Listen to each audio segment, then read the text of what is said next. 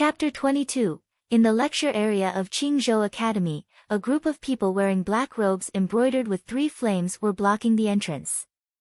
In the lecture area of Qingzhou Academy, a group of people wearing black robes embroidered with 3 flames were blocking the entrance. By the time Yi Futian and Feng Qingshu entered, many people had already gathered around, lecturers and students alike. In fact, some of the big chiefs had also heard about the situation, and were arriving as well. They just blocked the entrance to the lecture area. Yi Futian was shocked by how rude these people from Haiyan Academy were. The fact that Yi Futian and Feng Qingshu had showed up together surprised a lot of people. Just 2 months ago, there were rumors this bastard had hugged Qin Yi, now he was hanging around Feng Qingshu. They believed that the academy should absolutely expel him, but not now, as they were facing an imminent external threat. They knew why the Haiyan Academy students were here. The intruders had terrible intentions to stir up some trouble. The directors of the halls are here. People made way for the group of big chiefs to let them through. They were from the College of Martial Arts and the College of Sorcery. They looked very serious about the group from Haiyan Academy. They knew these troublemakers had been planning to come to this place days ago when they had first arrived in the city. It was snowing heavily now. People were cold, not only from the snow, but from the danger being posed by the intruders. This is the sacred lecture hall of Qingzhou Academy. You have come a long way to be here, so why don't we pick a quiet space to have a word, a director said to the Haiyan group. No need for that. This is going to be quick. Just say what you need to hear. The leader of the Haiyan group had dark skin, and his face was chiseled. His eyes looked exactly like those of an eagle. He was insulting Qingzhou Academy with the way he spoke. He did not need to be polite, as they were only here to show off their power. Bring it on. Leng Qingfeng, the director of the Hall of the Sword, understood what was happening. He wanted to get down to business. It's been years since the last time we came here. Over the years, many young students in our academy have shown their talents. They are always trying to get some new experiences with people from other places. Therefore, I have brought them here to be challenged by your young talents, who have been nurtured in this sacred place, the Haiyan leader said in a cold voice. He then looked back to the young students standing behind him. You asked for a challenge. Now, come here and accept the challenges. All the young students looked to be under 18, and the youngest of them looked about 13. However, they were staring at the students of Qingzhou Academy with disdain. Bastard! The students of Qingzhou Academy were pissed off. They clenched their fists, looking forward to teaching these intruders a lesson. A boy stepped forward from the Haiyan group. He appeared to be around 16 years old, and was tall and slim. In fact, he looked like a student from a regular academic school, not a kung fu academy. Mu Jiang, from the Haiyan Academy, in the 9th Awakening Plane, the Unmaker, will accept any challenge. He spoke politely. However, he was so calm that it appeared he was actually very proud, and that he did not take any possible challenges seriously. A student stepped forward from the Qingzhou Academy group. Qiu Yan, the Unmaker Plane, he began introducing himself, also peacefully. He had been outstanding in the spring quarter exam this year and had become official. He had always been a powerful and famous mage at this academy. Bring it on, Mu Jiang nodded to accept. Qiu Yan suddenly started charging. He was fast, to say the least. The power of martial arts was all around his body, but there was a faint flame bursting out. Apparently, he had double cultivation in martial arts and sorcery was the major. Mu Jiang seemed indifferent. He just stood still and waited. The masters of Qingzhou Academy saw the danger coming. Mu Jiang was calm, to the point where he seemed to prepared for the attack. Qiu Yan was approaching his opponent fast. The fire element power around him became frenzied, and turned into lotuses. The lotuses burned the air with a sizzling sound. Suddenly, the snow from the ground gathered around the body of Mu Jiang. His body was covered with snow, looking almost as if he was frozen. The attack from Qiu Yan landed. The flaming lotuses suddenly burst into an ocean of fire, engulfing Mu Jiang's body completely. This made the students of Qingzhou Academy really excited, as such a powerful attack from a mage of the highest awakening plane could destroy anyone who dared to take them without evading. However, the excitement ended in seconds. A freezing breath permeated through the flames and drove them away from Mu Jiang. Soon after, people found that Qiu Yan's hands were frozen, and that the ice was traveling up his body. What the? He's frozen. People in Qingzhou Academy soon realized that Mu Jiang was a water element mage. He countered Qiu Yan's element. Qiu Yan was now trembling with frostbite. Half of his body was already frozen, and the other half was soon to be as well. In fact, he could be entirely encased in ice in seconds. "Stop!" a master of Qingzhou Academy yelled. Mu Jiang listened to the command and stopped. He reached his hand out to pat the head of Qiu Yan.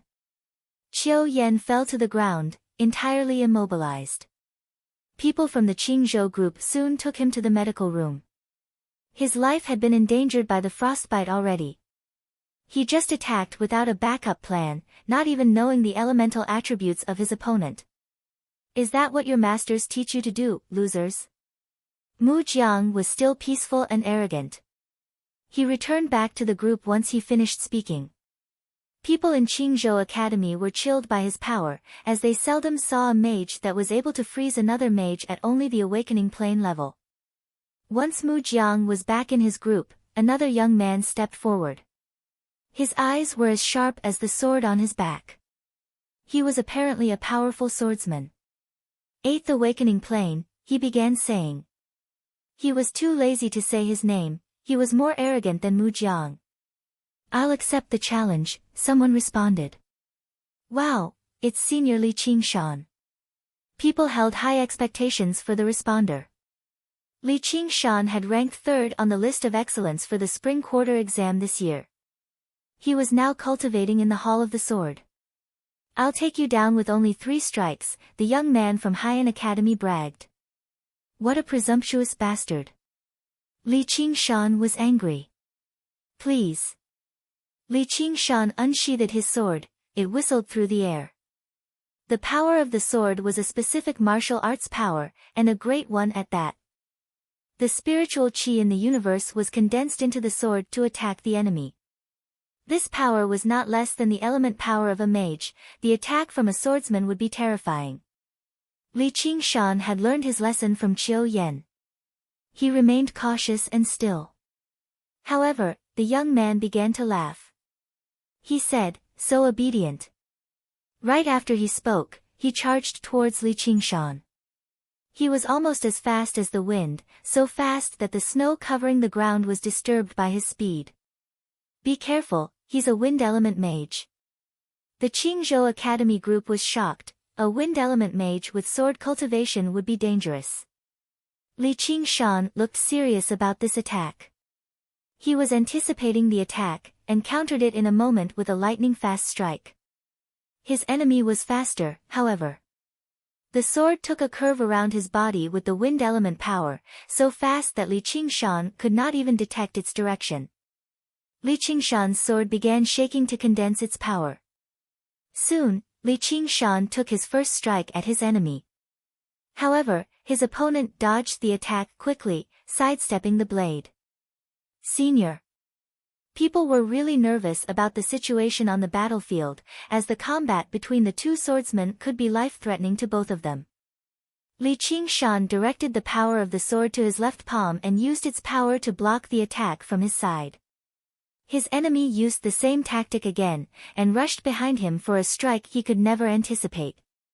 The sword was swung, and Li Qingshan fell down with a shriek. His back was severely wounded by the blade, it would not stop bleeding.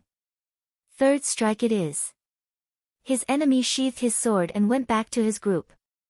The people of Qingzhou Academy now felt even worse because they now knew that Haiyan Academy had sent some compelling figures to cause serious trouble this time. To be honest, it's a waste of time if the students of Qingzhou Academy keep performing so poorly like this. Another young man came forward from the Haiyan group. His complexion was bright, and his eyes were shining with arrogance. His ego could be sensed by everyone there. "Hey, why do you want to waste your time on these losers?" someone behind him asked. He shook his head and answered, "I am here to make sure these losers know how horrible they are. I am in the 7th awakening plane, the mystery, and I will accept challenges from students in any awakening plane." The students of Qingzhou Academy were shocked. This guy was only in the mystery plane, yet he was asking for challenges regardless of plane limitation. How arrogant was that? "I'll challenge you," Yang Xiu responded. He had been humiliated during the fall quarter exam. He needed to prove himself again.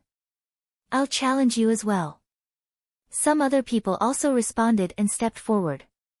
The young man took a glance at them and said, "Bring it on all at once, you fools." Right after he spoke, he stomped hard on the ground, and the snow was removed by the aftershock. A pattern began to show up on the ground. The challengers began their attacks, but the young man seemed to ignore them. He kept stomping, and more complicated patterns appeared on the ground, with ancient letters engraved on them. "That's a matrix." The big chiefs of Qingzhou Academy were in awe of this young man. In fact, he looked like he was not even 15 yet. He looked too young to build a matrix, let alone build one this fast.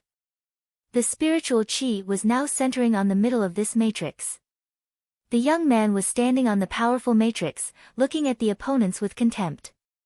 The challengers began to realize something was wrong, but it was already too late. They looked at each other, then launched their attacks together. Seeing the incoming attacks, the young man did nothing but laugh.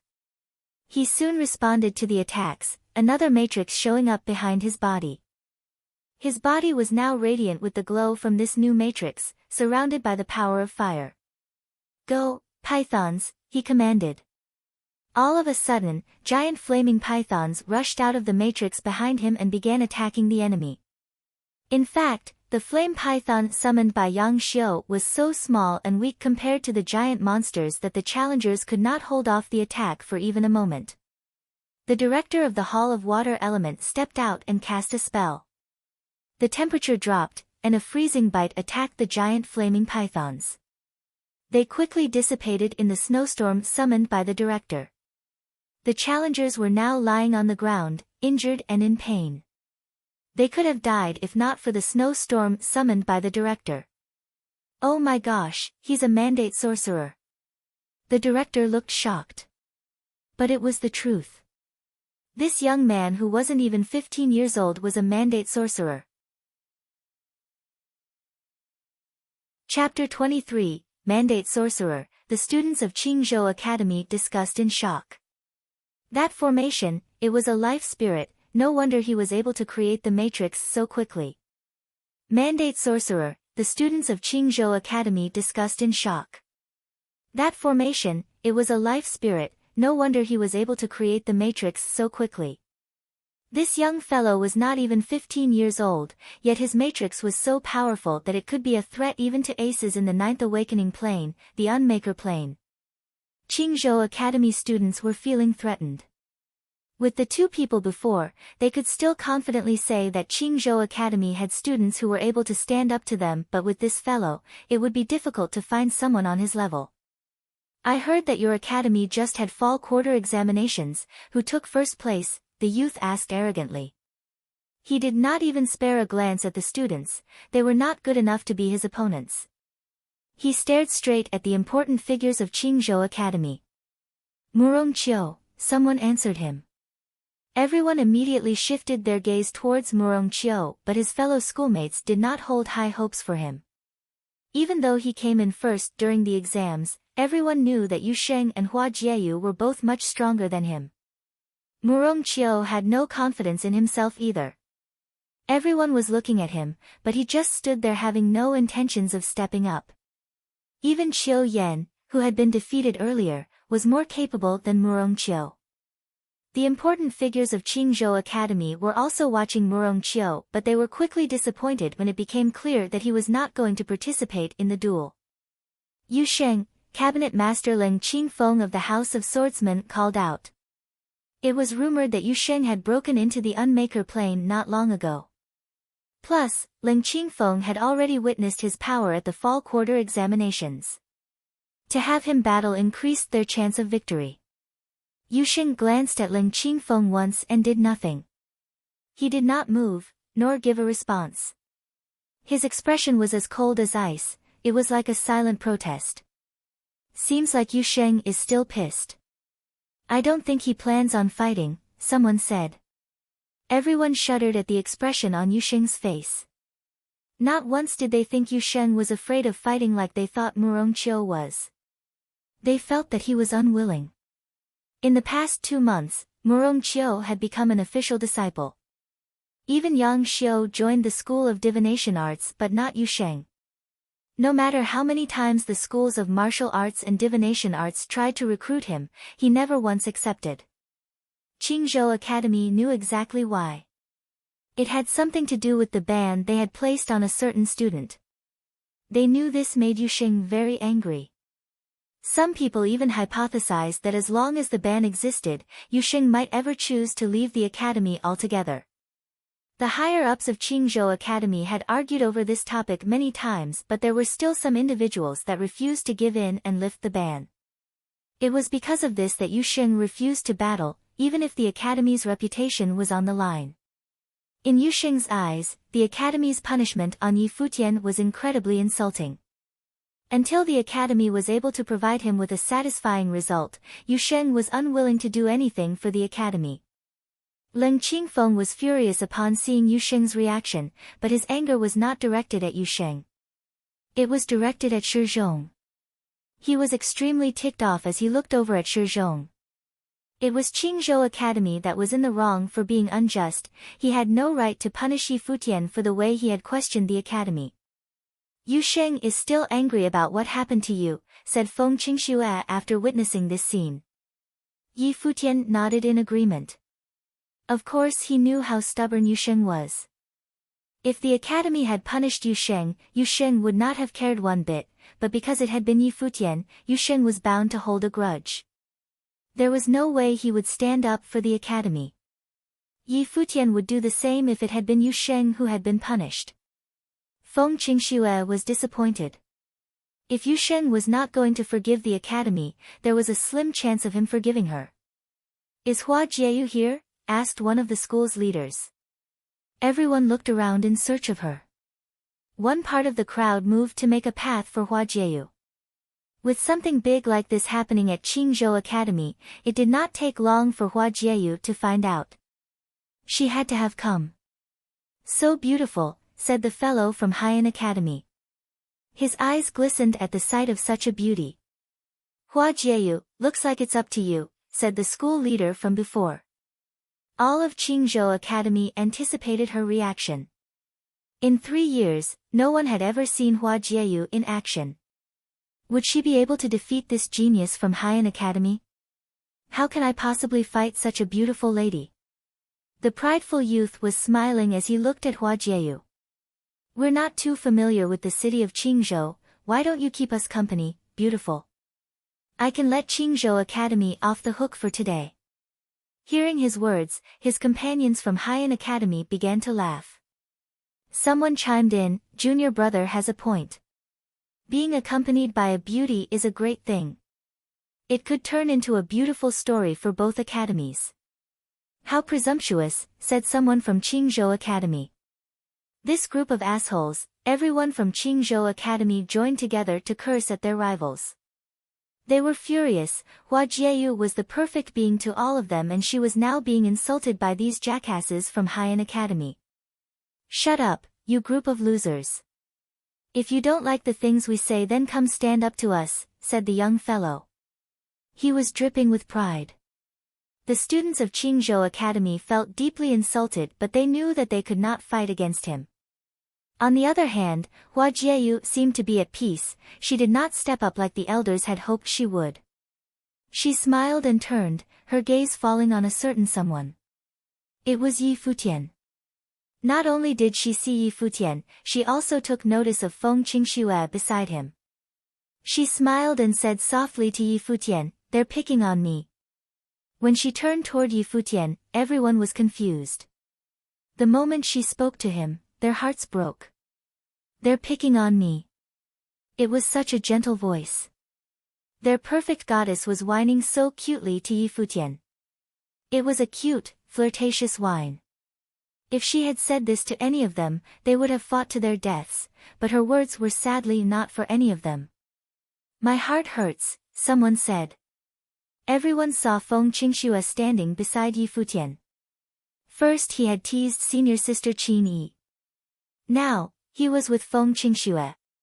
He was surrounded by so many beauties. Why him? Feng Qingxue was shocked by Hua Jieyu's words. Feeling the countless pairs of eyes on herself, Feng Qingxue lowered her head and began to pick at the corner of her clothes. This was Hua Jieyu that she was up against. Yi Futian could feel all the gazes on him. He rubbed his forehead. It really was impossible for him to keep a low profile. Everyone from Haiyan Academy looked at him as well. They were trying to figure out what made Yi Futian so special that a beauty like Hua Jieyu would act that way towards him. Yi Futian took a step forward. The people of Qingzhou Academy thought that he was really going to try his best to stand up for Hua Jieyu, but then again, any of them would have done the same had they been in his shoes. However, their results would probably have been much worse. The prideful youth watched Yi Futian's figure. The corners of his lips lifted in a smirk as he said, "I think it would be best for you to rethink your choice. Standing up for a girl, how corny. You better be prepared for the consequences." Yi Futian pretended not to hear him and said, "First, slap yourself a couple times and then apologize.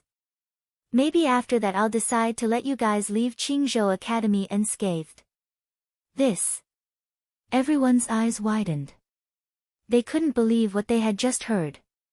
Even if you were trying to stand up for a girl you liked, you didn't have to be so arrogant. When he was completely defeated by their rivals, all of Qingzhou Academy was going to look so bad.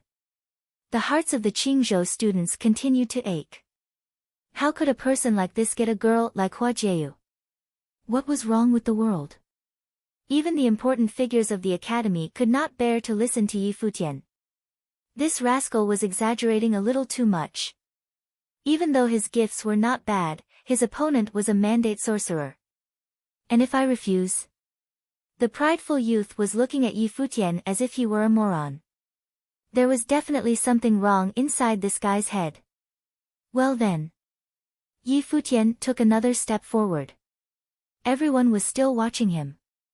Just when they thought he was about to make a move, Yi Futian called out loudly, "Yu Sheng." Dead silence. Wide-eyed, everyone continued to stare at Yi Futian. This was so like Yi Futian. Even Hua Jieyu was wide-eyed. This was embarrassing for her. The ground shook, snow flew around on the ground as Yu Sheng's large body approached the center of the crowd. His arrival was a threat in itself. It did not matter whether you liked Yu Sheng or not, there was no way you could deny that he was a natural-born warrior. The expressions on some of the faces from Haiyan Academy darkened upon Yu Sheng's arrival. Just from his aura one would feel suffocated by his power. He was definitely stronger than any of the other Qingzhou Academy students. The important figures of Qingzhou Academy felt embarrassed. They could not get Yu Sheng to budge, yet 2 simple words from Yi Futian had been enough. It was really a slap in the face for them, but at the same time, they were relieved that he was finally stepping up for battle.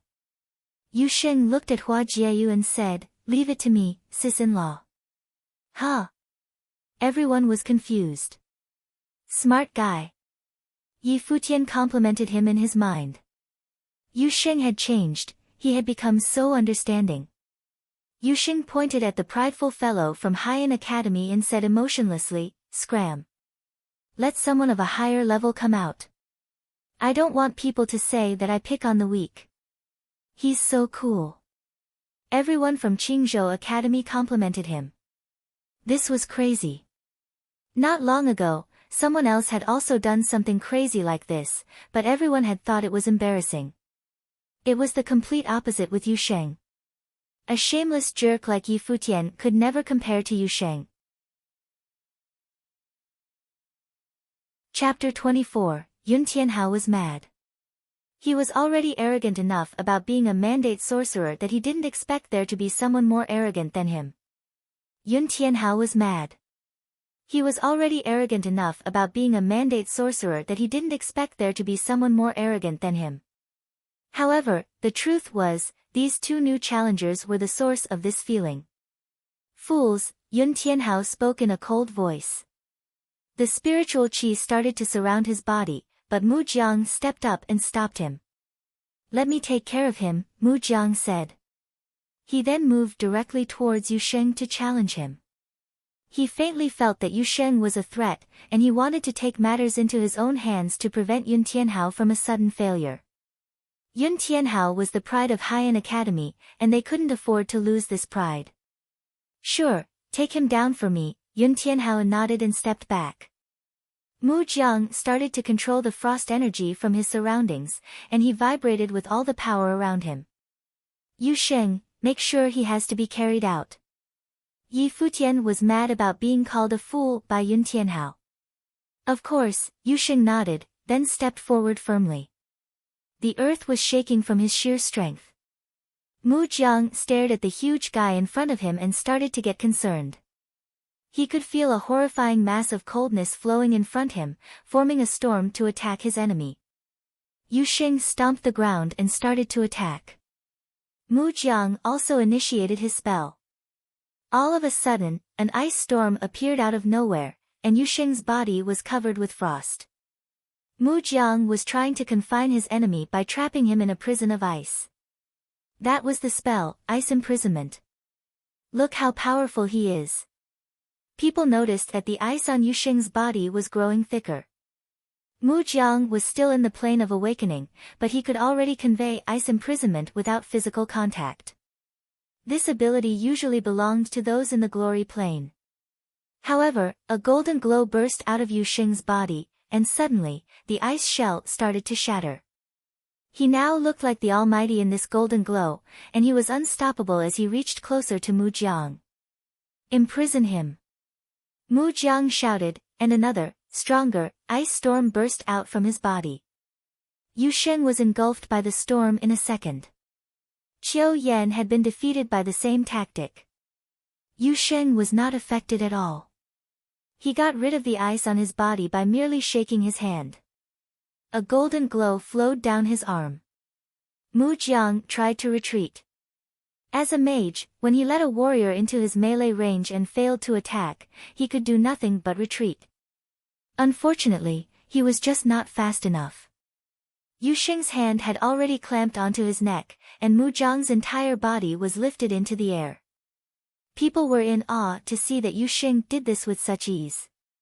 "Let him go," Yu Tianhao shouted at Yu Sheng. However, Yu Sheng ignored his words. He threw Mu Jiang to the ground and smashed his whole body. After a booming noise, Mu Jiang was screaming in extreme pain, and it sounded like his bones had been shattered. Futian wanted the guy to be lifted out, so he obviously couldn't be allowed to walk. People were awestruck and fell silent. All eyes were drawn to the young man who was just as strong as the Almighty himself. That is some real power. The Qingzhou Academy students felt excited. "So hot," some girls exclaimed. Mu Jiang, one of the arrogant intruders from Haiyan Academy who had defeated Qiu Yan in a second and intimidated Murong Qiu, the first-place student in the fall quarter exam, had just lost to Yu Sheng in such an embarrassing way. He was smashed with one hand. What an overbearing gesture Yu Sheng had made. "Yu Sheng is going to attend my college. Whoever tries to take him away is going to be my enemy, for sure." The director of the College of Martial Arts glanced at the other directors around him. He liked this young man so much that he believed he was meant to go to his college. "So count me as your enemy. I want him." The director of the Hall of Metal Element ignored his threat. He also believed that Yu Sheng would be a perfect student. Yi Futian seemed to be the only one that was not shocked by Yu Sheng's performance. In fact, Yu Sheng had been able to defeat those who were even in the higher planes of cultivation. Who else? After seeing the Haiyan Academy medical team take Mu Jiang away, Yusheng began to invite challengers again pridefully. Yun Tianhao was going to step up, but right at that moment, a hand landed on his shoulder and stopped him. The head of Haiyan Academy Group, the man with eagle eyes, had keenly perceived the immeasurable power of Yusheng. He had told Mu Jiang to challenge Yusheng and test his power. Now he had the answer. He just could not risk the future of Yun Tianhao. Even though Yun Tianhao was a mandate sorcerer and able to defeat those in higher planes of cultivation, Yusheng was a monster. Even a powerful mage like Yun Tianhao did not have a 100% chance of winning against him. Okay, we concede, the eagle-eyed leader said. Yun Tianhao felt reluctant to concede, but did not say anything. Then get out of here, a director at Qingzhou Academy uttered. We only lost one after you had lost 3. You have thousands of students in the Plains of Awakening in your academy, but only one of them can fight, the eagle-eyed leader taunted them. At least that one's enough to sweep you all, Yusheng responded. You arrogant fool, Yun Tianhao said angrily. If I ever reach the 9th plane of awakening, you will bow down to my power. Seriously, who allowed challenges regardless of planes? What now? You want to change your mind? Yi Futian asked sarcastically. Yun Tianhao glanced at Yi Futian and said, if you want to challenge me, just step up and fight. Otherwise, stay a coward and shut up. People were now looking at Yi Futian. They didn't believe he was as powerful as Yusheng, so he was going to humiliate himself. Yi Futian frowned a little at the provocation. He laughed at the words, be a coward, and then stepped forward. This humiliation would not be tolerated. Yusheng! Yi Futian yelled. Yep, Yusheng responded. It's my turn. Yi Futian stepped forward. Suddenly, Yusheng started laughing and pointing at Yun Tianhao and said, this one's for you. Actually, he had let Yun Tianhao stay in the arena intentionally for Yi Futian to show off. However, why did he believe that Yi Futian would win? Besides, how dare Yi Futian challenge the pride of Haiyan Academy? The students had witnessed in person how powerful Yun Tianhao was. He was a mandate sorcerer who specialized in matrices, and he had defeated multiple challengers with only one strike from his matrix. Yi Futian continued stepping forward until he was standing in the middle of the arena. Feng Qingxue looked at him, and she experienced a moment of déjà vu. The exact same thing had happened during the fall quarter exam. He had been the underdog of all the students, but he had ultimately defeated Ling Xiao and Yang Xiu, the top-ranked students.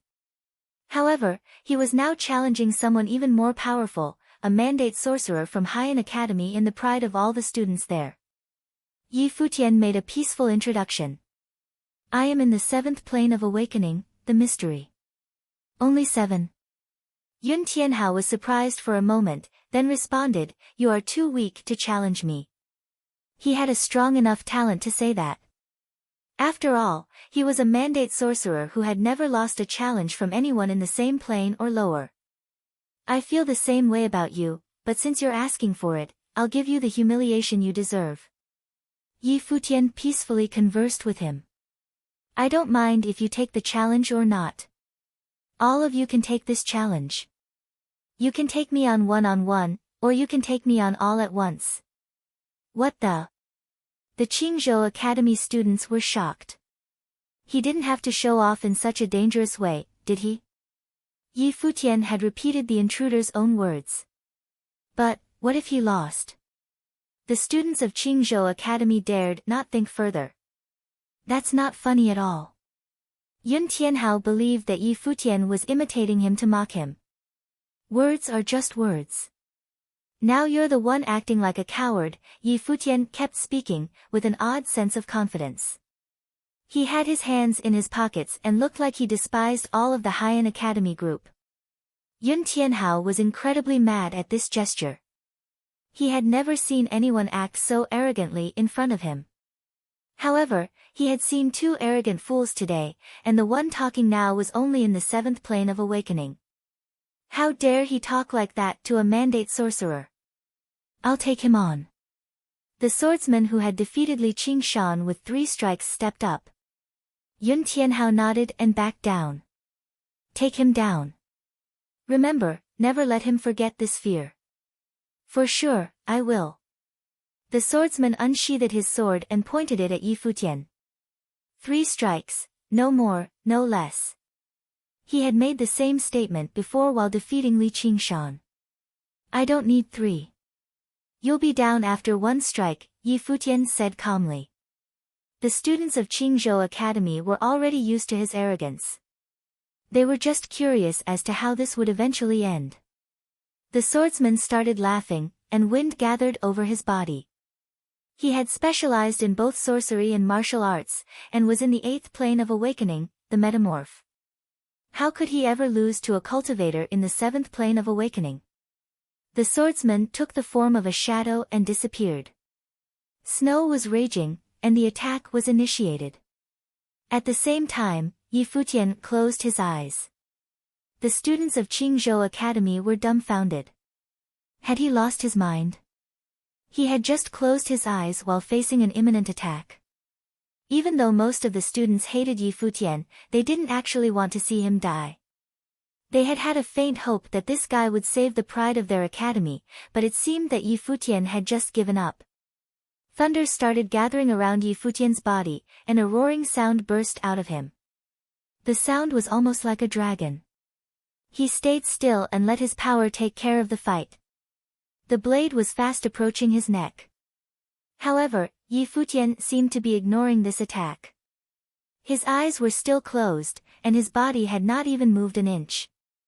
The blade came within inches of Yi Futian without actually hurting him. This attack was a diversionary attempt to draw away his attention, but Yi Futian just didn't move at all. Die, you fool. The swordsman was agitated by Yi Futian.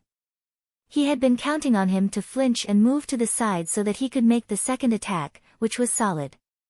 However, the arrogance of Yi Futian made him change his mind. Now, the blade was rushing right toward Yi Futian's throat. Right before the blade touched his throat, Yi Futian started moving. He turned a little bit to his left, so subtly that the sword came through the air in front of his face. The audience was holding their breath at this evasion. How had he done that? Was it a reaction or merely luck? The swordsman frowned. His attack combo had been changed, and there was no way he could further adjust his attacks. In other words, he could no longer win this fight. However, right after Yi Futian turned away, his hand reached for the neck of his opponent. A thunder dragon was roaring and burst out of Yi Futian's palm. The dragon wrapped around the neck of swordsman and lifted his body into the air. Seriously. People were shocked by what they saw. Yi Futian had not touched his opponent at all, but he was in complete control of the thunder dragon that was totally overtaking the swordsman. Chapter 25, The Hand of the Dragon. From the release of the Dragon Power Book of Battle Tactics, formed from the artistic conception of martial arts, said someone in the crowd. The Hand of the Dragon. From the release of the Dragon Power Book of Battle Tactics, formed from the artistic conception of martial arts, said someone in the crowd. The elders shuddered. Having the artistic conception of martial arts meant that sorcery had started blooming outside of his body. Cultivators in the Unmaker plane were able to do this, but nobody expected Yi Futian, who was 2 planes behind, in the mystery plane, to be able to do this as well. What was even more shocking was the fact that he was using the Hand of the Dragon. At that moment, many people were reminded of the fall quarter examinations when Yi Futian defeated Ling Xiao and Yang Xiu with great ease. It seemed now that Yi Futian did not give it his all. He stepped off the battlefield and made Yusheng fight.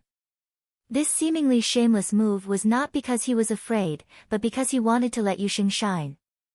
It was also because of this that Yi Futian reacted the way he had when it was announced that Murong Qiu had gotten first place over Yusheng.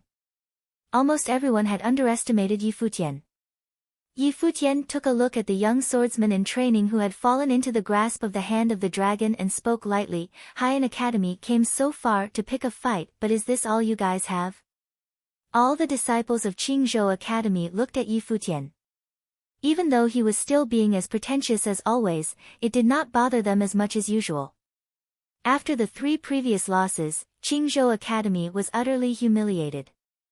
Now, they were going to gain back some honor with the help of Yu Sheng and Yi Futian. The young swordsman gave Yi Futian a dead stare. He still could not understand how Yi Futian managed to have such quick reflexes despite having his eyes closed. Next, shouted Yi Futian. The loud roar of a dragon accompanied the movement of his arm. With one quick, simple swipe, the young man was thrown back into the group of his peers from Haiyan Academy. Nobody in that group looked too good.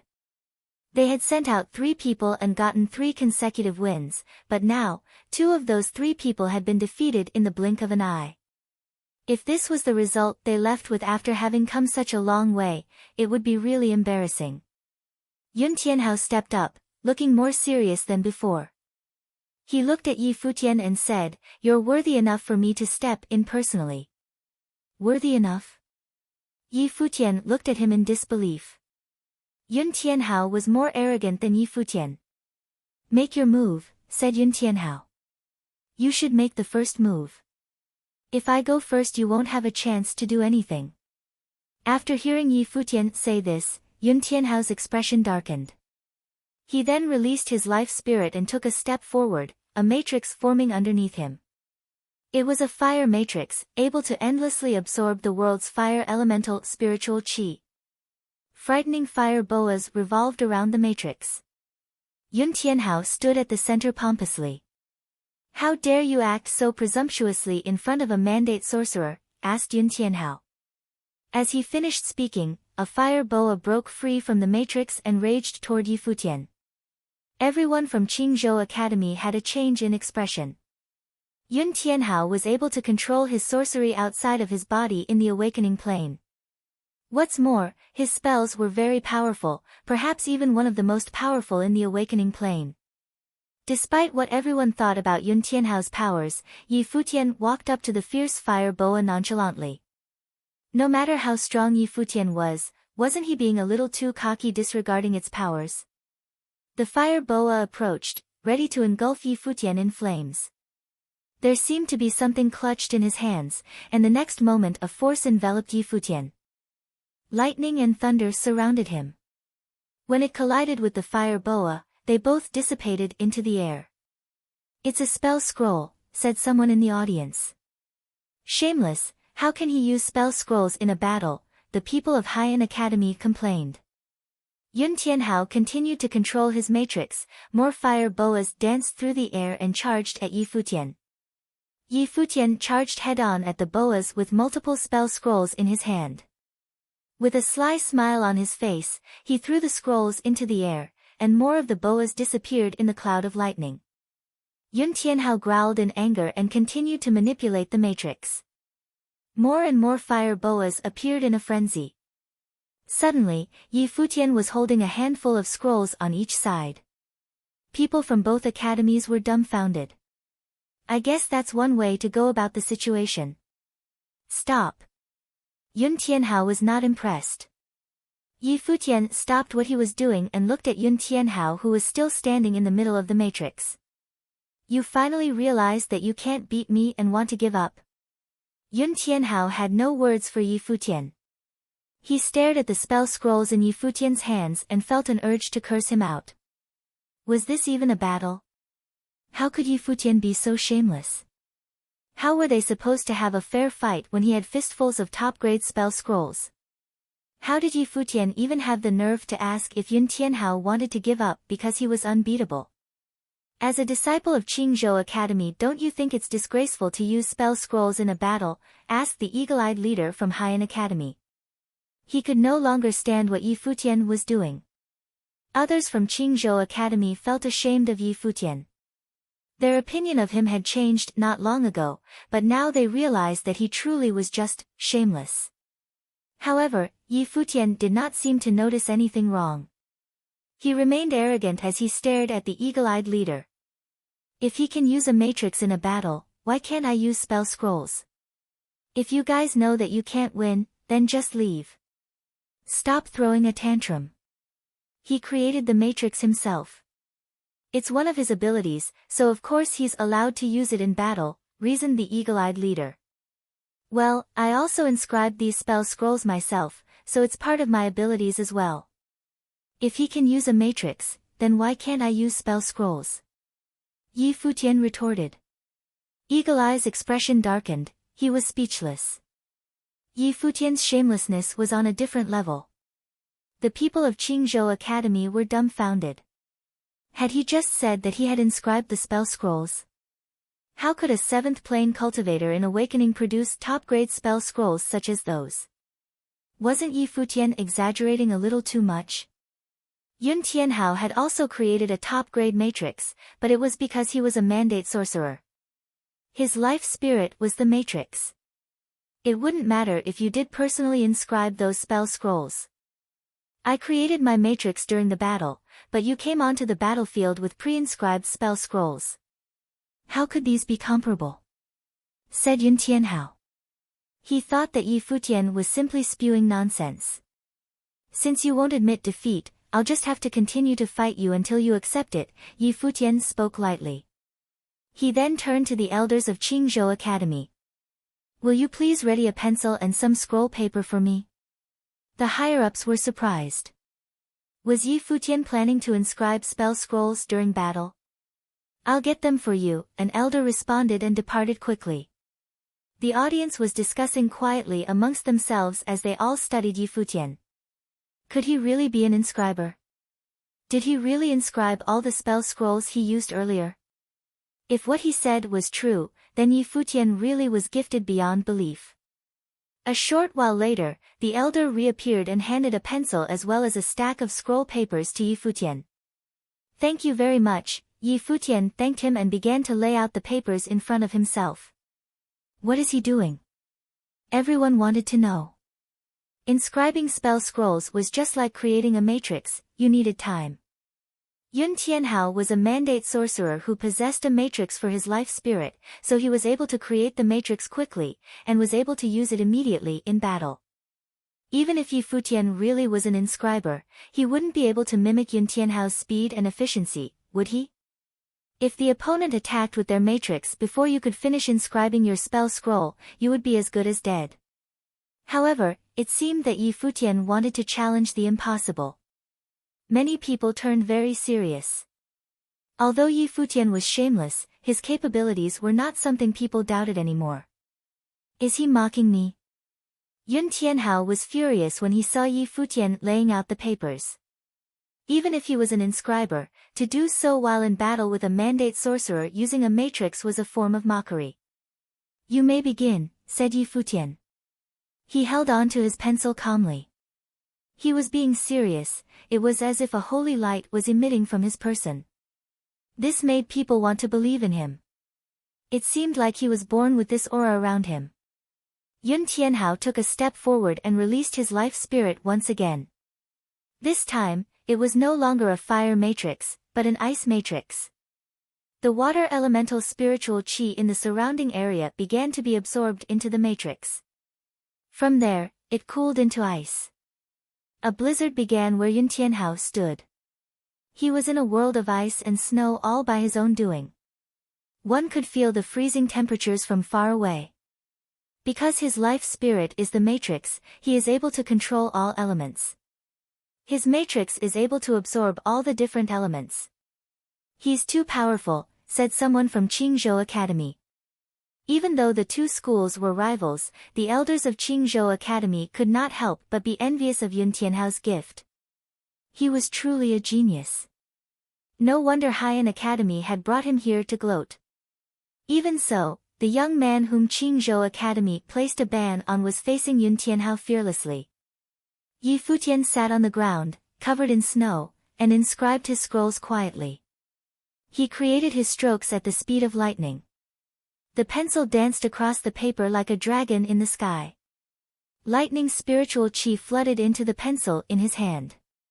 The bright lightning shone from the pencil. At that moment, Yun Tianhao made his move. A long icicle broke free from the matrix. Watch out, screamed out many concerned onlookers. Despite their warnings, Yi Futian kept his head now and continued inscribing the scrolls. With every stroke, lightning flashed. In just a moment, a curtain of lightning appeared in front of him, stopping the icicle headed his way. The icicle fell to the ground and shattered.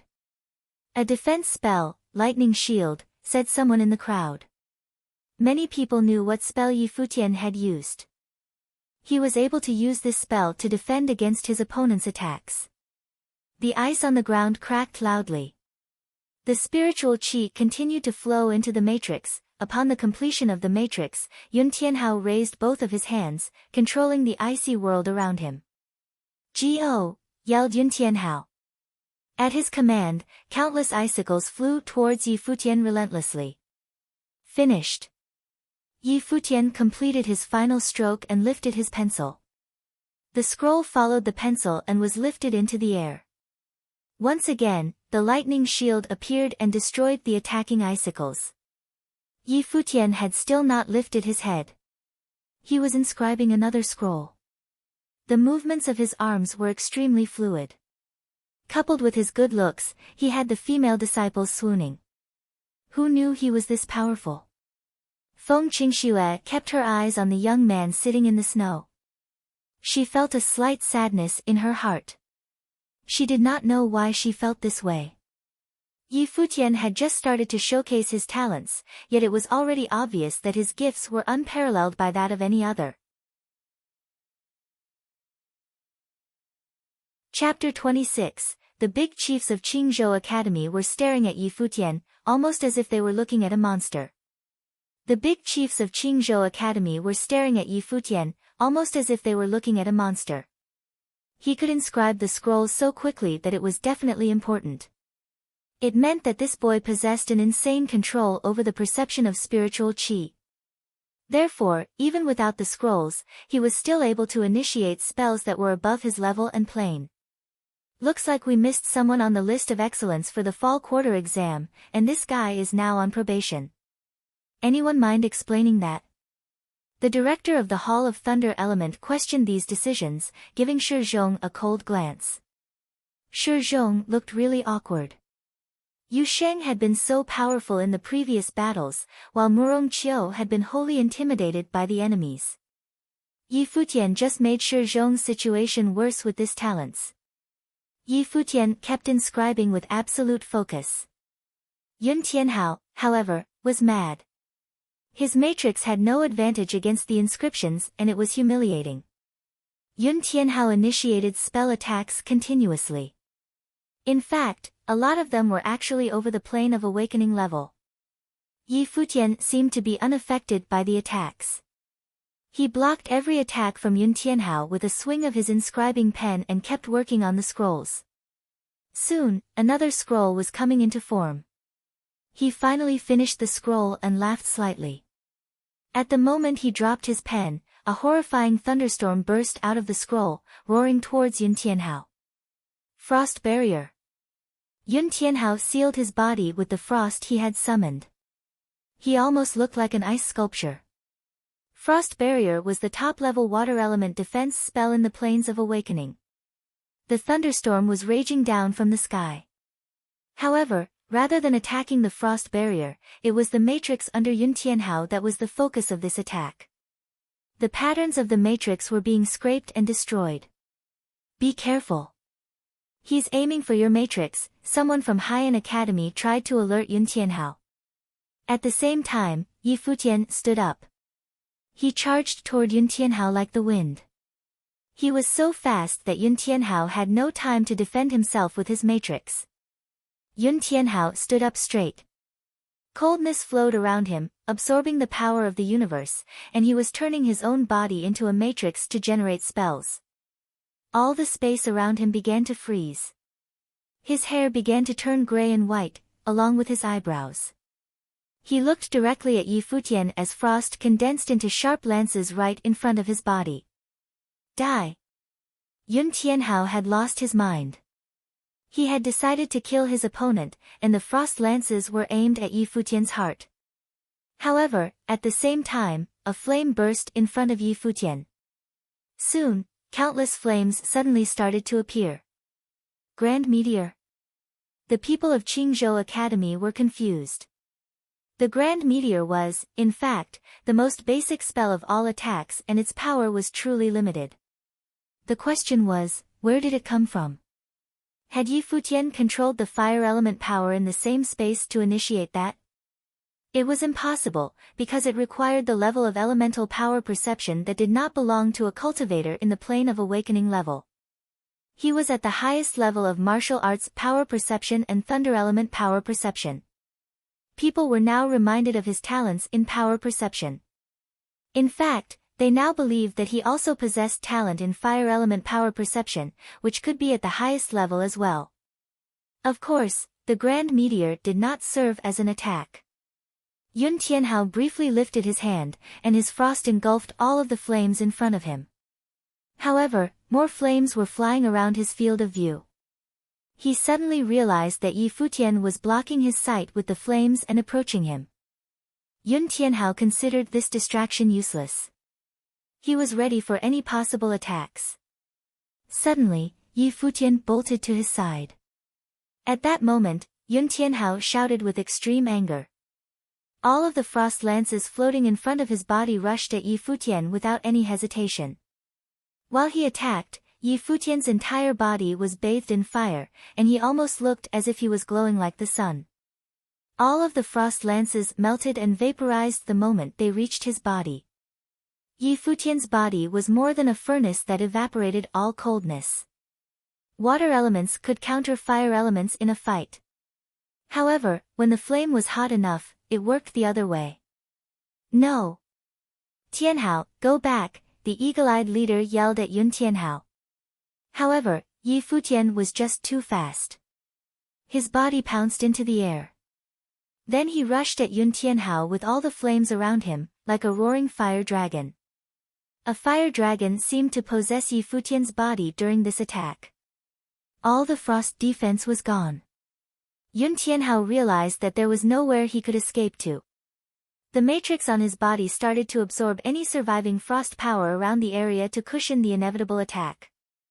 A dragon roar shattered through the space and the frost barrier. Yun Tianhao was thrown into the air by this attack. The flame even penetrated his skin, and his whole body was scorched. An influential member of Haiyan Academy rushed forward and caught Yun Tianhao's body. Soon, many others gathered around this boy. They all looked incredibly nervous. A flow of blood gushed from his mouth. He felt a bit better and mumbled to the people surrounding him, "I won't die." His arrogant eyes looked toward Yi Futian coldly. He had actually lost to someone in the same plane of awakening. Yi Futian was also looking at him. He started talking calmly. "Someone once told me, a mandate sorcerer never loses, right?" Another gush of blood flowed out. Yun Tianhao had been considered the pride of Haiyan Academy since he was a kid and had never been humiliated like this. However, he had lost anyway. He could not deny this fact. "Who are you?" He stared at Yi Futian with all the strength left in his body, as if trying to etch this boy into his memory forever. "I am Yi Futian." The eagle-eyed leader frowned and asked, "I knew all the names that were listed on the lists of excellence for the spring and fall quarter exams during recent years. Why were you not one of them?" He believed that something must be wrong for a powerful mage like Yi Futian to be a nobody in Qingzhou Academy. The big chiefs of Qingzhou Academy felt uncomfortable about this question. Something was going on behind the scenes that had caused Yi Futian to be excluded from the list of excellence. However, they could not answer the question with the truth. Yi Futian took this opportunity to mock the big chiefs of Qingzhou Academy. "You know what? Not only am I not on the list of excellence, but I am actually on a probation list now. You're the winner, but you don't have to humiliate me in such a manner." Yun Tianhao stared at Yi Futian. He thought Yi Futian was joking to make fun of him. "He's telling the truth," Yuxing said, although it seemed like he was not satisfied by this truth. The people of Haiyan Academy were confused, but soon the eagle-eyed leader began laughing and looking at the big chiefs of Qingzhou Academy with contempt. "Seriously, you put such a genius on probation? Boy, just quit your school and come with us." I promise you that you'll be the star over here. The people of Qingzhou Academy felt ashamed by this invitation, especially the big chiefs. Their enemy was now inviting a student that they had decided to put on probation. What irony was that? Thanks for your consideration, but no, Yi Futian rejected them directly. Sure. Next time we see each other, it's going to be a real fight. The eagle-eyed leader sounded like he was threatening and warning him, then he turned back. Let's go. The group from Haiyan Academy glanced at the Qingzhou Academy group, then turned around and left.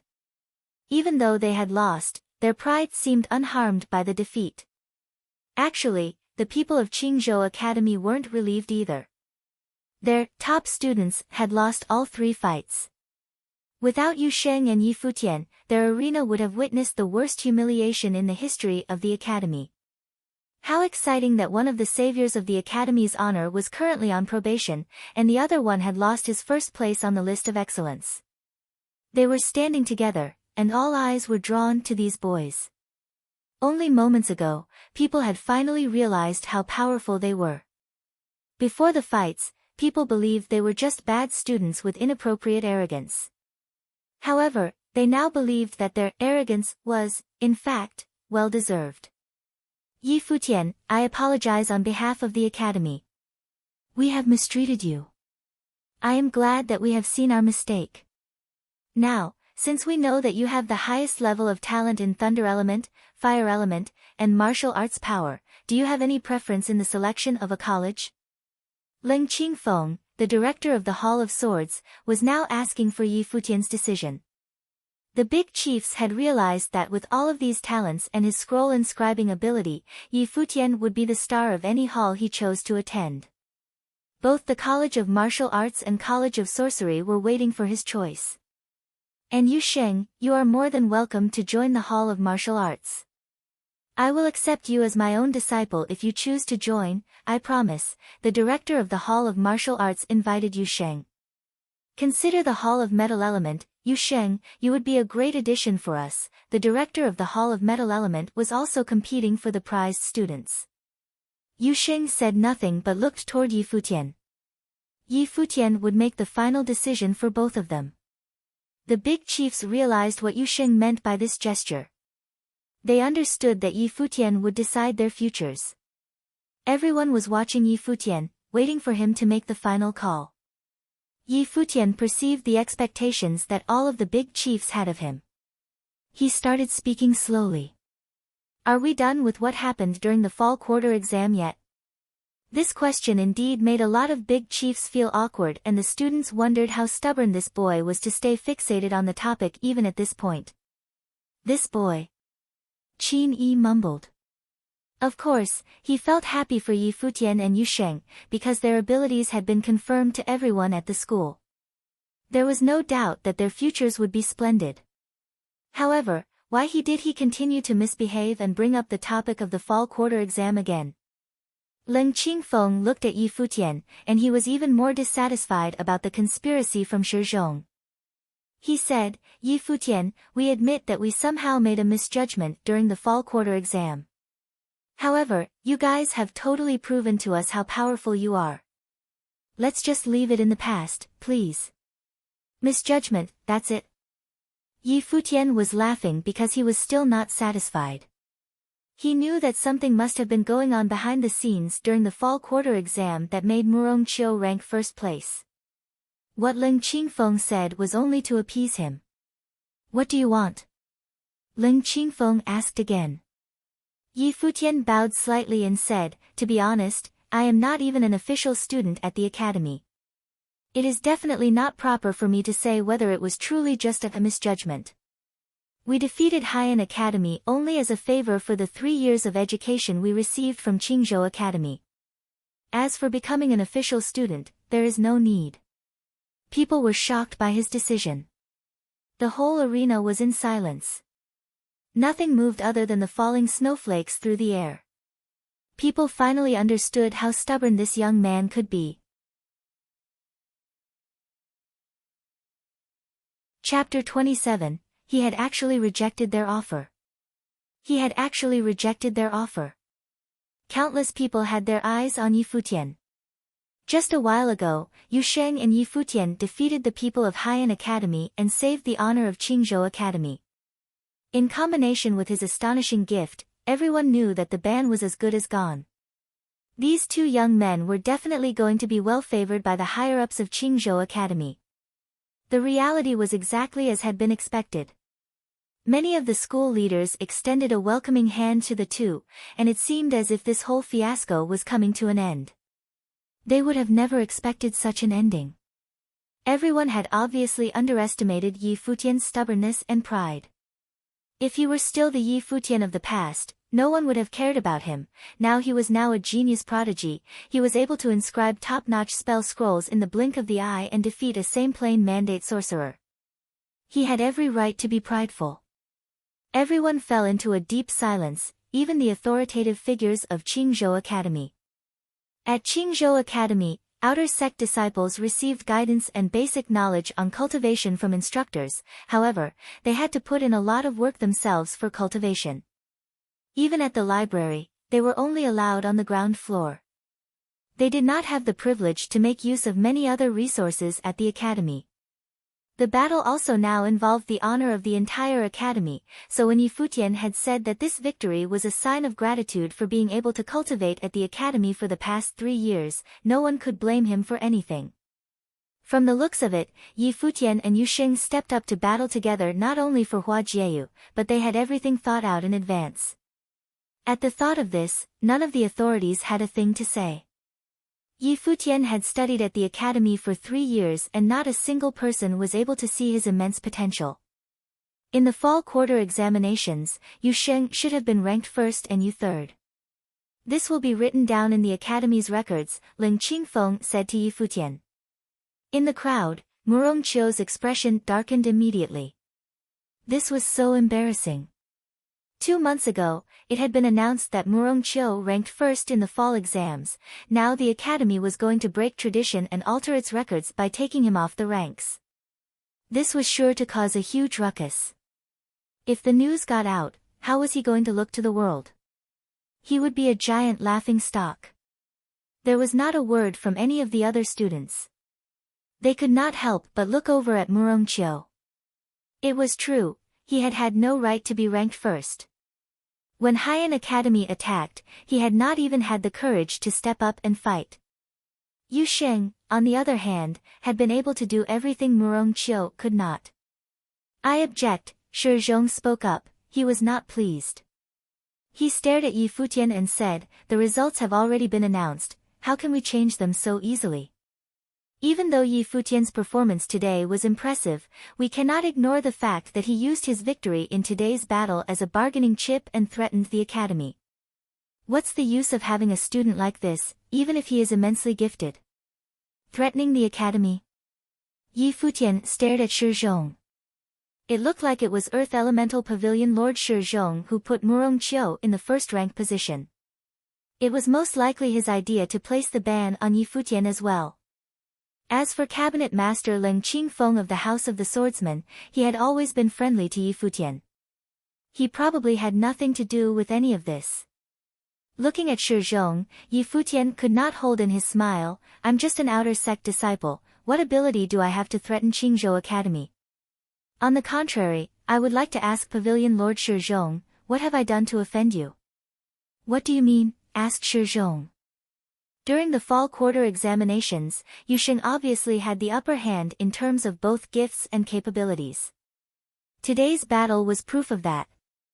When you gave first place to Murong Qiu, I was being reasonable to object your decision. Even if you thought I was purposely going up against you, I was already punished when you removed me from the ranks and banned me from class. I cannot understand why removing the ban on me is the only thing you are willing to offer after all the work Yu Sheng and I put in today to protect the academy. Does the honor of Qingzhou Academy mean that little to you?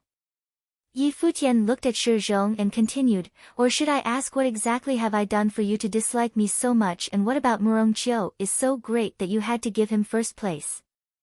You even placed a ban on me under his influence, is that not true? How presumptuous, shouted Shi Zhong. His eyes shot daggers at Yi Futian, utter nonsense. Is this the attitude you use when speaking with your elders? Even if we groom you into the best of the best, a treacherous student like you will only bring disaster in the future. Treacherous. Everyone could obviously tell that there was something deeper going on behind the results of the fall exams. Every word Shi Zhong said was an attempt to get Yi Futian expelled. Besides, just like Yi Futian had said, Shi Zhong's ban on Yi Futian was influenced by Murong Qiu. Thinking about what might have been going on behind the scenes gave the students of Qingzhou Academy shivers. Shi Zhong, that's enough, said the Pavilion Lord of the Thunder Elemental Pavilion. The 7 Pavilion Lords of the School of Divination Arts were all acquainted with each other. There were some unspoken rules between them, and a blind eye was turned as long as it did not interfere with the interest of Qingzhou Academy. However, none of them expected the 2 young men, who were unfairly judged during the fall exams, to be this talented, as well as stubborn and prideful. Yi Futian, in today's battle you did a really big favor for the academy, so the academy will not mistreat you. There will surely be pavilion lords interested in accepting you too as official disciples. You guys will be able to focus on cultivations, and in the future, the 2 of you will definitely make a name for yourselves and achieve great things. You shouldn't be too stubborn regarding other things. Pavilion Lord Li Jiang of the Wind Elemental Pavilion tried to persuade Yi Futian. Hearing these words, Yi Futian began to laugh at himself. It looked like he was still too young and too confident in himself. No matter how exceptional his gifts were or how much work he put in to protect the academy, it did not change anything. All it had done was help him gain the attention of a couple authoritative figures and speed up the process for him to become an official disciple. But was this really enough? Pavilion Lord Li Jiang wanted Yi Futian to stop being so stubborn. It was obvious that he wanted Yi Futian to stop while he was ahead. Li Jiang most likely shared Shi Zhong's opinion that Yi Futian was simply trying to threaten the academy. He was not really going to drop out of the academy. After all, Qingzhou Academy was the holy land for cultivators in the city of Qingzhou. Should Yi Futian really just forget about the events of the fall quarter examinations? Was there really going to be no explanation for his punishment and the ban on him? As for the secrets behind the exam results, it seemed to be forbidden to expose. Maybe he was just too young, too naive. But there was one advantage of being young: you had the right to be stubborn. At the thought of this, Yi Futian smiled and lightly bowed to the academy elders. Everyone watched him. What was the meaning behind his actions? I will remember everything Qingzhou Academy has taught me in these past 3 years. I will take my leave now, Yi Futian said with a smile. Yu Sheng, he shouted after. Beside him, Yu Sheng hummed in response. His eyes stared coldly at the elders, evidently unhappy. Let's go, said Yi Futian as he turned to leave, stepping into the white snow. Yu Sheng stopped his staring and followed closely behind Yi Futian. In that instant, their backs looked lonely but their footsteps determined. From this, it was possible to feel the pride they had. They were really leaving. The elders were all dumbfounded. They did not expect Yi Futian to take this so seriously. The house master of the battle house, the cabinet master of the house of the swordsman, and multiple pavilion lords stared coldly at Shi Zhong. The looks on their faces said it all. This caused Shi Zhong's expression to darken and he called out reluctantly, "Wait." Yi Futian's steps halted and he turned around to look at the person speaking to him. Is there anything else you need from me, Pavilion Master Shi Zhong? What kind of place do you think Qingzhou Academy is, coming and going as you please, said Shi Zhong. Yi Futian squinted his eyes in confusion and asked, what exactly are you trying to say? You're rebellious by nature and hold a grudge against Qingzhou Academy. Now that you're leaving the academy, do you plan to join Haiyan Academy to get revenge on Qingzhou Academy? Shi Zhong asked. The temperature dropped at his words. Everyone could feel the iciness in his voice. Was Shi Zhong trying to give Yi Futian the death sentence by saying this? Haiyan Academy and Qingzhou Academy were rivals, therefore, as soon as Shi Zhong instilled the thought in everyone's heads that Yi Futian and Yu Sheng could betray Qingzhou Academy, what awaited them was not a pretty ending. Pavilion Lord Shizhong, Yi Futian had already rejected Haiyan Academy's offer. It's impossible that he would go join them, Qin Yi said with worry. Yi Futian's performance today really surprised her, but his stubbornness left her speechless. However, she felt that she must speak up against Shizhong right now. Of course, he wouldn't accept the offer in front of all of us, but how about when he steps outside? Asked Shizhong. Beside him, Leng Qingfeng observed him. Shizhong was trying to force Yi Futian into a dead end. Even if Yi Futian had no such thoughts, the consequences of Shizhong's words had already been placed into action. What do you want? Asked Yu Sheng. The rage he felt radiated off of him. Rid yourself of all the powers you gained in the past 3 years, Shizhong said. It was dead silent once again. Everyone was stupefied, no one was able to make a sound. It was a long while before soft steps could be heard. A perfect silhouette appeared like a goddess descending from heaven. It was Hua Jieyu. She stopped beside Yi Futian and took a look at him. This made Yi Futian lose his train of thought. She really was a fox. Hua Jieyu then shifted her gaze toward Shizhong and smiled lightly. I think it would be best if you took back the words you just said. Her voice was so soft and peaceful, it was almost able to put everyone under her spell. Was she threatening the Pavilion Lord of the Earth Elemental Pavilion? A while ago, it was Yi Futian who had stepped up to protect her. Now, it was her turn to protect him. Many people in the audience were envious and jealous of Yi Futian right now. In the snow, Yi Futian and Hua Jieyu stood side by side. The Holy Qingzhou Academy did not seem so impressive anymore. Chapter 28, The snowflakes still flew around Yi Futian and Hua Jieyu. The snowflakes still flew around Yi Futian and Hua Jieyu. No one had anticipated that Hua Jieyu would stand up for Yi Futian this time, not to mention the fact that she had protected Yi Futian by directly threatening a director in the academy. So many hearts broke. Were they already dating? However, their viewpoints had changed slightly. They didn't feel pity for Hua Jieyu. In fact, they understood that Yi Futian was the only boy qualified enough to become her partner. Subconsciously, their views about Yi Futian had transformed entirely after the fight. He now symbolized dedication and talent in their minds. Even Yang Xiao and Ling Xiao, who used to look down upon Yi Futian, had changed. The one they once ridiculed was the only one able to defeat a mandate sorcerer, challenge the rules of the academy and utterly reject the idea of becoming the disciple of a hall director. He had never taken them seriously before. Feng Qingxue was also staring at Yi Futian and Hua Jieyu. It looked like she had tears welling up. She thought maybe the goddess of this academy was the only one that deserved a boy as great as Yi Futian. She had used to believe she was out of his league, but now, she knew that it was the other way around. Shizhong had not expected to see Hua Jieyu stand up for Yi Futian. She had even threatened him for this boy's sake. He couldn't help swearing to himself. Undoubtedly, love among young people was so consuming that even a girl as wise as Hua Jieyu could get lost in her feelings. Hua Jieyu, this is none of your business. Step away, Shizhong spoke gently to her. He knew how powerful this girl was and how influential her family was, so he didn't dare act harshly to her, even after being obviously threatened. You don't get my point, do you? She was still smiling in such a beautiful manner that it totally contradicted her cold tone of voice. She was utterly humiliating Shizhong in public. Shizhong became even more upset and stopped trying to hide it. No matter how remarkable this girl was, he was still a director at the academy, and he was the elder in this conversation. How frustrating it was to be threatened twice by a young girl, in front of the students no less. Listen, this should be taken care of by the academy.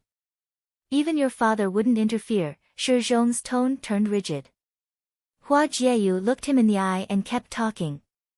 So you're telling me that you'll never regret the decision you just made, right? Of course, Shizhong responded. Yi Futian betrayed this academy with all the powerful talents he gained there. If he ever attended Haiyan Academy and turned his back on us, the damage could be tremendous. His abilities must be taken to prevent this treachery. Hua Jieyu was laughing at Shi Zhong's statement. She did not even try to hide her contempt. Was he being serious? I gave you a chance to redeem yourself, but it's gone, Hua Jieyu mumbled as if talking to herself. The moment she stopped, the snowflakes surrounding them turned into a frenzy. The wind blew harder in the area, and everyone was feeling frostbitten. A general sense of threat was impending. Even though people had tried to attribute this to the snow, they believed it was actually anger from the beautiful girl. Whose power are you going to strip? A cold voice sounded on the far side of the space. There was a path between the rows of trees, already white due to the massive snowfall, and someone was walking down the road toward them. The man was wearing a white fur coat and had long black hair that casually covered his shoulders. He was middle-aged and truly handsome, like a melancholy scholar. He was walking slowly, but his pace was magically attracting the attention of all the bystanders. In fact, he was walking faster than his pace seemed to allow. In a short while, he was approaching the crowd, and people had the chance to look clearly at his face. This gentleman is unparalleled by the rest of the world. People were amazed by this incredibly handsome man. Both his appearance and temperament were just perfect. People believed that when he was young, he must have been a real ladies' man. Mr. Hua, the big chiefs of the academy, even the directors, greeted him. Shi Zhong, however, looked upset at the fact that he had arrived. The students of Qingzhou Academy were shocked to suddenly see someone that was called Mr. by all the big chiefs, even the directors. Who was he? Father? Hua Jieyu greeted. The students finally realized why Hua Jieyu had such superior power at this academy, even strong enough for her to confront a director. It was no wonder anymore, when even the directors had to greet her father respectfully. Plus, his face definitely explained where Hua Jieyu's beauty had come from. Hua Fenglu nodded, then turned to look at Shi Zhong. Answer me, now. Mr. Hua, excuse me for the misunderstanding. I would never dare to strip the abilities of your daughter. I did not mean any harm to Ms. Hua. Shi Zhong said politely.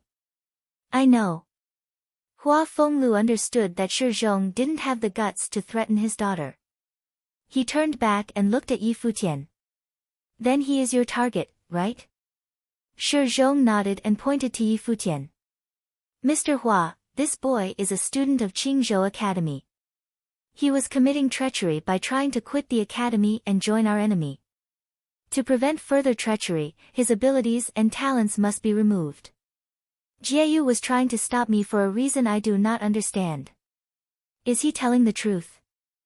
Hua Fenglu asked the boy. Professor, how could this be true? Yi Futian shook his head with a wry smile. He knew that Mr. Hua should have been informed of what really happened. Professor? Shi Zhong was shocked by this form of address. His face suddenly became pale.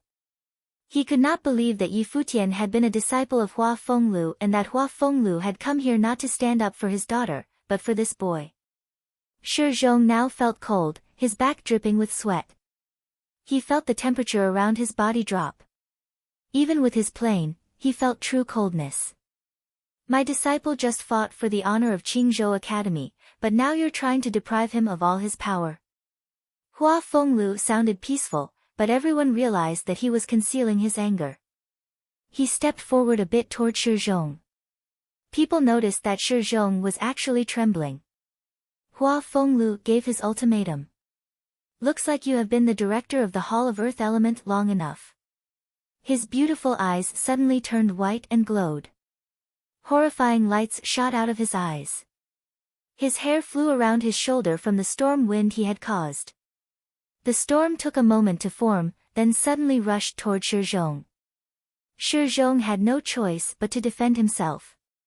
He summoned the earth element's spiritual qi of the universe to form a wall to protect against Hua Fengliu's attack. However, it didn't work at all. The wall was shattered in a moment, and Hua Fenglu reached his hand out toward Shi Zhong. The wind around his body formed an invisible hand that clamped around his neck and lifted his body into the air. Mr. Hua, forgive me. I did not know he was your disciple. Shi Zhong was yelling for mercy, but his voice was hoarse from his throat being clamped. Now you know. Hua Fenglu became frenzied. The white lights from his eyes were horrifying. He smashed Shi Zhong's body to the ground so hard that a fissure appeared. The big chiefs could not do anything but watch as Shi Zhong was being smashed to the ground and lifted into the air repeatedly.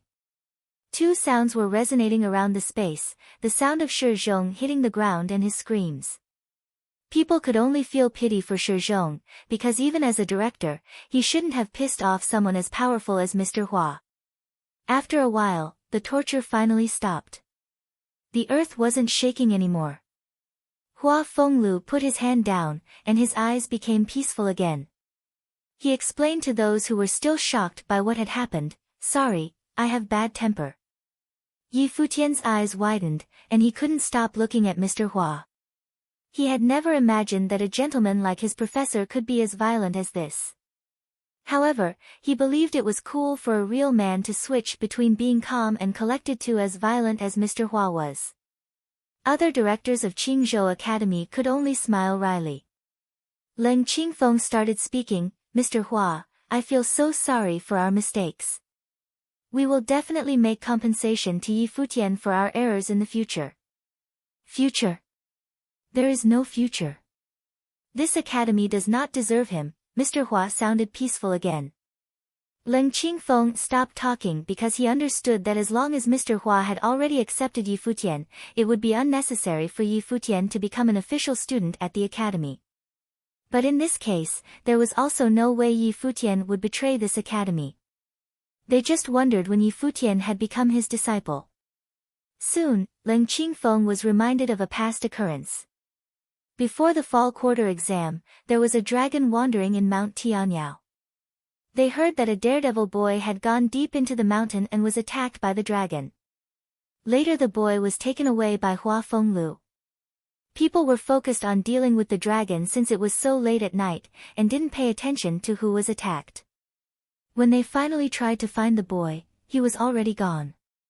It had been months, and people had forgotten about this. Now they finally realized that Yi Futian was the boy who was attacked by the dragon. "Let's go," Hua Fenglu said. "Okay," Yi Futian nodded, then Hua Jieyu, Yu Sheng and him left with Hua Fenglu. "That was just awesome, Professor." "What was that? A spell or a martial arts technique? Why have I never seen that before?" Yi Futian kept asking.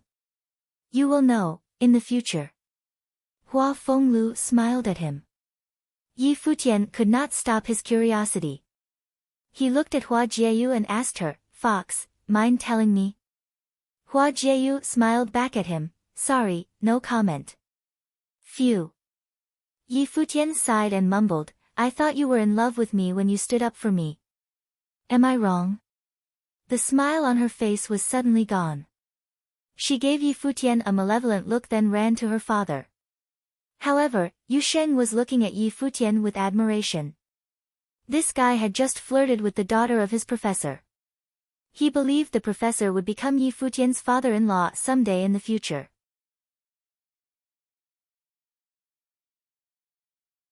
Chapter 29. Even after Yi Futian departed with Hua Fenglu, the people of Qingzhou Academy were still unable to calm down. Even after Yi Futian departed with Hua Fenglu, the people of Qingzhou Academy were still unable to calm down. It was going to be difficult to forget the image of a determined Yi Futian. Yi Futian and Yu Sheng did not say much about being treated unfairly during the fall quarter examinations, nor did they say anything when the academy decided to punish Yi Futian. Despite receiving unfair treatment from the academy, it was the two of them who still stepped in to protect the honor of Qingzhou Academy. However, they were resolute in their decision to leave after gaining the attention of the most influential people at the academy. Finally, the relationship between Hua Jieyu and Yi Futian was clear and the hatred that everyone felt for Yi Futian in the past disappeared. Everyone used to think that Yi Futian was unworthy of a goddess like Hua Jieyu, but now, he was the only person of the outer sect disciples that was worthy of standing by her side. Naturally, this only made the hate Murong Qiu felt for Yi Futian grow stronger. Pavilion Lord Shi Zhong of the Earth Elemental Pavilion was badly hurt, but only one of his colleagues went over to help him up. The others just left, obviously unhappy with him. As a result of his actions, Qingzhou Academy might lose 3 of their most gifted students.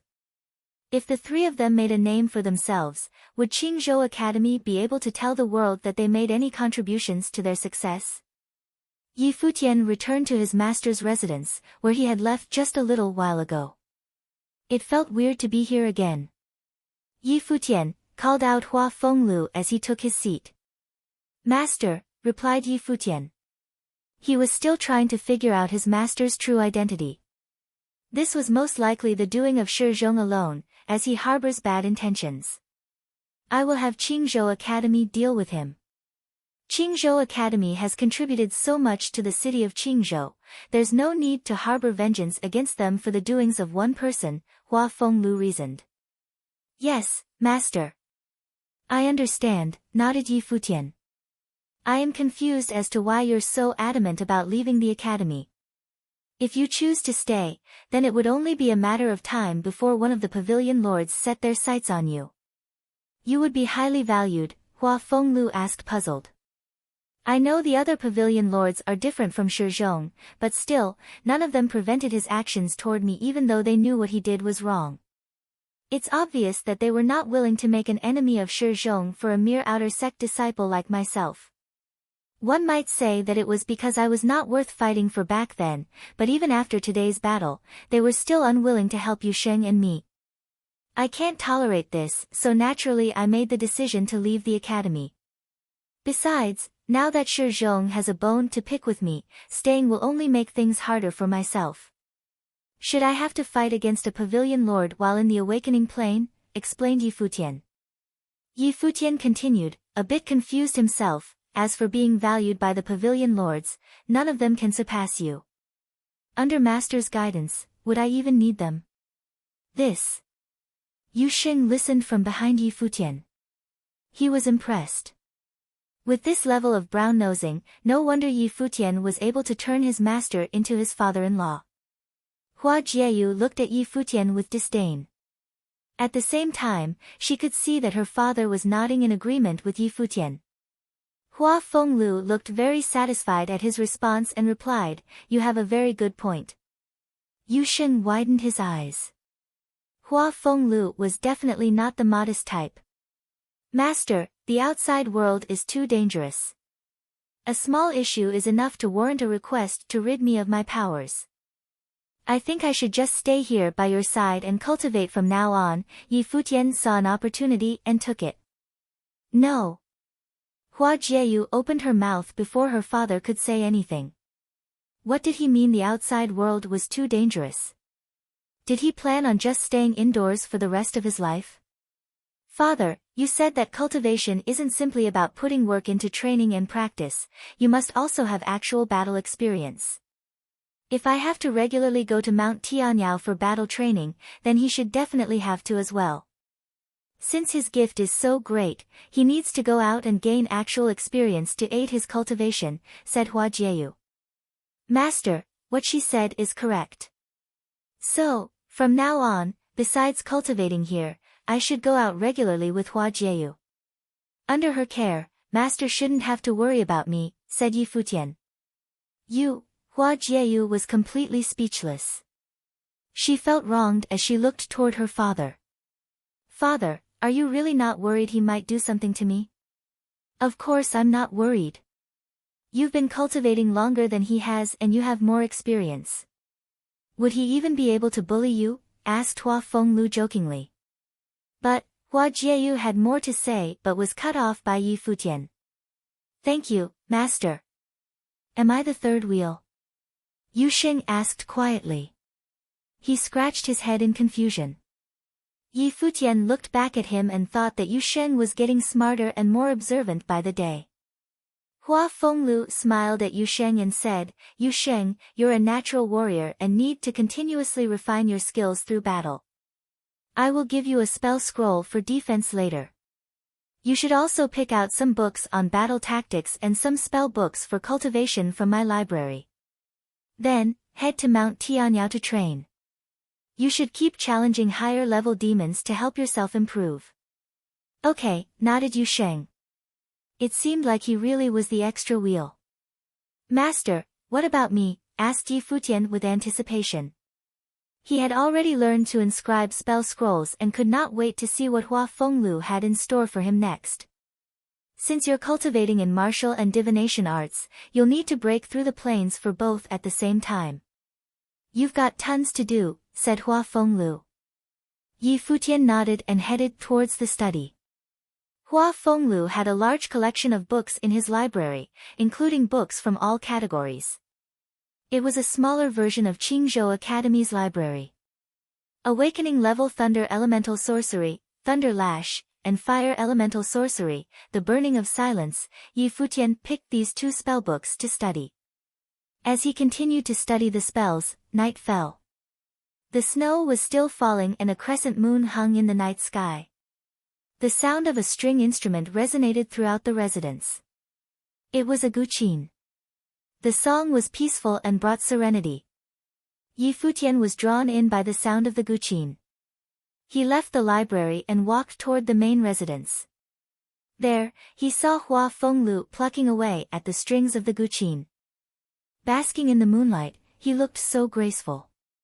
Freedom meditation kicked in by itself. Yi Futian could almost see the music notes floating through the air like tiny fairies. His eyes closed, Yi Futian sat down in the snow and emptied his mind. He could feel the moonlight washing down on him, the cool light cleansing his body. The music flowed into his body, into his life palace. There, the world tree began to rustle. Each leaf danced as the music notes wafted. The notes floated around, and eventually formed a picture. It was a guqin. The guqin continued to play. Yi Futian entered a state of oblivion. Only the music continued to enter his mind, relaxing his entire being. His worries were all tossed into the back of his mind. The song ended. Yi Futian still had his eyes closed. In his life palace, a 3rd type of life spirit appeared in addition to the natal spirit and the world tree spirit. It was the guqin spirit. Yi Futian was shocked. He knew that even by using the freedom meditation, life spirits could only be created in very special conditions. However, all it had taken for him to create the guqin spirit was 1 piece by Hua Fenglu. Yi Futian opened his eyes slowly and asked Hua Fenglu, Master, what piece was that? Purification of the night moon, replied Hua Fenglu. I felt something change within me after listening to Master play. My ability to perceive energy has strengthened. I want to learn to play the guqin, said Yi Futian with great determination. Energy determined the level of a sorcerer, so if pieces played on the guqin could help improve that, then it would definitely aid in cultivation. Okay, said Hua Fenglu with a smile. Hua Jieyu watched everything unfold off to the side. She looked at her father and knew that he purposely played the guqin to test Yi Futian. Hua Fenglu wanted to pass down this skill to Yi Futian. Let's start by learning some basic pieces. Hua Jieyu, bring the sheet music. You will teach Yi Futian, ordered Hua Fenglu. Me? Hua Jieyu blinked in disbelief and looked at her father in distress. Yi Futian felt touched, Master was too good to him. Be a good girl, Hua Fenglu tried to persuade Hua Jieyu. She glared at her father and left to get the sheet music. Moments later, the moonlight was shining down on Hua Jieyu as she sat elegantly in front of the guqin. She unwillingly explained something to Yi Futian. Hey Fox, how do I play this note? Yi Futian pointed at the music score and accidentally touched Hua Jieyu's hand. Hua Jieyu immediately turned to look at him. In response, he said, Sorry. It was an accident. I can't see clearly since it's dark out here. How many accidents have you had already? Hua Jieyu asked with a smile on her face. Her hand touched Yi Futian's waist. Her fingers grabbed hold of him and she began to pinch down hard. He gasped and looked at the beauty in front of him. At least he could enjoy the view while in pain. Futian learned quickly, acquiring all the basic knowledge. He then began to play sheet music. Slowly, his skills matured, until he was able to play smoothly.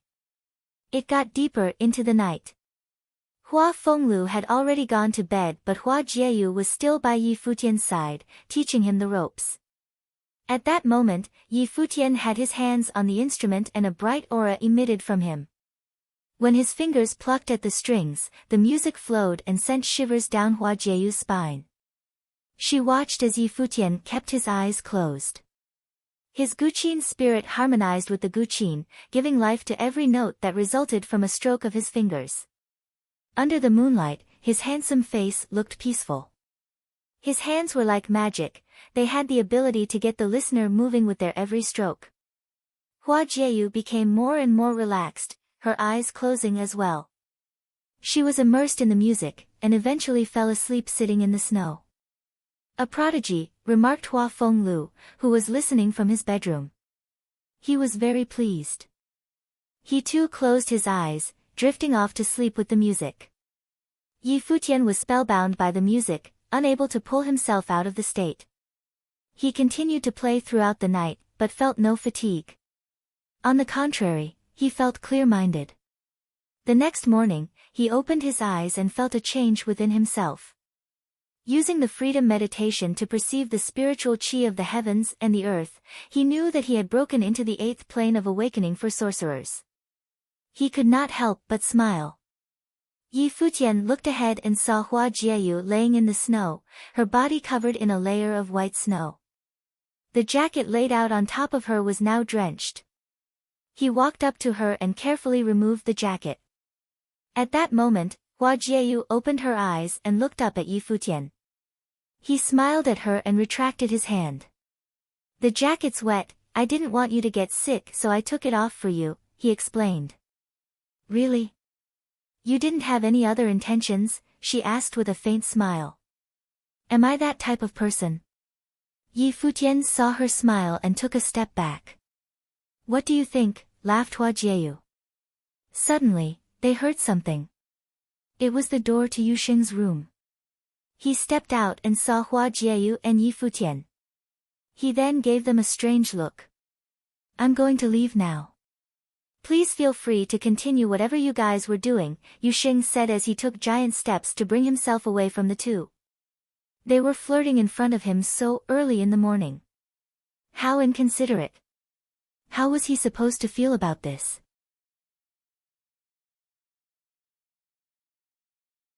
Chapter 30. Futian was living in the guest room at Hua Fengliu's house. His days consisted of playing the guqin, practicing his inscribing, and enjoying the company of a beautiful girl. With this comfortable life, time flew and the new year was fast approaching. Futian was living in the guest room at Hua Fengliu's house.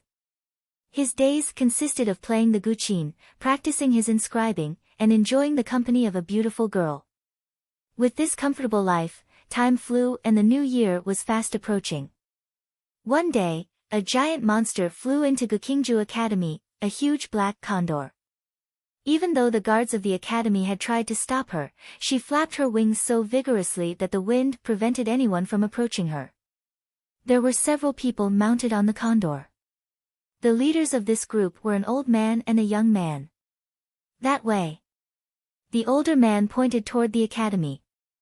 The huge black condor flew as directed, and on the way, the director of the Hall of Earth Element, Shi Zhong, showed up, trying to stop this monster. "Stop, right now." However, the condor just ignored the warning, and so did the people on top of her. The wind from her wings was so intense that the fierce power knocked Shi Zhong yards away in a second. The people on her back didn't seem to be affected by his interruption. The condor was heading to Hua Fengliu's house. The gentleman in white came out of his house and walked to the black condor without making much noise. Hua Fenglu, the old man started speaking with a sneer. "It's been 3 years since our deal. Where is Miss Hua Jieyu?" "It has not been 3 years yet." You promised me that you would not interfere with her, Hua Fenglu responded coldly. The new year is coming in a few days, so it has, in fact, practically been 3 years. She's too talented to waste so much time with you. This is just enough for our deal, the old man said. Time is time, I insist it has not been 3 years yet. Hua Fenglu did not give in. Mr. Hua, the Guqin devil, I am Zhou Mu, the young man who bowed slightly to Hua Fenglu and greeted him.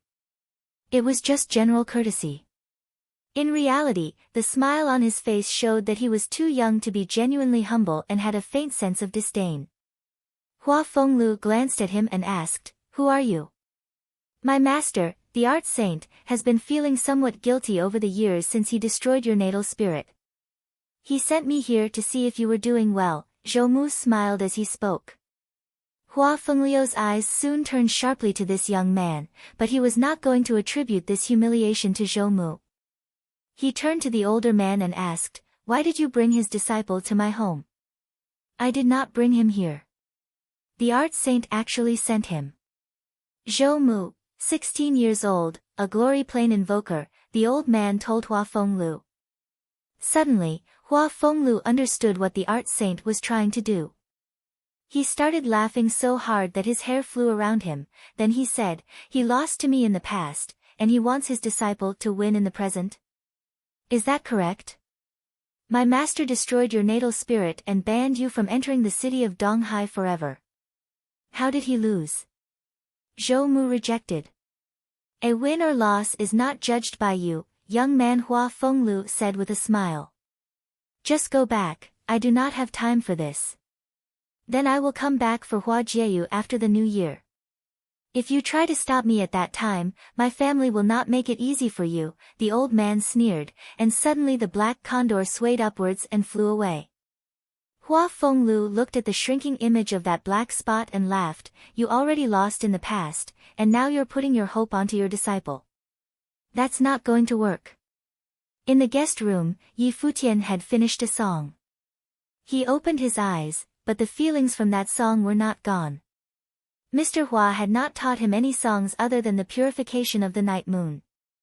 Yi Futian's activities these days were just cultivation and music practice. In fact, his plane of martial arts had reached metamorph, the 8th plane. His plane of sorcery had broken through 2 planes directly, and now he was in the 9th plane of awakening, the Unmaker. Yi Futian understood that the purification of the night moon played an essential role in this fast improvement. At this time, Hua Jieyu was inscribing. Yi Futian went to her side and asked her gently, Fox, do you want me to keep playing? No. Hua Jieyu did not even look at him. Then I guess it's time for us to have a couple's talk. Yi Futian kept teasing her. Hua Jieyu put down the pen and started smiling at Yi Futian. However, the spiritual qi around her gathered, almost like she was going to attack. Yi Futian stepped away and said, Gentlemen fight with words rather than actions. I am a gentlewoman, thank you. Hua Jieyu condensed the power into a wind element spell and sent it toward Yi Futian. Don't kill your boyfriend. Yi Futian ran away quickly. Hua Jieyu was already a mage in the glory plane. There was no chance he could take that damage. Hua Fenglu came in from outside and saw the scene. Jieyu, stop it. Hua Jieyu stopped according to his demand. She glared at Yi Futian and complained, Dad, this guy keeps picking on me every day. Hua Fenglu ignored the complaint and asked them to come with him. Just follow me. Yi Futian understood that there was something serious going on for Mr. Hua, and he stopped his joking attitude at once. Hua Jieyu and Yi Futian followed Mr. Hua to a room. Hua Fenglu led them to his own book collection room. There were shelves in his book collection room and a chamber that was concealed in the wall behind them. Yi Futian was surprised when Mr. Hua opened the chamber and took out something that seemed to be very important. There were some books in the hidden chamber. Hua Fenglu took them out and handed them to Yi Futian. Futian, they are all yours now. Yi Futian knew that these books were the true treasures. He took the books and read the names on them, Dragon Roar in the Mountain, The Fiend's Carnival, The Dance in Flamboyant Feathers. These books were actually Guqin music sheets. Professor, these are all music spells, am I right? Yi Futian asked. Okay, so you do know what they are. I used to be good at this specific kind of spell and, in fact, when I was young, people gave me the title of the Guqin Devil because my natal spirit was a Guqin. Someone destroyed my natal spirit and totally prevented me from making any progress on my cultivation since then. Now, it's your turn to take over, Hua Fenglu said inside. Yi Futian was surprised. He had already known that the professor was a mandate sorcerer, but he never knew that his natal spirit had been destroyed. Don't ask me why, or try to avenge me. I just hope you cultivate hard enough to not to waste all the talents you have been granted. Hua Fenglu looked him in the eye and kept talking. This city is too small for you in the long term. Next year I believe you will reach the glory plain. Do you want to sail through the East Sea and go inland? My godfather asked me to leave here after I turn 18, but I still need to consult with my father and my godfather about this, Yi Futian responded. The new year is coming soon. You should get home. I'll tell Yu Sheng to go home when he gets back, Hua Fenglu told him. Yi Futian nodded a little reluctantly. He looked at Hua Jieyu and said, Fox, take care of your father after I'm gone. Hua Jieyu, however, felt angry. In fact, during the whole time this boy was living at their house she had done all the household work. Now he was just telling her to take care. Oh my, you're finally leaving. Hua Jieyu seemed excited. Hey, what's with the attitude? Yi Futian felt heartbroken. What do you think? Hua Jieyu laughed at him. I'm leaving now, Yi Futian told her. Okay. Hua Jieyu smiled. Yi Futian walked to the door and looked back at her. Seriously, I'm leaving. Just go. She was still smiling. Yi Futian sighed and waved to Mr. Hua. See you next year, Professor. Then he left for home. After he left, the room became quiet suddenly. Hua Fenglu shook his head with a wry smile and said, he made this place so lively, and now that he's gone, this silence almost feels unfamiliar. You're too into this boy, Dad, Hua Jieyu joked to her dad. Then what about you? Hua Fenglu smiled at his daughter. Me? Hua Jieyu blinked her eyes and said, I'm happy that he left. The 3 years is up. Someone already came here from the city of Donghai to inform me. Actually, you might also have to leave after the new year. Hua Fenglu turned his eyes to the snow outside. He felt lost. Hua Jieyu was shocked. She was reluctant to leave her father. She looked at the lonely figure of her father and said, I don't want to leave. I want to stay here with you, Dad. Silly girl, your mom is also missing you. Your family is not going to let you stay with me anymore. I am happy to have enjoyed your company over these 3 years. He patted his daughter on the head and kept speaking gently, you may never see Yi Futian again. Moments ago may have actually been the final farewell for you guys, and you were just making fun of him. Hua Jieyu was tremendously shocked. Several minutes ago the boy had left, and they were joking with each other. Now, it was their farewell. Jieyu, tell me, do you like this boy? Hua Fenglu suddenly asked her. What are you talking about, Dad? Hua Jieyu was surprised again. She looked at her father, and it seemed that she was shy about answering this question. That's just impossible. Really? Hua Fenglu smiled at his daughter, you're turning 16 this year. You do have the right to decide your future, including whom to be with. You have not experienced much, so you don't understand that there are things and people in this world that once you miss them forever. I do like that boy. He's smart and talented. It seems to me that he's not going to waste his talents. More importantly, he looks like a playboy, but he is truly devoted to love. I'm pretty sure he is the same as I was at his age. Make your own decisions. Don't miss someone you really love forever. Think about my words these days.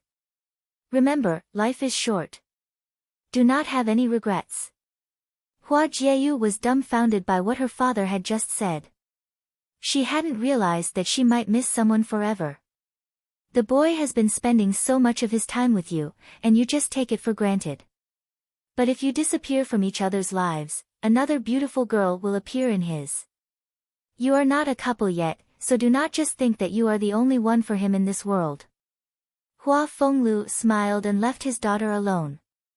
Hua Jieyu started to think about this seriously for the first time.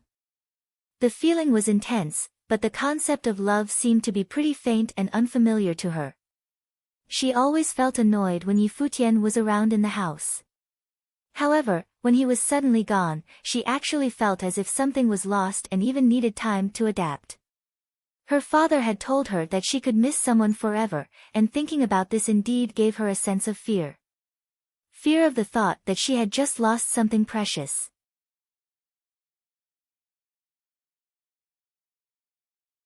Chapter 31. The city of Qingzhou was an island city, located in the East Sea, surrounded by the water.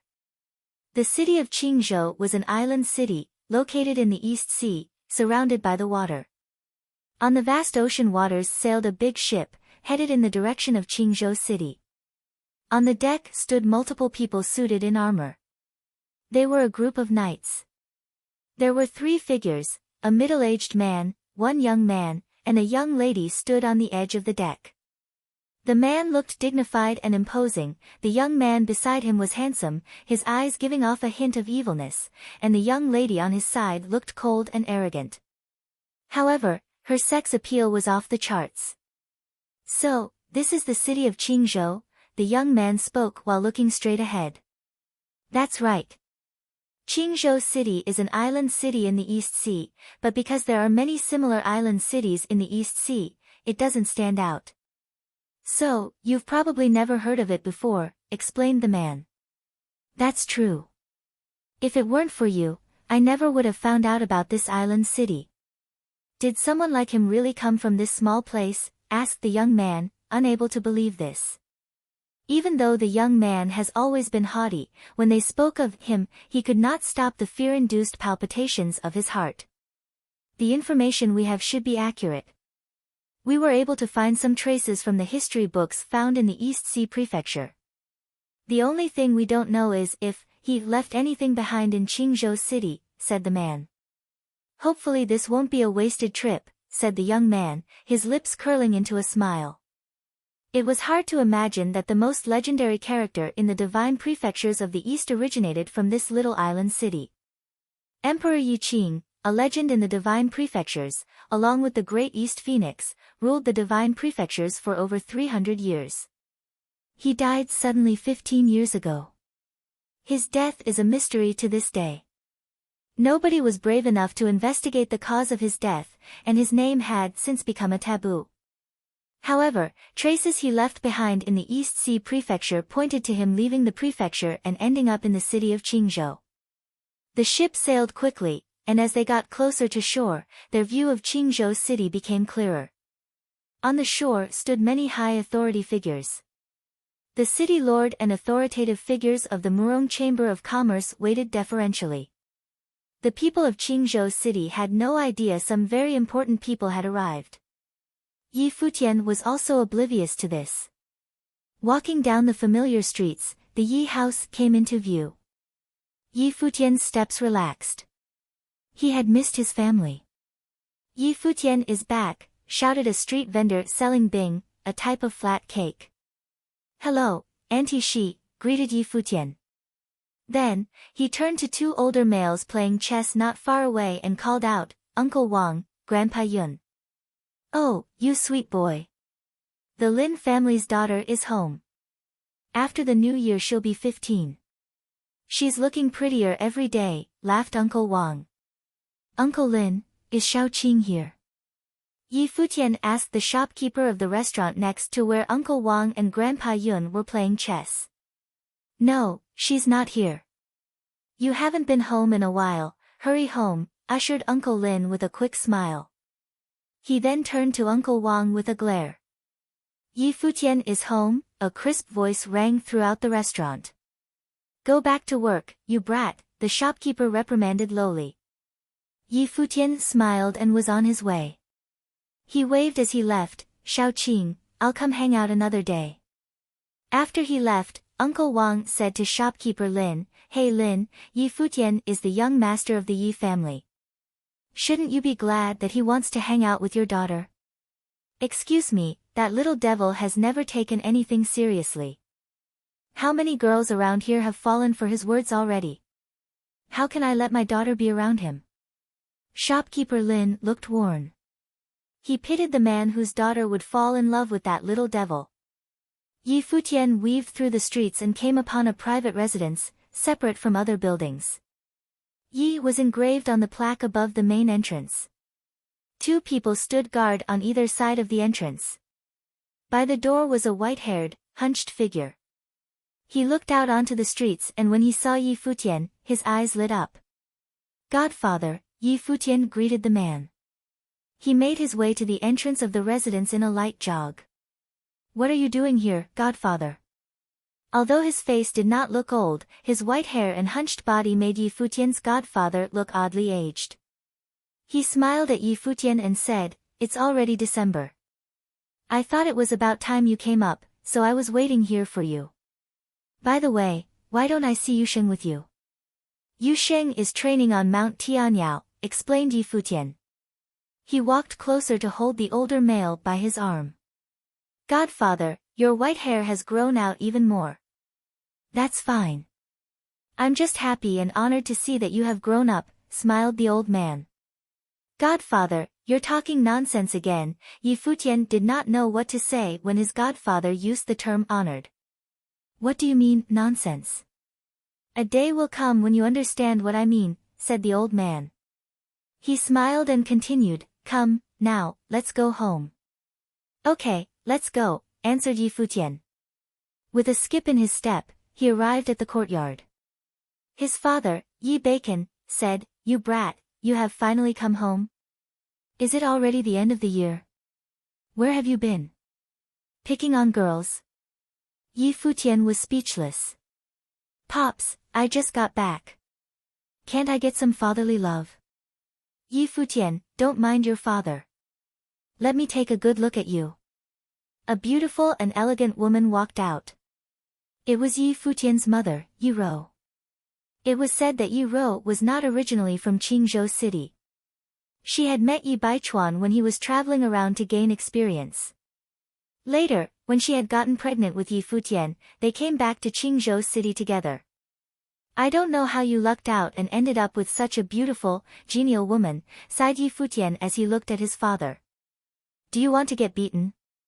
Let's see if you're capable of bringing home a woman as great as your mother, Yi Baichuan said as he walked up to stand next to his wife.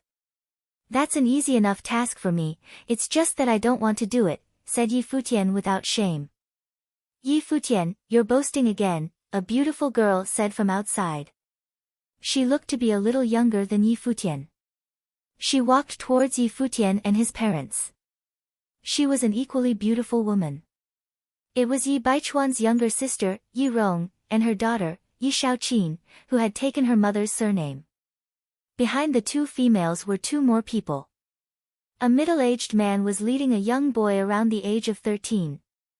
They were Yi Baichuan's younger brother, Yi Donglu, and his son, Yi Mo. Uncle, Auntie, greeted Yi Futian. Then he looked at the smiling girl and said, Are you itching to get hit, Yi Xiaoqin? Yi Xiaoqin hid behind her mother, You're bullying me again. Don't forget, your dad is watching you. The whole lot began to laugh. Yi Mo stepped up and said, Yi Futian, your dad said that you're really powerful now. Is that true? Of course it's true. I've been cultivating in martial and divination arts. I'm approaching the glory plane, and countless people at the academy look up to me. Yi Futian said with a smile. Yi Mo looked at Yi Futian with distaste as he said, I almost believed you. Same, Yi Xiaoqin chimed in. Yi Futian, enough with your lies. When are you going to bring a girl home? You better keep an eye on Feng Qingxue. She's pretty and talented, you might lose her to someone else, teased Yi Rong. Feng Qingxue. Yi Futian shook his head with a bitter smile. Seeing his reaction, everyone seemed to have everything figured out. It seemed like Yi Futian couldn't get her to be his. Alright now, it's rare to have the family gathered together like this, so let's go catch up while we eat, Yi Ro suggested. Everyone nodded in agreement, and they all headed for the dinner table. They chatted happily over a delicious meal that night. After dinner, people made their way back to their own homes. Yi Futian asked his father for a guqin and headed back to where he was staying. Not long after, the sounds of the instrument filled his room. Under the moonlight, everything seemed at peace. The next day, Yuxing returned. He was now officially in the glory plane of martial art cultivation. Yi Futian was very happy for him. In the blink of an eye it was the last day of the year. The night came, but Qingzhou city was illuminated with lights. The streets were buzzing, and the skies were decorated with fireworks. At the Yi house, there was an area occupied with the sounds of the guqin. One person was elegantly playing the guqin while another person at his side sat cultivating on the ground. However, at this moment, Yuxing opened his eyes to look at Yi Futian. Something did not seem right. The music stopped and Yi Futian lifted his head to stare at the moon, his mind was not at ease. Yi Futian, a white-haired elder walked in from the outside and looked at Yi Futian. This piece can put the mind at ease, yet you are restless. A messy mind results in a messy performance. I don't know what's going on either, said Yi Futian with a bitter smile. From your music, I could feel happiness, longing, and melancholy. You have truly grown up now, the elder said lightly. Who's the girl? Godfather. Yi Futian was shocked. He looked to Yuxing, only to see him shake his head in denial. He had not told his father about Yi Futian. So, there really was longing? Questioned his godfather. Yi Futian shook his head with a bitter smile. Godfather, did I let you down by not focusing on what I was supposed to? Silly child, this is the journey to adulthood.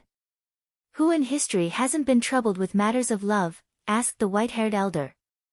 He approached Yi Futian's side and continued, I'm not opposed to you dating, but she should be worthy of your love. You must remember, your other half will become a motherly model to the nation in the future. Yi Futian lifted his head to look at the elder. Naturally, Yi Futian knew that his godfather held high hopes for him since childhood. His hopes for Yi Futian were so high that they exceeded his own expectations. Godfather, I'm afraid of letting you down, Yi Futian said quietly. Believe in yourself, just like I believe in you, the elder said as he patted Yi Futian's shoulder. Let's go, your family is waiting for you. The guests from the Feng family have also arrived. Okay. Yuxing, let's go together, Yi Futian said to Yuxing. Yuxing, you stay. I have something I want to talk to you about, said the elder. Alright, Yi Futian nodded and left the quarters. After his departure, a gust of wind shut the doors of Yi Futian's living quarters. The elder looked at Yuxing, show me your life spirit. Yuxing stood and focused. His eyes glowed fearfully with a bright light and a course of energy radiated from his body fiercely. The spiritual qi in the surrounding area began to flow crazily.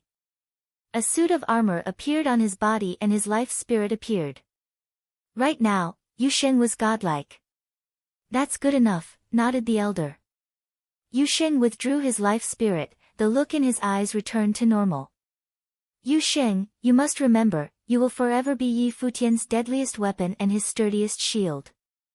There will come a day when your name will be written down in the history books, urged the elder. Yuxing was not sure he completely understood his father's words. All he knew was that he would forever protect Yi Futian, and it was not only because his father told him to do so.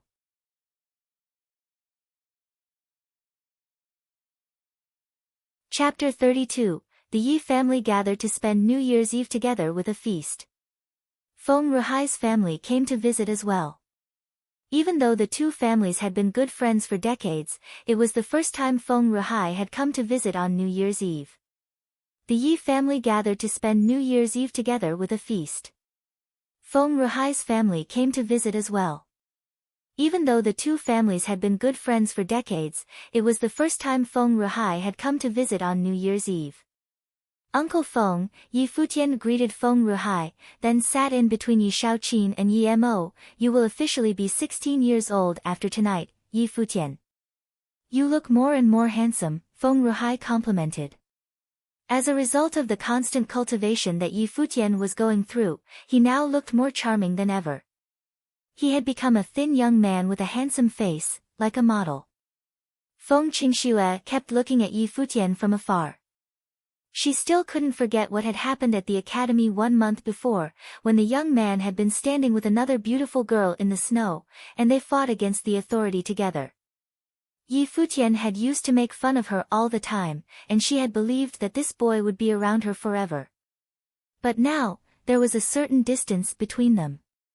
What if she had never talked to Yi Futian in that horrible manner? This boy has only inherited about 30% of my looks, Yi Baichuan said. But Qingxue is growing ever more beautiful, she's just too gorgeous to be your blood, Yi Baichuan joked. Feng Ruhai was speechless, so he gave Yi Baichuan a stare. Stop boasting. Why have these kids not gotten engaged?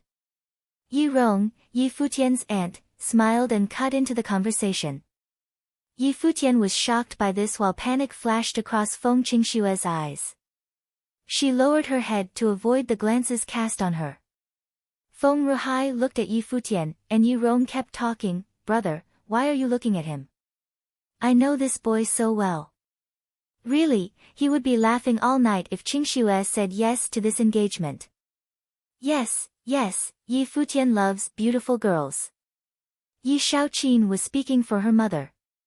Looks like you're getting lucky, bro, Yi Mo mumbled to Yi Futian. Yi Futian felt awkward that no one had even bothered to ask what his opinion was. Qingxue, my girl, what do you say? Yi Rong looked at Feng Qingxue. Feng Qingxue's face turned red from all the attention. She snuck a look at Yi Futian and soon was reminded of the time when another girl was standing up for Yi Futian. She suddenly felt disappointed and shook her head. He's too good for me, Aunt Yi. She had just rejected the suggestion. Yi Rong was a bit embarrassed, but she smiled and said, it's fine. You're still young, and there is enough time for you to foster your relationship. Nah, it's not happening. Yi Shaoqin was trying to relieve her cousin. That's too bad, bro, Yi Mo mumbled to his cousin. Futian, you need to work harder, and I believe Qingxue will finally accept you someday, Yi Donglu, Yi Futian's uncle, also said. They all thought that Yi Futian had just been rejected by the girl. Yi Futian remained silent and nodded. Actually, he didn't care about what the others were thinking. Soon, someone approached the Yi home. A guard from the house came in with a message. Someone is looking for Mr. Yi Futian outside the door. For me. Yi Futian had no idea who it was. Go ahead, Yi Baichuan told him.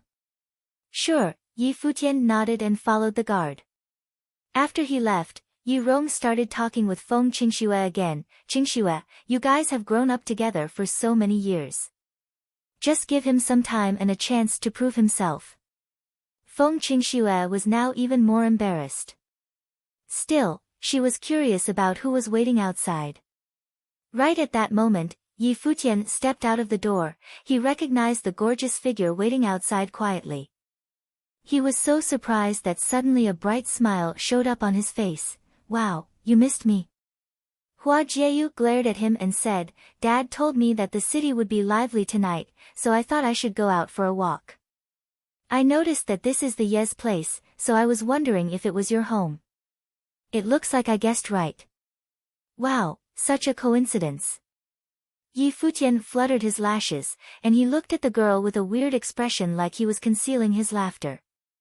Deep inside, he felt really surprised by this unexpected visit. Mind if I join you for the walk? Yi Futian asked. I'm right outside your home. Why don't you be a friendly host and invite me inside? The cute manner in which Hua Jieyu asked the question almost melted Yi Futian's heart. Yi Futian was surprised by this offer. Bringing a girl home on New Year's Eve was like meeting the parents for an engagement. You're not willing to? Hua Jieyu asked with a smile, sensing the boy's embarrassment. How could I say no? Even if you're ugly, I would still be willing to bring you to meet my family. Yi Futian was picking on her, and Hua Jieyu pretended that she was mad about the joke. She smiled at Yi Futian and condensed the power around her again. Ugly? Huh? Gentlemen never fight. Yi Futian felt the threat in her gesture. He turned back and ran. Am I ugly? Tell me. Hua Jieyu chased after him, laughing. Fine, what if I call you my pretty wife? Yi Futian responded. Yi Futian. They ran away. The guards exchanged glances. One said with awe, Jesus, he's so good with girls. Too good, another guy agreed. This fairy-like girl just asked to meet the parents. They realized that being shameless was somehow attractive to girls, even beautiful ones like Hua Jieyu.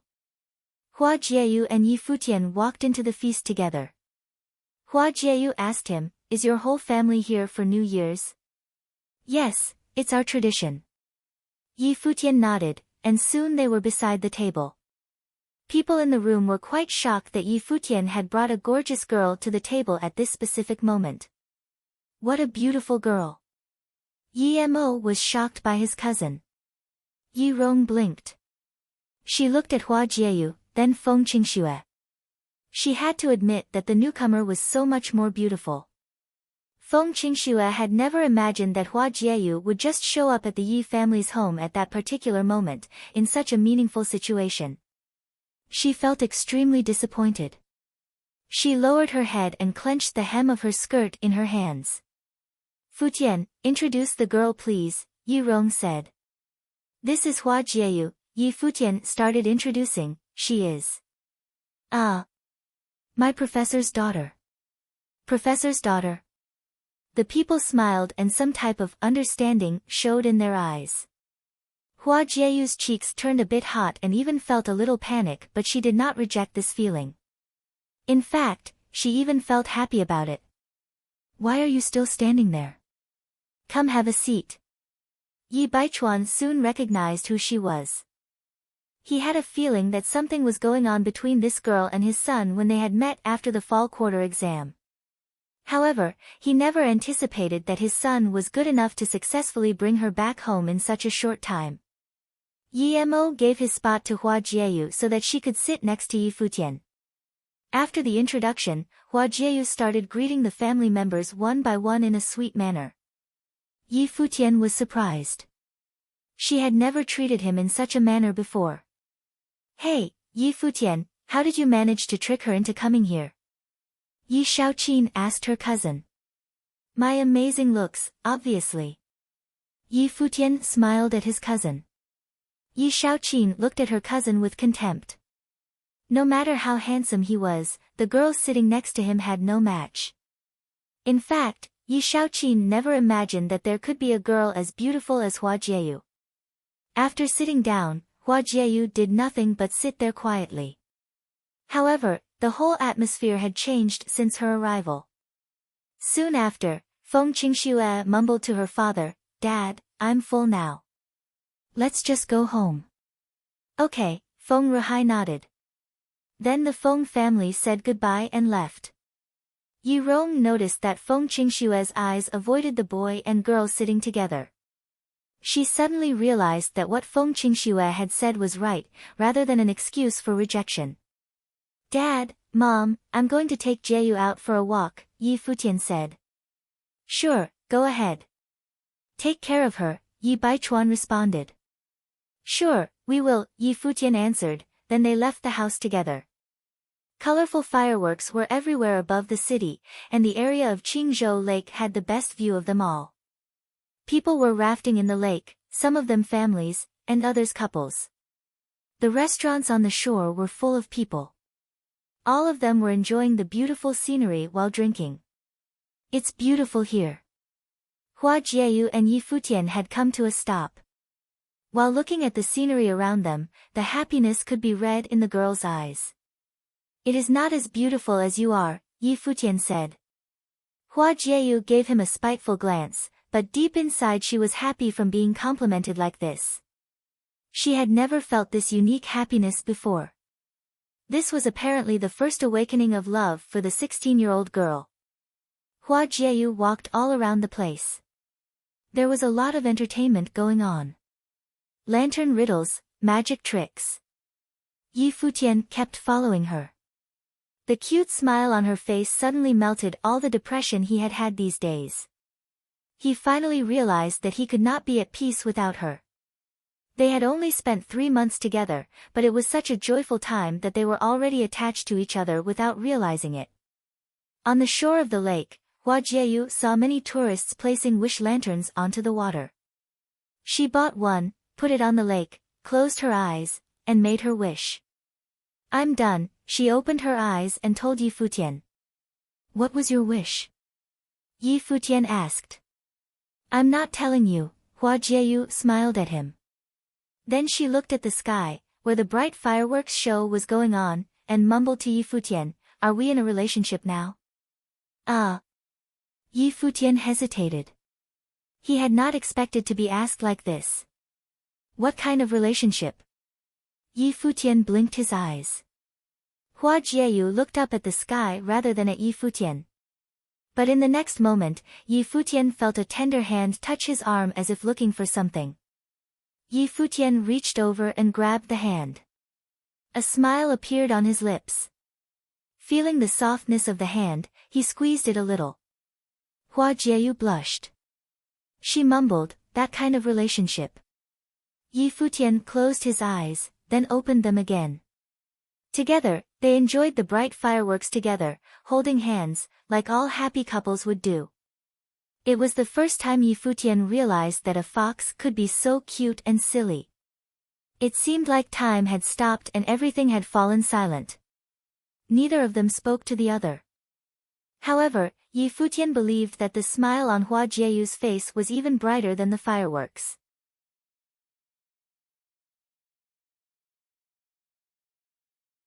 Chapter 33, The two coasts of Lake Qinghai were where the best restaurants in the city were. All of them had a picturesque view of the water. The two coasts of Lake Qinghai were where the best restaurants in the city were. All of them had a picturesque view of the water. There was a group of people seated at the best table in one of those restaurants, enjoying the beautiful sight. Murong Qiu sat amongst this group. However, he was just a side character. Seated at the same table were people of a higher position than him. At the head of the table was a young man, Xia Fan. He was a big character from the East Sea Prefecture, and beside him sat the son of the city lord, Wei Feng. Murong Qiu, any news from Mount Tianyao? Asked Xia Fan. Our people are still clearing the mountains. We got some news this afternoon saying that they found a mysterious area. It's possible that something could be hidden there, Murong Qiu reported. If this goes on, my people will have to be buried on Mount Tianyao. Shouldn't both of our groups send some more people over? Suggested Xia Fan. I will bring it up with my father when I return, said Murong Qiu. Wei Feng also nodded in agreement. Okay, said Xia Fan. He then added, I hope you were not mistaken. The pavilion lord of the Earth Elemental Pavilion is my father's. My younger brother and I took care of everything personally. There's no way I could have been mistaken. There was definitely something that looked like a dragon at Mount Tianyao, Murong Qiu reassured him. All right. Xia Fan turned his attention to outside the window. As fireworks filled the sky, two figures by the lake stood out to him. He was captivated by the girl's beauty. He pointed in their direction and asked, who are they? Murong Qiu looked over. His face frowned when he saw who Xia Fan was pointing at. Hua Jieyu, the daughter of Qingzhou City's ace, Hua Fenglu, and Yi Futian. He used to be a disciple of Qingzhou Academy, but left after rebelling against the academy. He is now Hua Fenglu's disciple, Murong Qiu explained. Hua Fenglu. As in the Qin devil Hua Fenglu? Asked the man sitting beside Xia Fan. My father did some research on him. He really is known as the Qin devil in the city of Donghai, Murong Qiu replied. If this is true, then that must be the daughter of Hua Fenglu and her. The man went into deep thought. He's the one who had his powers disabled by the art saint. Xia Fan began to show interest. He would never have expected to meet such a legendary character from Donghai City here. That's right, confirmed the man. That girl is a member of that family, so it's best if you don't try anything with her. It'll only be trouble. He knew exactly what type of person Xia Fan was and felt the need to warn him. I know my limits. Let's go say hello, said Xia Fan. He smiled, then got up and began walking out of the restaurant. The man followed behind him, as did the rest of the group. They all left the restaurant and headed toward Yi Futian and Hua Jieyu. At this moment, Yi Futian and Hua Jieyu were enjoying the view, but something felt amiss. They turned their heads and saw the lot headed in their direction. Yi Futian noticed Murong Qiu amongst them and was curious as to what he was up to. Miss Hua Jieyu, I am Xia Fan of the East Sea Prefecture. Xia Fan stopped in front of Hua Jieyu. His devilish eyes could not hide his admiration for her. No female he had ever met could compare to her beauty. Can I help you with something? Hua Jieyu's tone was cold and aloof. I've always admired the Qin devil's skills but have not had the honor of meeting him in person. To be able to run into you here is such an honor. Sorry to have disturbed you, but if you are willing, please come join us at the restaurant for a meal, said Xia Fan. His smile was warm and inviting. Yi Futian furrowed his brows. He was completely invisible to this guy. No, said Hua Jieyu. Even though she was smiling, one could feel that she was trying to distance herself. Besides Xia Fan, everyone had a strange look on their faces. Was she really going to be so blunt with him? I shall be excused then. It took a minute for Xia Fan to speak again. As soon as he turned his back, the smile on his face disappeared, replaced with a stone-cold demeanor. Mood ruined, complained Yi Futian. His hand reached out to try and grab Hua Jieyu's. What are you trying to do? Asked Hua Jieyu. She laughed and pulled her hand away. I thought our relationship was now confirmed, said Yi Futian innocently.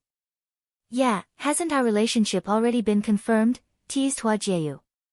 Fox, how can you do this to me? Yi Futian felt wronged. So, he couldn't touch her now that they're dating? Doing what to you? Laughed Hua Jieyu. Now that we're dating, you are forbidden from flirting with other girls. Also, you have to come to me, no matter where I am. No, our relationship hasn't reached that point yet. Yi Futian felt like he was being scammed. Just you try. Father said that you're not trustworthy, and told me to hurry home. I have to go back. Hua Jieyu looked at Yi Futian. She did not want to leave him. They were going to have to part tomorrow. Would he be upset at her for leaving? Yi Futian looked sad. Hua Jieyu could not bear to see him like this. She reached her hand out to him. However, Yi Futian did not take her hand. He continued to look at her. Do you really have to leave? Hua Jieyu knew when Yi Futian said, leave, he did not simply mean they're parting right now. Parting ways after falling in love with one another, followed by a long journey to reunite. I never imagined my love life to be so melodramatic. Don't you think you're being a little unfair to me? Yi Futian searched for something in her eyes. He obviously knew the kind of person she was after having spent months together. Even after realizing her feelings for him, there was no way she would pursue him actively. Plus, after what she had said before, Yi Futian knew exactly what was going on. Hua Jieyu had a sad look in her eyes. She looked down when she felt her eyes begin to water. She did not know how to explain it to him. What do you want me to do? She whispered, lifting her head to meet his eyes once again. Looking down at her flawless face and puppy dog eyes, Yi Futian felt his heart melt. If it's going to be melodramatic, so be it. Who told me to fall for a fox? The power of beauty was so great. Hearing his words, she smiled, and her mood picked up. She looked at Yi Futian and said softly, okay, I'll make it up to you. What if I don't leave tonight and stay with you? Aren't we going a little too fast? Asked Yi Futian, bright-eyed. Tonight? Stay with him. Upon seeing the perverted look on his face, Hua Jieyu lifted her foot to stomp on Yi Futian. What kind of dirty thoughts are you having? I didn't mean it like that. Like what? Yi Futian blinked at her innocently. You. I regret everything I just said, she said. Before she could turn to leave, Yi Futian grabbed her by the arm and said, I'll walk you back. Okay, Hua Jieyu nodded quietly, not trying to fight him on the subject. She let Yi Futian take her hand as they walked. Let's go take a boat, said Yi Futian. She nodded again, and they walked to the dock. After boarding the boat, they sailed down Lake Qinghai. On the lake were many other boats. The surface of the water reflected the sky, lit up with fireworks. The couple sat next to each other at the front of the boat, leaning on one another like a picture, which traced looks of admiration from passengers on passing boats. From across the water, a boat occupied by several people approached them. Two of them were shocked to see Yi Futian and Hua Jieyu. General Qin, senior sister Qin Yi Futian called out to greet them. General Qin was dressed casually. He looked like any ordinary person, spending New Year's Eve with his family. Seeing who Yi Futian was with, General Qin gave him a thumbs up. How romantic, teased Qin Yi. Yi Futian chuckled as if he was caught doing something wrong. Another boat floated past them and they heard someone say, Senior sister, you have a really nice figure. By reflex, Yi Futian nodded and he hummed in agreement. He realized what he had just done immediately and turned towards Hua Jieyu, only to see her smiling wryly at him. But I still like you better, he blurted out quickly. She huffed and turned away from him to stare ahead. Next, she felt an arm wrap around her waist. At first, she froze but then her body relaxed, tilting toward him and she laid her head on his shoulder. At that moment, everything was peaceful and beautiful. They felt closer than they ever had. By the time Yi Futian and Hua Jieyu made their way back to her residence at Qingzhou Academy, it was already late at night. Compared to the busy city streets, the campus was dead silent. Hua Fenglu had already gone to sleep. Stepping into her room, Hua Jieyu realized Yi Futian was still following behind her and her face flushed red. You're not going to kick me out this late at night, are you? It's dangerous out there, Yi Futian got his words in before Hua Jieyu could say anything.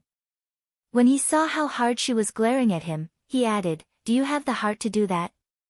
You have your own room, she said to the shameless young man. You're leaving tomorrow. I just want to spend a little more time with you. I don't even know when I'm going to be able to see you again, he told her in a soft voice. Even though Hua Jieyu knew he was just trying to sweet-talk her, her heart still softened. She'd allow this as compensation. Walking next to the bed, she took off her outerwear, revealing her curvaceous figure. Yi Futian's eyes lit up. Hua Jieyu chuckled as she watched him. How's my figure? Perfect, answered Yi Futian, feeling a bit warm. Hua Jieyu felt proud. She then climbed in between her sheets and had her back facing him as she blushed hard. What a tease! Complained Yi Futian. Women really did hold grudges. I can't see you this way, said Yi Futian, but Hua Jieyu ignored him. However, she turned around to face him moments later and said, Stay there, don't come any closer. After that, she closed her eyes and tried to fall asleep. Yi Futian sat there quietly and admired her beauty. Looking at her brought him warmth. It seemed like a long time had passed when Hua Jieyu opened her eyes again to find that Yi Futian was still watching her. Gently, she whispered, I can't fall asleep. Let me play a song for you, he said lovingly. He left his seat, and seconds later the sound of the guqin floated into her room. It was peaceful and serene. The song flowed beautifully, full of love, but also with a hint of sadness. Hua Jieyu closed her eyes once again and drifted off to sleep. Quietly, two streams of tears rolled off her smiling face. So, This was love. The warmth of a first love, the fluttering of your heart when he held your hand, and the sadness of parting. Divine Prefecture Calendar, Year 10,000. The morning of the first day of the new year. A large black eagle descended upon Qingzhou Academy. It waited outside of Hua Fengliu's residence. Inside, Hua Jieyu was getting ready. Dressed in a long green dress, she lived up to her name as a goddess. Her beautiful smile never left her face. As she approached the entrance of the residence, she looked back at Yi Futian. He was still playing the guqin. However, his eyes were fixed on her. They looked into each other's eyes and shared a smile. The look they shared bore a million unsaid words. There was no promise to be together forever, no promises of, till death do us part, just one smile. After that, Hua Jieyu left. She settled atop the black eagle and then was off into the sky. Very quickly, they disappeared into the clouds. Yi Futian continued to play his instrument. Beside him, a handsome figure dressed in white stood silently and watched Yi Futian.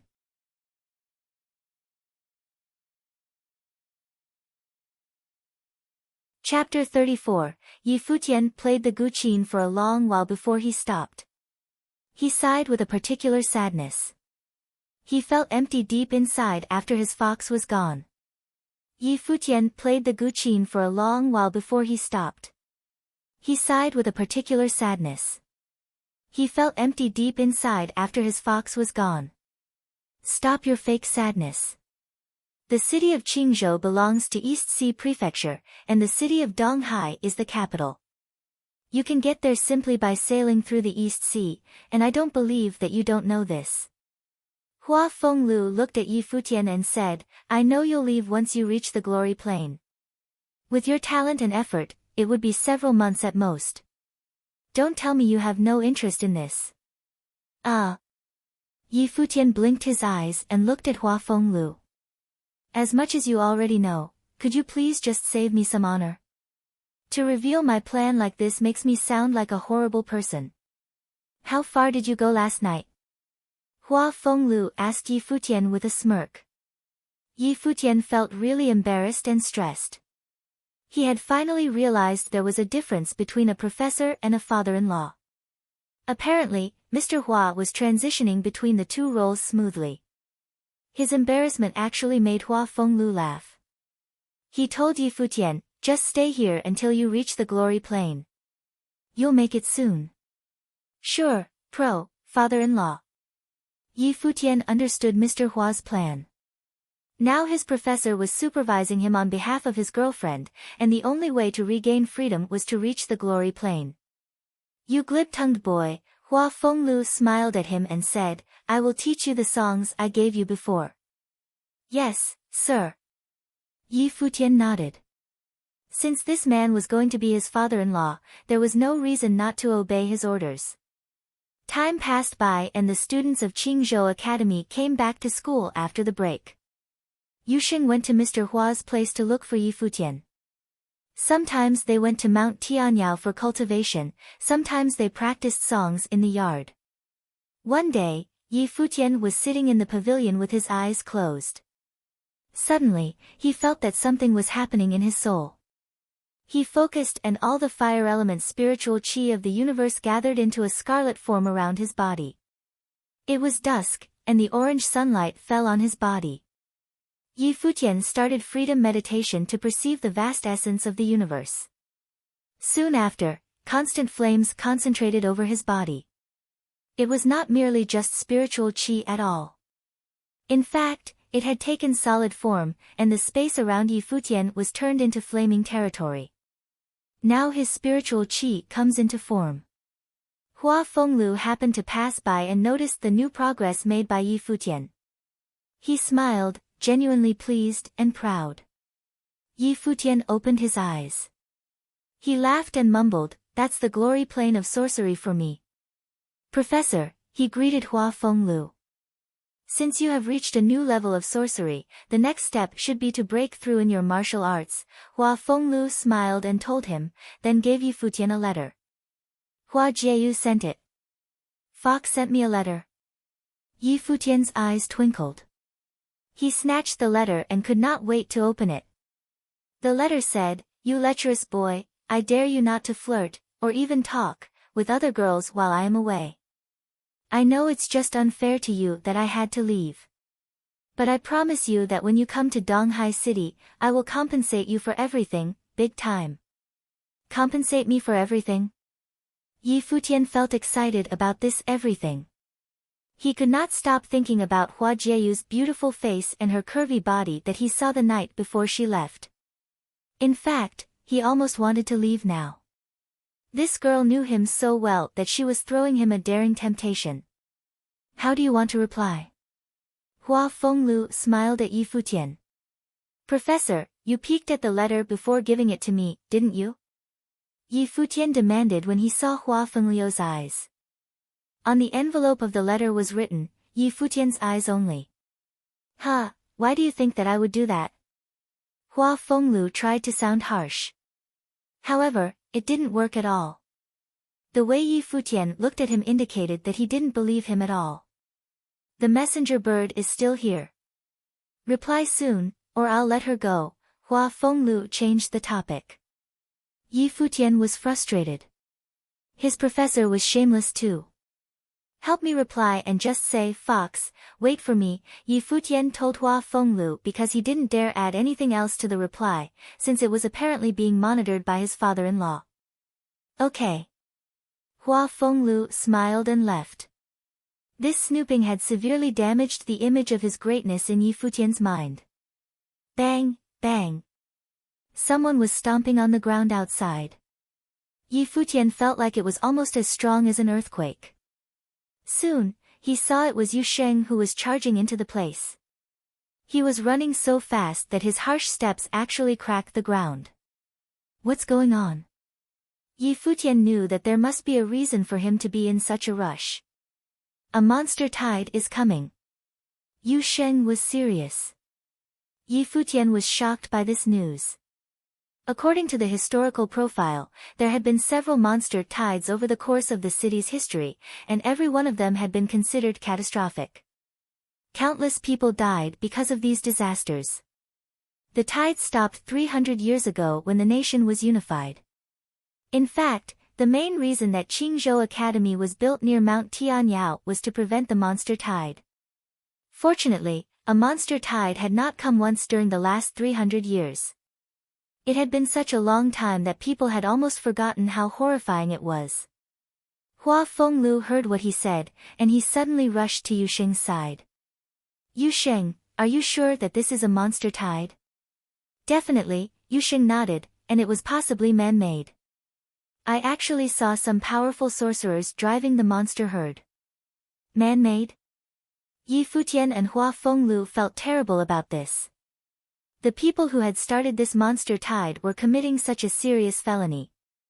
If the monster herd in Mount Tianyao broke out of the restricted area, thousands of people would die. "I will inform the academy." "Yi Futian, go find General Qin and his daughter," Hua Fenglu commanded. Yi Futian nodded. He knew that the Dark Kailan Knighthood under the command of General Qin was the most reliable force to help guard the city. If there was indeed a monster tide coming to the city, the force of Dark Kailan Knighthood needed to be activated. They didn't even think about seeking any help from the city lord. He had been nominated by the provincial government and was not a native of the city. It was possible he would be the first one to leave when such a crisis came. Hua Fenglu hurried to the academy right after he made the command. "Let's move," Yi Futian told Yu Sheng. They left the house, then ran to the location of the Dark Kailan Knighthood. The official students and general students of Qingzhou Academy were located in different regions. The areas for the cultivation of martial arts and divination arts were also separate. The School of Martial Arts was located on the mountainside. The arrival of Yi Futian and Yu Sheng quickly raised a lot of attention. They had become quite famous even among the official students. In fact, most of the students had witnessed the fight when Haiyan Academy intruded and challenged them. "Why are you here?" someone asked. "I'm here for Miss Qin." "Do you know where she is?" Yi Futian said. Looks like it's an emergency. The student looked at Yi Futian. However, since you have quit the academy, you are not allowed to enter according to the rules. This is urgent, Yi Futian insisted. The student realized that Yi Futian was here to warn of something serious. Then he said, I saw Miss Qin go to the place of the Dark Kylan. I guess she was going to hone her riding and archery skills. Go ahead and find her. Thanks, Yi Futian responded, then ran to the practice area of the Dark Kylan knighthood. However, on his way there, some people blocked him. Mo Lanshan looked at Yi Futian with contempt and said, This is the school of martial arts. You are not allowed to enter this place. Leave now. I have an emergency for Miss Qin. A monster tide is coming to the city. Yi Futian remembered this guy. The first time his natal spirit awakened, Mo Lanshan had invited Yu Sheng to join the Dark Kylan, and then tried to humiliate Yi Futian badly. A student from the School of Sorcery had once told Yi Futian that Mo Lanshan had feelings for Miss Qin. It looked like he was jealous now. A monster tide hasn't occurred for more than 300 years in this city. How could this be true without even a slight sign? Even if it was true, how are you the first one to see it coming? Stop trying to look for Qin Yi with such a lame excuse, boy, Mo Lanshan responded in a cold voice. When he was with Qin Yi, he had always talked maliciously about Yi Futian, but what Yi Futian had done just made him look like a total fool. Qin Yi had a bone to pick with him because of his contempt for Yi Futian. What was intolerable for him was that Yi Futian used to flirt with Qin Yi so often. They had even hugged. I have no time for games with you. Back off. Yi Futian meant it. He knew that Yu Sheng would not give a false alarm for such an emergency. If the city were unprepared for the monster tide, buildings would be wiped out, and thousands would die. Mo Lanshan was humiliated by Yi Futian's attitude. He believed that Yi Futian was embarrassing him only because of his contempt in the past. People say that Hua Jieyu has left the city. No wonder you're so desperate. Even someone as talented as you can't be matched with a perfect beauty like her, am I right? And you just changed your target? Mo Lanshan started to humiliate Yi Futian, believing that Yi Futian was after Qin Yi because he had failed to pursue Hua Jieyu. Bang! Yu Sheng stomped on the ground, a frenzy of energy all around his body.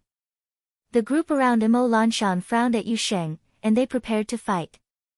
Someone said, This is our place. You better not try to fight us here. Yi Futian stared at Mo Lanshan.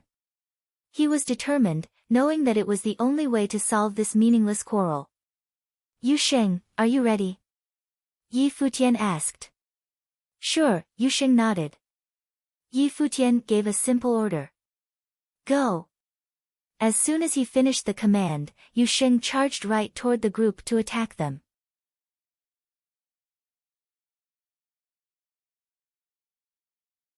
Chapter 35. As Yu Sheng took a few steps forward, a golden force field surrounded him, just like golden armor. As Yu Sheng took a few steps forward, a golden force field surrounded him, just like golden armor.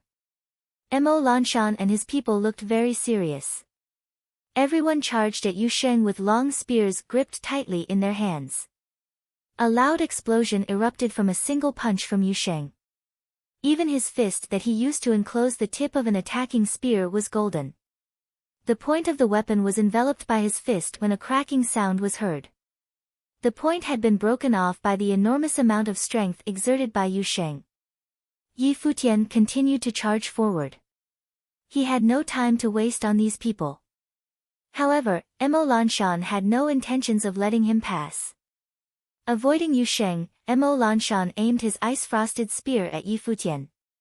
Yi Futian did not slow down his steps. While in a light sprint, he reached out both of his hands. In a second, bursts of lightning flashed around him. With the movement of his hands, a storm of lightning and thunder was projected toward Mo Lanshan. Excursive sorcery. You're a glory-plane sorcerer. Knights observing the battle were shocked. The speed in which Yi Futian was cultivating was unbelievable. Sorcerers had a natural advantage in battles with knights. Even though Mo Lanshan was a 3-starred glory plane knight, he still did not dare underestimate his opponents, especially if it was Yi Futian. The intent of battle flowed through the spear, forming a white light around the weapon. Mo Lanshan waved his spear around, and the white light enlarged to cascade around his body, but it was no use against Yi Futian's storm attacks. However, his defensive spear spell was able to create an impenetrable force field around him. Yi Futian still did not stop proceeding. He was closing in on Mo Lanshan. As a sorcerer, he was supposed to keep his distance while battling with a knight, but he chose to ignore this rule. It was easy to tell how confident he was. How presumptuous. Mo Lanshan looked a bit embarrassed. Then, he saw Yi Futian swipe downwards. Almost simultaneously, the thunderous force formed into a flash of lightning, cutting straight through his force field. A spell, the Thunder Lash. Even though it was only an awakening-level spell, when used by Yi Futian, it was different. It collected an enormous amount of thunderous force and contained the powers of the glory plane. To add to this, Yi Futian was a mandate sorcerer. His ability to perceive these spells was naturally stronger than others. When he applied these things to his spells, every attack he made would be more powerful than that of others in the same plane. The lash continued cutting down, the spear in Mo Lanshan's hand shook and was ready to take on the lash. However, at that same moment, Yi Futian's body became engulfed in flames. Raging flames were radiating off his body and made their way towards Mo Lanshan. Another spell, the Burning of Silence. Although it exhausted a large amount of fire elemental spiritual qi, its destructiveness was frightening. It was considered a close-range spell. The look on Mo Lanshan's face changed drastically. He quickly summoned all the spiritual qi in his body and created a force field. It acted as an armor to protect him against the attack of the Burning of Silence. Yi Futian's attacks were so quick that it made it difficult for Mo Lanshan to retaliate. The Burning of Silence was a spell feared by bi-elemental sorcerers because it was able to continuously release spells of different elements for a short period of time. Boom! A fist came down on Mo Lanshan's poorly defended head. He was propelled directly to the ground, blood gushing violently from his wound. Yi Futian simply stepped over Mo Lanshan's body, not even bothering to spare him a glance. Onlookers felt bad for Mo Lanshan. Though Yi Futian had not said a single insulting word, his disregard for Mo Lanshan was even more insulting. Sorcerers were, indeed, stronger than cultivators of martial arts, but Yi Futian was not exactly an ordinary sorcerer. When the bystanders looked back to the other battle going on, they saw that Yu Sheng had defeated multiple high-leveled martial arts cultivators. They were confused. Yu Sheng was not using any sorcery, just the pure power of martial arts. These two were monsters. When Yi Futian made it to the training grounds, he saw Qin Yi sitting on top of a black qilin, practicing archery. Qin Yi gave off an air of valiance with her hair tied up. Her figure looked extraordinary in the tightly fitted clothing she wore, but Yi Futian was in no mood to stop and admire this view. He called out to her, "Senior Sister Qin." She followed his voice and was confused to see him. She dismounted the black qilin and jogged towards Yi Futian. Still a distance away from him, she asked, "What are you doing here? There may be a monster tide erupting on Mount Tianyao. You should inform General Qin as soon as possible," said Yi Futian. Her gaze froze and her face fell. She then sprinted towards the black qilin and mounted the creature. As they were about to pass by Yi Futian, she said, "Hop on, we'll talk as we go." Something sparked in his eyes and he got on behind Qin Yi without hesitation. "What happened?" asked Qin Yi, worried. A monster tide could only mean calamity. "Yu Sheng has been training on Mount Tianyao and noticed it," replied Yi Futian. Qin Yi looked serious and said, "Hold on to me." "Ugh." Yi Futian hesitated but eventually grabbed onto her when he lost his balance as the black qilin rose into the air. He smiled bitterly and thought to himself, "Fox, I'm not doing this on purpose." On the ground, the people of the School of Martial Arts were speechless as they looked up at the sky to witness this scene. Why was his shameless jerk so popular with beautiful girls? First, it was Hua Jieyu, and now that she was gone he was trying to make a move on the goddess Qin Yi. You bastard! Mo Lanshan had just gotten his senses back when he witnessed the scene as well. Boom!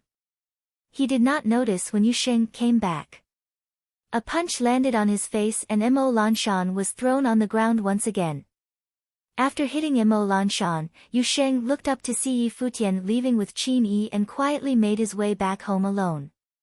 He was mentally cursing Yi Futian as well. He really was a bastard. In the sky above the city of Qingzhou, the black qilin soared in one specific direction. It was going fast and the wind was whipping against their faces. The situation that Yi Futian and Qin Yi were in was rather questionable, but he had no time to think about that.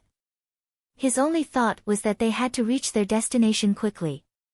However, before they could get there, they noticed a whole flock of black qilins up ahead soaring through the sky. Seeing this, Yi Futian thought, could it be that word had already reached General Qin? They caught up with the group very quickly. The person leading the group looked surprised to see Qin Yi. Young Mississippi, what are you guys doing here? Qin Yi was equally surprised. A monster tide is about to wash through the city of Qingzhou, the leader answered. I came for the same reason. Looks like father already knows. Where is he? Asked Qin Yi. He's taking care of some business by Lake Qinghai. We rushed here first, explained the leader. Okay then. You guys head there first, I'll go to father, suggested Qin Yi. The two parties separated once again. The Knights of the Dark Qilin Knighthood turned to take a quick glance at the young man sitting behind Qin Yi. At that moment, outside a restaurant on the lake shore, stood a group of people from the knighthood. Their gathering attracted a lot of attention. General Qin was having his people surround the restaurant. What was going on? Naturally, when Yi Futian and Qin Yi arrived, they were met with this scene. They stood behind Qin Shuai, trying not to disturb him. He must be busy with something. In the restaurant, a group of people appeared. Leading them was a young man. Upon seeing this group, Yi Futian furrowed his brows. He had seen these people before. It was on the night of New Year's Eve and the person leading them was Xia Fan. Would General Qin like to join me for a drink upstairs? Asked Xia Fan frivolously. Is this the doing of your people? Qin Shuai asked coldly. I don't seem to understand what General Qin is saying. Xia Fan played with his cup and did not look at Qin Shuai. The monster tide on Mount Tianyao. Are you really going to put the whole city of Qingzhou in danger for your greed? Questioned Qin Shuai. I already said I don't know what you're talking about and please be aware of the tone you use when speaking to me. Xia Fan smiled with his eyes but his attitude was still as arrogant as before. He did not give a crap about the protector of Qingzhou city. When he finished speaking, the people beside him took a step forward and the tension intensified. I can't believe that the city lord's office and the Murong Chamber of Commerce had something to do with it too, said General Qin as he looked at Wei Feng and Murong Qiu. His sharp gaze caused them to lower their heads, not daring to look him in the eyes. Finally, his gaze fell back to Xia Fan and told him chillingly, you want to use Qingzhou city to satisfy your ambitions? I already sent people to spread the news to all of the East Sea Prefecture, that traces of him were found here. Finishing his words, Qin Shuai turned to leave. Xia Fan's expression darkened, and he glared at Qin Shuai's back, wanting to kill him so badly. How dare Qin Shuai try to ruin his plans? When Xia Fan had found out about the secret of Qingzhou city, he sent someone to deliver the news back to the East Sea Prefecture. His father then sent a professional. The purpose of that was to keep things under wraps, but if Qin Shuai really spread the news, then it was bound to attract attention. Did Qin Shuai know about this secret early on? Qin Shuai led the group of knights up into the sky. Quickly, Qin Yi, who was accompanied by Yi Futian, followed right behind them. Then, she was beside her father. Father, what exactly is going on? Who are those people? Asked Qin Yi. Sweetie, the city of Qingzhou is in danger and we don't know what is going to happen next, answered Qin Shuai.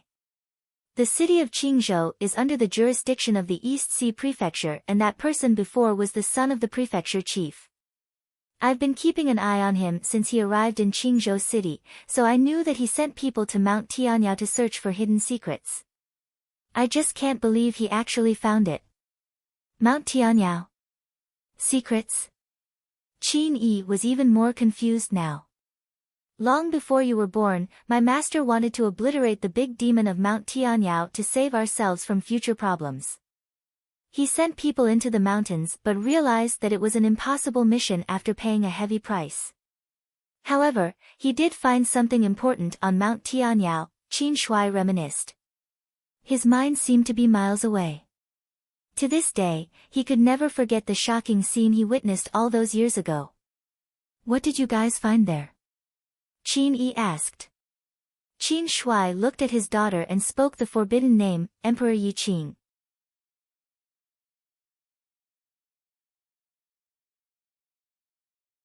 Chapter 36, The ground of Qingzhou Academy kept shaking like an earthquake. The ground of Qingzhou Academy kept shaking like an earthquake. The bell sounded in the academy to call all the disciples. At the same time, along the perimeter of Mount Tianyao, the army of Dark Kailan spread out for the approaching enemy. The words, "Monster Tide," were being spread throughout the whole academy. Now the Dark Kailan knighthood knew that Yi Futian was not joking. A monster tide was seriously approaching this place. Mount Tianyao was such a vast place that no one knew exactly how many monsters were inside. If it was a minor tide, they could still hold it, but if it was a huge tide, the whole city could be destroyed. When Yi Futian and the others arrived, they saw that the battle against the monsters had already begun. Countless monsters were gushing out of the mountain. People from the School of Martial Arts were standing at the front lines, while the School of Sorcery released spells behind them. The whole mountain was nearly engulfed in fire and the earth was fissured from the battle. The guards were just trying to lock down the entire place. However, there were not only monsters running around on Mount Tianyao. A herd of demons was flying to the battleground as well, and they were about to launch an attack. The big chiefs of the academy saw this from a distance, and they now looked extremely nervous. They realized that once the monsters broke through the front lines and attacked the city, they would be unstoppable. The whole city has now entered a state of siege. Inform the major families to protect the city together. Soldiers of Dark Kailan, I command you to spread out and secure the perimeter of Mount Tianyao, Qin Shuai commanded, then the Black Kailan under him flew to the herd of monsters that were flying toward the army. Dad! Qin Yi was worried about her father. Girl, stay away from Mount Tianyao, Qin Shuai told his daughter. Qin Yi was still worried about her father, and she was trying to follow him. Yi Futian yelled at her from behind, stay here. If you go with your father, you will just distract him. Qin Yi knew that he was right. She was only in the 8th plane of awakening of martial arts, and she was not strong enough to fight against the monsters. Yi Futian, what should we do now? Qin Yi looked back at Yi Futian. She looked really flustered. They were practically pressed against each other. Yi Futian felt Qin Yi's nervousness. He blinked his eyes and asked, is there anything I can do to help? Qin Yi realized that they were too close and suddenly blushed. She punched Yi Futian's chest with her fist and cursed him, you shameless bastard. She turned around to avoid further body contact. Yi Futian smiled and tried to comfort her. Don't worry. It'll be fine, and so will your father. I know. Qin Yi nodded. She understood Yi Futian was just trying to soothe her feelings. Just get off my side. Her face was still red. Yi Futian actually listened to her order this time. He looked into the distance, and he did not feel as assured as he seemed. This was a dangerous monster tide. The most he could do was comfort Miss Qin, but he couldn't help much besides that. All the people in the city had been informed of the monster tide outburst. All the significant families were now deploying their military forces. This fight was related to the survival of the entire city, and no one would survive if they lost. The cultivators were also rushing to Mount Tianyao to help secure the perimeter. If they didn't, once the monsters broke through the guards, their homes would be destroyed. Inside the city, a remarkable troop was marching towards Qingzhou Academy. The troop was made up of foot soldiers and knights. The ground was shaking from the force of their marching, and the people who saw them were shocked. Some of them are the municipal guard of this city, some are the soldiers of the Murong family. But who are the other guys? People were curious about this mysterious army. Some people noticed the symbols on their robes, and suddenly they sensed the danger. They are the powerful warriors and mages from the Haiyan Academy. How could that happen? The city of Haiyan is our nemesis. Why are the municipal guard soldiers with the army from the city of Haiyan? I don't know. People were now extremely nervous about this army. The monster tide was going to attack the city soon, but the Qingzhou Municipal Guard was not protecting the city with the Dark Kylan knighthood. In fact, they were marching with soldiers from the city of Haiyan. The city of Qingzhou truly was in danger. This mighty troop was directly approaching Qingzhou Academy. When they arrived, the people of Qingzhou Academy were still fighting against the monsters with the Dark Kylan knighthood. Such a huge army soon attracted the attention from all the people who were fighting. A lot of students froze when they saw the newcomers on the battleground. Wei Meng. Qin Shuai stepped out and stared at Wei Meng, the lord of the city of Qingzhou. His face was ghastly pale. You released the monsters from Mount Tianyao, and are now working along with the people from city of Haiyan. This is your territory. I don't understand you. What I'm doing now is completely under orders, Wei Meng said in a cold voice. Xia Fan, what are you doing exactly? Qin Shuai noticed that Xia Fan was in the crowd. An evil light flickered across Xia Fan's eyes. He was looking at Qin Shuai with contempt. He believed that Qin Shuai was only the commander of a private troop of a small city and shouldn't be allowed to talk to him in such a rude manner. Where is the headmaster of Qingzhou Academy? Xia Fan ignored Qin Shuai's question. He looked over the Qingzhou Academy group for the headmaster. The headmaster stepped out of the crowd. His hair was all white and gray, and it was apparent that he was over the age of 70. However, he still looked graceful. He was the headmaster of Qingzhou Academy, Gu Mu. He had left the school business for others long ago and focused on his cultivation.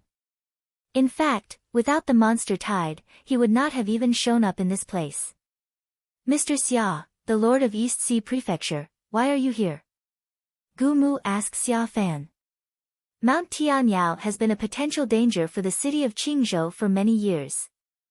As the lord of Donghai province, I have come here as soon as possible to consult with the city lord about how to defuse the situation.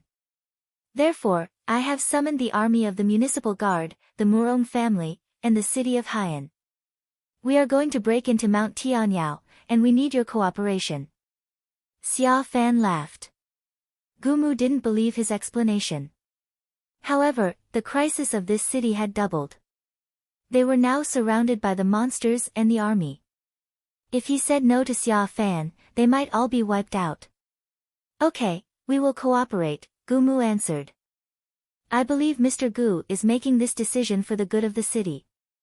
General Qin is the ultimate guard of this city, and I believe you agree with Mr. Gu, right? Xia Fan looked at Qin Shuai again. You are shameless. All the people of Qingzhou Academy were cursing Xia Fan in their hearts. They looked at him with contempt. You have summoned quite a lot of powerful people from the city of Haiyan. What promise did you make to them? Qin Shuai asked Xia Fan. General, they're merely here to help. There are absolutely no conditions involved. Now, I know you're on edge, but I hope you can settle your attitude, Xia Fan said arrogantly. He had summoned a lot of influential people from the East Sea Prefecture and the city of Haiyan, so he had the advantage now.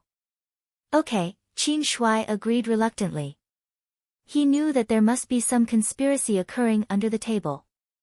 However, with reinforcements breaking into Mount Tianyao, they could actually push the front line and minimize the damage to the city of Qingzhou. In fact, if he didn't agree and the two groups fought against each other right here, the result would be even worse. Then, let's go now. Xia Fan smiled. Mr. Xia, I want someone from Qingzhou Academy, a man from Haiyan asked Xia Fan. Who is it? Xia Fan smiled. The middle-aged man looked through the crowd of Qingzhou Academy and his eyes targeted Yi Futian. Yi Futian suddenly had a bad feeling about it. This middle-aged man was the same man with eagle's eyes who had led the intruders to Qingzhou Academy last time. Yi Futian, have you quit the academy yet? The eagle-eyed man asked him. What do you mean? Yi Futian responded with a smile. Last time I invited you to Haiyan Academy, you turned me down. I believe you won't mind if I raise this question again.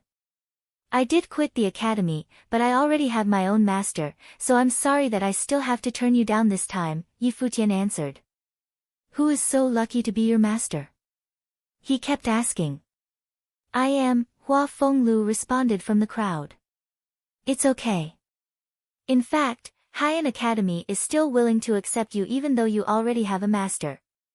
The eagle-eyed man would not let him go easily. Haiyan Academy is making a really generous gesture, and I believe Mr. Hua, the Guqin devil, would not prevent this, right? Xia Fan also tried to persuade Hua Fenglu. He had not anticipated that Haiyan Academy would be looking for Yi Futian. He's too good for your academy, Hua Fenglu said peacefully. In the Haiyan Academy crowd, an old man whose eyes had been closed for a long time suddenly opened his eyes and asked, Hua Fenglu, you want to fight? Mr. Hua, you're just causing me trouble. Xia Fan laughed, and the army around him stepped forward. They definitely had not dared to mess with Hua Fenglu when he was young. But now, since his natal spirit had been destroyed, they didn't fear him anymore. Hua Fenglu began condensing power and preparing to attack. However, Yi Futian suddenly started laughing. You know what? I feel so honored you keep inviting me to your academy. I've changed my mind, and I believe Mr. Hua will not stop me, right? Hua Fenglu glanced at him. He knew that this boy was really shrewd and there must have been a reason he suddenly changed his mind. He agreed and said, okay, I don't mind, but your academy must make sure he is safe. Otherwise, you will taste my rage. Don't worry, Mr. Hua. The eagle-eyed man was happy. Yi Futian had defeated someone as talented as Yun Tianhao. There were only two options for Haiyan Academy, either accept him or kill him. Yu Xing stepped forward. Yi Futian knew that he was trying to stop this decision. He shook his head, and Yu Xing stopped. However, Yu Xing was still angry and confused. A young girl and a young man came out of the Haiyan group. The girl smiled and greeted Yi Futian, now that you have been accepted by our academy, come over here. Yi Futian nodded and walked toward the Haiyan group. He ogled the body of the young girl and said, if I knew there was a girl so beautiful in your academy, I would have said yes the last time. You're a smooth talker, boy. The sexy girl laughed. Please take good care of me in the future. Yi Futian naturally held the girl in his arms, and the girl also seemed to feel comfortable. She laughed even harder, of course I will, you cute boy. You shameless bastard. The people of Qingzhou Academy were swearing at Yi Futian. Traitor. How could a student of our academy be so off-color? People kept cursing him. Qini looked sad about what had just happened. Xia Fan was jeering at all of this. He believed Hua Fenglu must be extremely embarrassed now, seeing the boyfriend of his daughter betray the academy and flirt with another girl.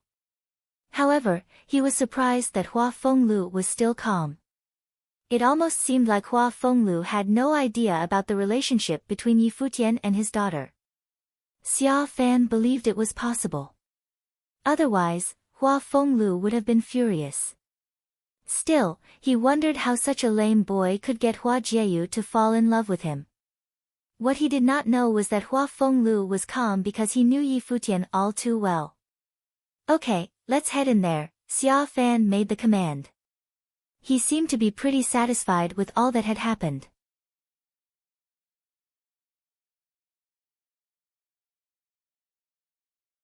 Chapter 37, The army of people headed into Mount Tianyao together. The city of Qingzhou had never had an expedition of this level before. The army of people headed into Mount Tianyao together. The city of Qingzhou had never had an expedition of this level before. Mount Tianyao covered a large area of terrain, far larger than that of the main urban areas of Qingzhou city. It was difficult to imagine how many demons and monsters lurked in these mountains. Many people had attempted to clear Mount Tianyao of demons and monsters but to no avail. Now, because of Xia Fan, Qingzhou Academy and the city's first line of defense, the Dark Qilin Knighthood, were forced to send troops of people into the mountains. In addition, the Qingzhou Guards and Haiyan City's army were following behind them. The sheer number of people there was seemingly more impactful than the monster tide.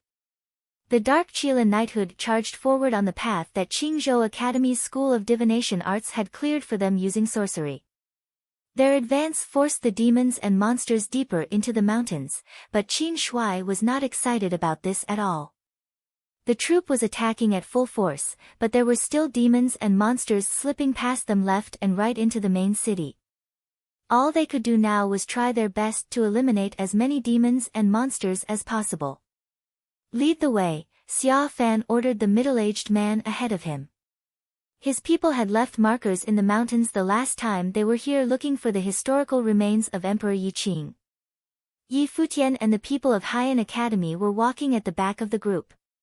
He had already made some inquiries. Yi Futian found out that the girl beside him was named Tang Yu, 20 years old. She was definitely a flirtatious beauty.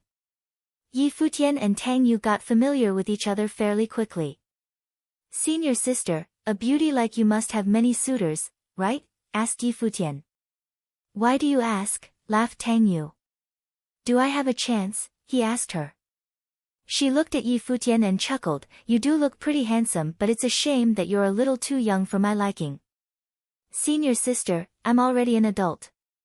16 is not too young, said Yi Futian.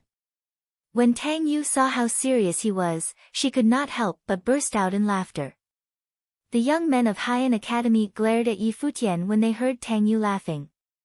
Senior sister, do you know why we're here? Asked Yi Futian. The elders say that there are historical remains in Mount Tianyao, explained Tang Yu. Yi Futian shook his head. Senior sister, let me tell you a secret. He then leaned in close to whisper softly in her ear, in Mount Tianyao, there is a secret methods index left behind by Emperor Yi Qing.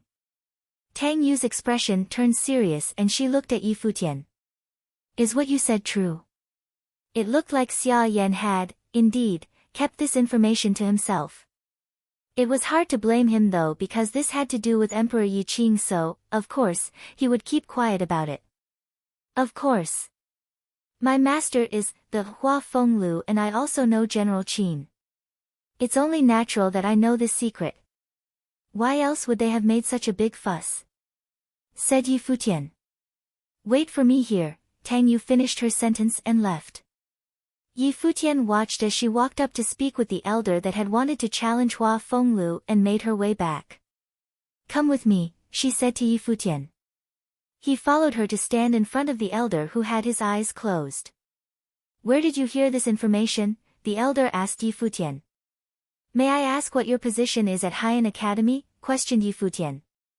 The elder opened his eyes, his gaze sharp. Why do you ask? Since I'm going to pursue an education at Haiyan Academy, it's only common sense to want to learn from the best of the best, explained Yi Futian. I am Tang Mo, the headmaster of Haiyan Academy. If you do well, maybe I will think about teaching you myself, said the elder. Beside them, Tang Yu smiled and explained, he's my grandfather. Yi Futian bowed down and began to blabber baseless information. Since you're the headmaster and senior sister Tang Yu's grandfather, I would not dare withhold information from you. There has always been a rumor in the city of Qingzhou that our city was where Emperor Yi Qing originated and that he had left an heirloom here. To obtain the heirloom was to obtain the right to inherit his position and his secret methods index.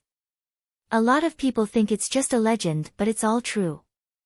The heirloom is up in Mount Tianyao. General Qin has personally seen it in the past. Why didn't he take it then? Tang Mo was skeptical. Headmaster, do you really think Emperor Yi Qing's heirloom is that easy to obtain? If it were, why would Xia Fan do all of this? Asked Yi Futian. Tang Mo squinted his eyes in suspicion. Do you know what happens if you lie to me? I didn't know that Headmaster was kept in the dark about this. I was simply making conversation with senior sister Tang Yu. Why would I purposely lie to her? It's just that Xia Fan has already gathered professionals from the East Sea Prefecture, but he's using people from both academies to fend off the demons and monsters instead. I think he's up to no good, answered Yi Futian. Are you trying to turn us against each other? Tang Mo was extremely sharp. His great aura was suffocating Yi Futian. When you reach the site of the remains you'll know whether or not Xia Fan has been lying to you. If what I said was false, then my life is in your hands, but if what I said was true, then you should start being wary, said Yi Futian. Why? Asked Tang Mo. I don't know what Xia Fan promised you, but I'm sure you know what the inheritance of Emperor Yi Qing signifies. When the troops are done dealing with the demons and monsters, it would be easy to get his hands on the heirloom. After he accomplishes his goal, it would be a piece of cake for him to kill off all the witnesses. Headmaster, you must take caution, Yi Futian spoke solemnly. Up ahead, it was loud as the troops advanced and the boundaries of the mountain were on lockdown by the aces of Haiyan Academy. There would be no need to worry about a leak of information if worst comes to worst. Do you hate the vice chief? Tang Mo asked suddenly. Yi Futian lifted his head to look at Tang Mo. After a short silence, he nodded, of course. Xia Fan will do anything to get his way. He even started the monster tide to get us all on the mountain. The city of Qingzhou is my home, I can't allow him to bring harm to our city. If his plans succeed, it would be difficult for even me to make it out alive. If you don't believe me, then forget it, but if you choose to believe me then please join hands with us. My master is Hua Fenglu, and I'm acquainted with General Qin. Even if the two schools have always been rivals, it's not impossible to work together just this once. If we can get our hands on Emperor Yi Qing's heirloom, wouldn't it all be worth it? You would be able to do anything you want, without fearing repercussions from a prefecture chief. Tang Yu, take him away, Tang Mo ordered abruptly with a sullen look. Tang Yu walked towards Yi Futian. He bowed once more to Tang Mo and left with Tang Yu, not saying another word. What do you think? Tang Mo asked the eagle-eyed man at his side. That guy has got quite a mouth on him.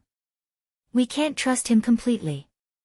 The key now is to wait and see if what we find is truly the historical remains of Emperor Yi Qing, reasoned Eagle Eyes. And if they really are his remains? Tang Mo continued to question. Father, if it is actually the heirloom of Emperor Yi Qing, then what would a city like Qingzhou be to us? If we got our hands on the heirloom, not even the entire East Sea area would be able to stop us, said Eagle Eyes. Tang Mo went into deep thought. Even though Yi Futian's words were evidently trying to make the groups question one another, he had a point. With the heirloom in his hands, he would be unstoppable. Do you think he'll be of use to us? Tang Mo asked. Eagle Eyes thought for a while then shook his head. Whether it be his gift or his personality, he's too hard to control. That's true. Yun Tianhao is naturally prideful and thinks only of cultivation, but this young man is different, Tang Mo agreed with his son. Even though Yun Tianhao lost to this fellow, he is still a mandate sorcerer. Yun Tianhao will only get stronger and more powerful. He has already left for the city of Donghai to seek more knowledge. He will definitely make a glorious return. Yi Futian on the other hand, if we don't get him under control, Eagle Eyes looked at Tang Mo and then shared an unspoken understanding. The large group was advancing very quickly. Along the way, they stepped over countless carcasses of different types of demons and monsters, but they had also suffered many attacks. Both Qingzhou Academy and the Dark Qilin Knighthood made many sacrifices, some dead, some hurt. The fog on Mount Tianyao grew thicker. It would be impossible to locate anything in the mountains from up in the air. This was the only reason Xia Fan chose to advance on foot. During their long expedition, Headmaster Gu Mu of Qingzhou Academy and Qin Shuai went looking for Xia Fan. When they found him, they made their intentions clear: if everyone else continues to take a back seat while our people from the academy and the knighthood clear the way, we will leave the way we came. Are you threatening me? Xia Fan stared at Qin Shuai, who had just listed his terms. Think what you will, said Qin Shuai calmly. They were no longer in the city of Qingzhou. They had initially agreed to Xia Fan's forceful request because of the monster tide, but now that they were deep into Mount Tianyao, things were different. Xia Fan did not dare to push his luck. Fine, Xia Fan gave in and called out, Headmaster Tang Mo, I understand. Tang Mo nodded and ordered his people to take the place of the people of Qingzhou Academy and the Dark Qilin Knighthood at the front line. Yi Futian stepped up with them. This area with the deeper fog housed more powerful demons and monsters.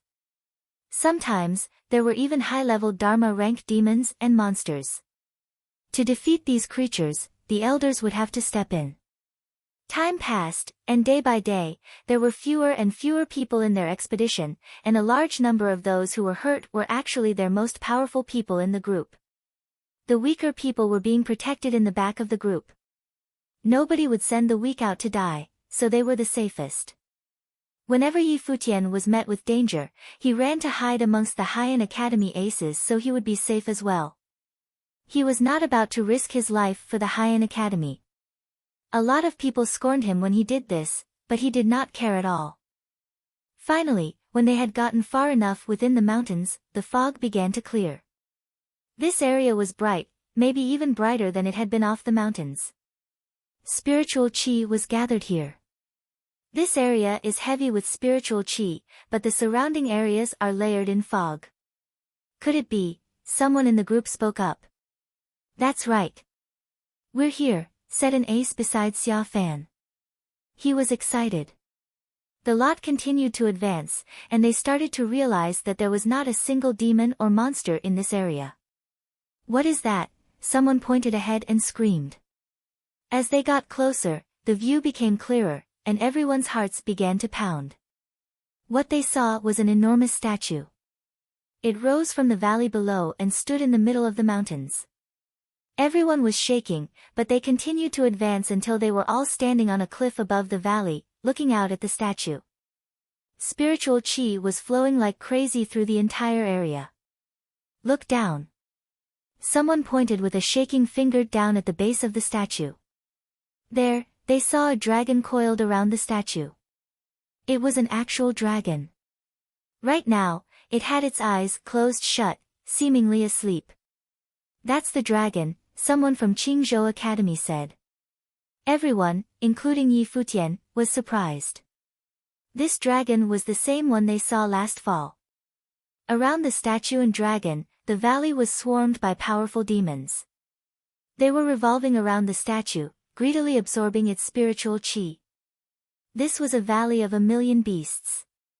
Emperor Yi Qing, someone said in shock as they stared at the giant statue. 16 years ago, the death of Emperor Yi Qing became tabooed and it became forbidden for anything in his image to exist, but right in front of their eyes was this magnificent statue of Emperor Yi Qing.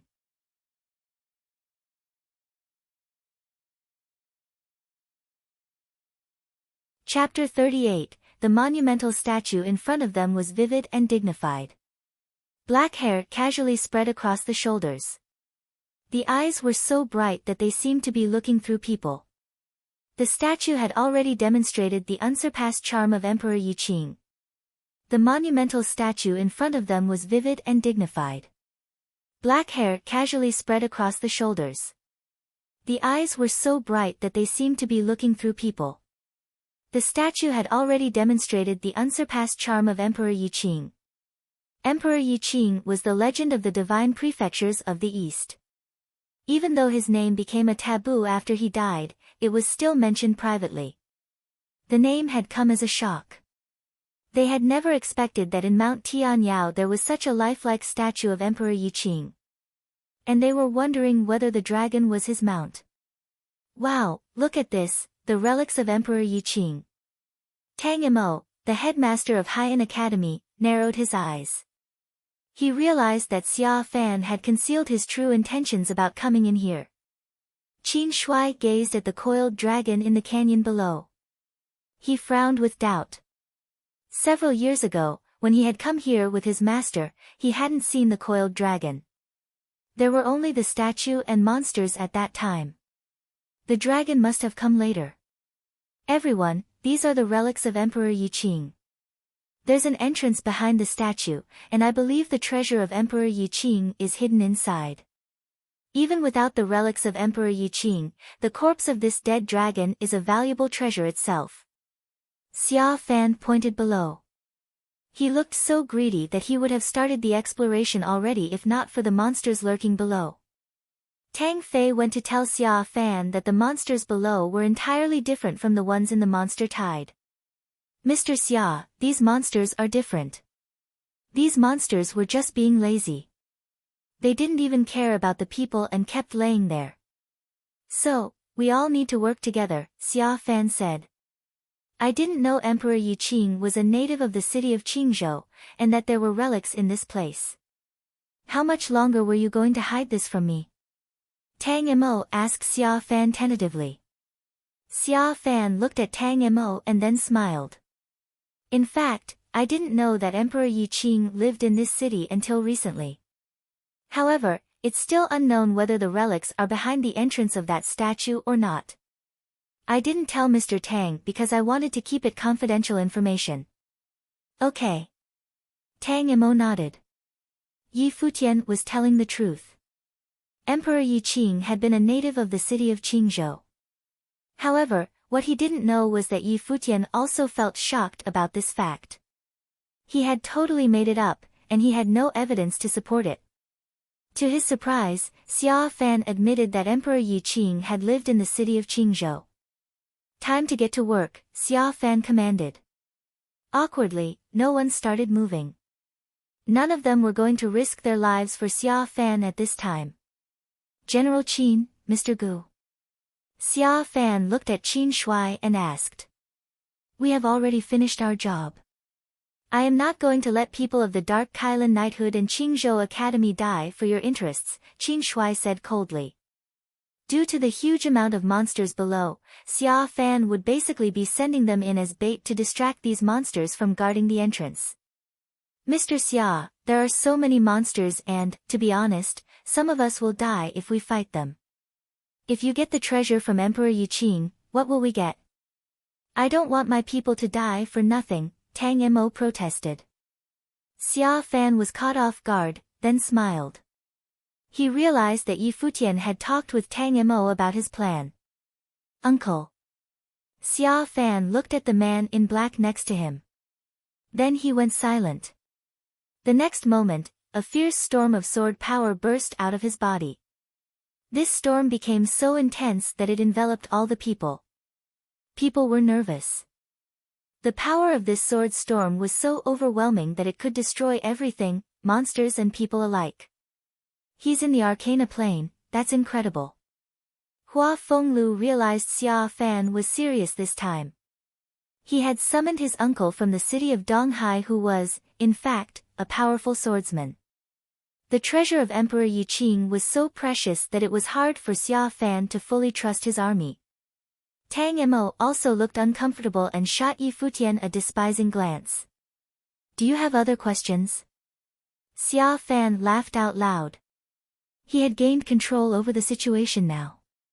The Dark Kailan soldiers will fight for you. Let the young students of Qingzhou Academy go, Qin Shui responded.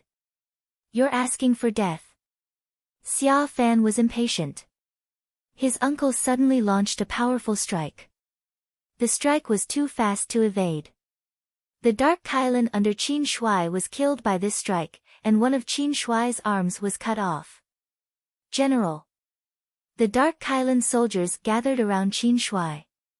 They were terrified of what had just happened. Dad. Qin Yi screamed in horror. The man in black hurried into the air. He could have launched another strike at any moment. Any more questions? Xia Fan sounded indifferent.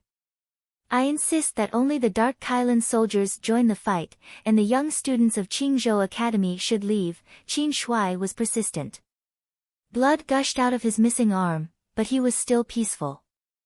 Xia Fan was mad. He needed Qin Shuai's army to fight against the monsters, but he knew they would not do so without their commander. Okay, let the young students go. Xia Fan then looked at Tang Imo. Mr. Tang, do you have anything to add? I obey your orders. Tang Imo had to comply. He didn't have the same courage as Qin Shuai. So, let's move, Xia Fan commanded. The army began to attack the monsters below. The Dark Kailan soldiers were the vanguards of this troop, and those powerful people beyond the Dharma plane level were following them. Xia Fan observed the fight. He wanted to test the power of these monsters with the bait he had just sent. Go away, or die. A heavy voice came out of the canyon, which stiffened the members of the army. Soon, they saw a white-skinned monster standing apart from the herd. She soon started to grow huge, and she looked almost as big as a hill. The rest of the herd were awakened by this voice. Suddenly, the whole herd became active. What the? Xia Fan was frightened. He didn't know there was a monster lord in this herd. How could that be possible? He looked at the statue of Emperor Yiqing. Was the monster lord the guardian of this statue? People were shocked. The monster lord was a snow ape. When it stood up, it was so giant that it seemed invincible. Die, you intruders! The snow ape roared. The mountain began to shake from this roar. Sorry for the intrusion, Xia Fan said. He knew that this was an inevitable failure. They had lost quite a lot soldiers from their army and all of that for just a tour of this place. All of the armies retreated back to the top. Tang Imo started speaking. I'm sorry, Mr. Xia, we can't do anything about it. Xia Fan's face was gloomy. It seemed that he needed to release his anger desperately. Go fight the monsters and die there, Xia Fan told Tang Imo. Tang Imo was caught off guard. Mr. Xia, please forgive him. Mr. Tang was encouraged by the others. Murong Qiu approached. Yi Futian knew that the conspiracy had been revealed now. He had tried to cause a crack between Xia Fan and Tang Imo, but he had not expected that Tang Imo would surrender to the power of Xia Fan. Yes, Yi Futian tried to turn me against you. He told me that he was planning to mess with Xia Fan with help from the students of Qingzhou Academy and the soldiers of the Dark Kailan Knighthood. Tang Imo sold Yi Futian out. Tang Yu was embarrassed by her grandfather. She had already started to consider Yi Futian as a friend. So, Qingzhou Academy sent Yi Futian to Haiyan Academy to mess up my plans, am I right? Xia Fan's voice was gloomy and cold. Mr. Xia, Yi Futian was expelled from Qingzhou Academy long ago. His activity had nothing to do with this academy. I will kill him for you to prove that, Shi Zhong explained. Is that true? Xia Fan looked at Gu Mu for confirmation. Gu Mu gave Hua Fenglu a glance, then nodded. This has nothing to do with Qingzhou Academy. So, I will believe whoever kills him first. Xia Fan was laughing out loud. I'll do it. Shi Zhong rushed toward Yi Futian. Tang Lin also rushed toward Yi Futian. They had already had plans to kill Yi Futian, so even without being interrogated by Xia Fan, he would have been killed anyway. Hua Fenglu appeared next to Yi Futian to protect his disciple. He glanced at Shi Zhong and Tang Lin. Do I not exist? Mr. Guqin Devil, this is none of your business. Xia Fan was complacent. Even your father didn't dare talk to me like that. Hua Fenglu stared at Xia Fan. That was in the past, Mr. Hua, Xia Fan sneered at him, I am in a bad mood. Stay out of this, now. The moment he stopped talking, the man in black stepped forward. He soon started to attack Hua Fenglu with the sword storm. I am also in a bad mood. You better stay away from me before you get in trouble. Hua Fenglu sounded peaceful. Your natal spirit has been destroyed, and I'm kind of curious how bad your temper could be. He urged his power toward Hua Fenglu, and it looked like he was going to tear Hua Fenglu into pieces. Professor. Yi Futian was worried about Hua Fenglu. This man in black was in the Arcana plane. He was even more powerful than the people from Haiyan Academy who were in the Dharma plane. Qingzhou City had never seen someone as powerful as he was. He had no idea what plane Hua Fenglu was in, but the confidence of that man worried him. He has fallen under the Arcana plane since his natal spirit was destroyed. The middle-aged man next to Xia Fan confirmed Yi Futian's fear. You don't have to die for me, Professor. Yi Futian ran away and yelled, just tell Fox I love her and tell my godfather I have to let him down. The second half was to Yu Sheng. Shockingly, Yi Futian began running into the canyon with the endless monsters. Yi Futian was upset that he had to end his short life in such a way. He was not prepared to die yet. Go after him. Xia Fan commanded. Suddenly, some powerful mages rushed out of the group to pursue Yi Futian.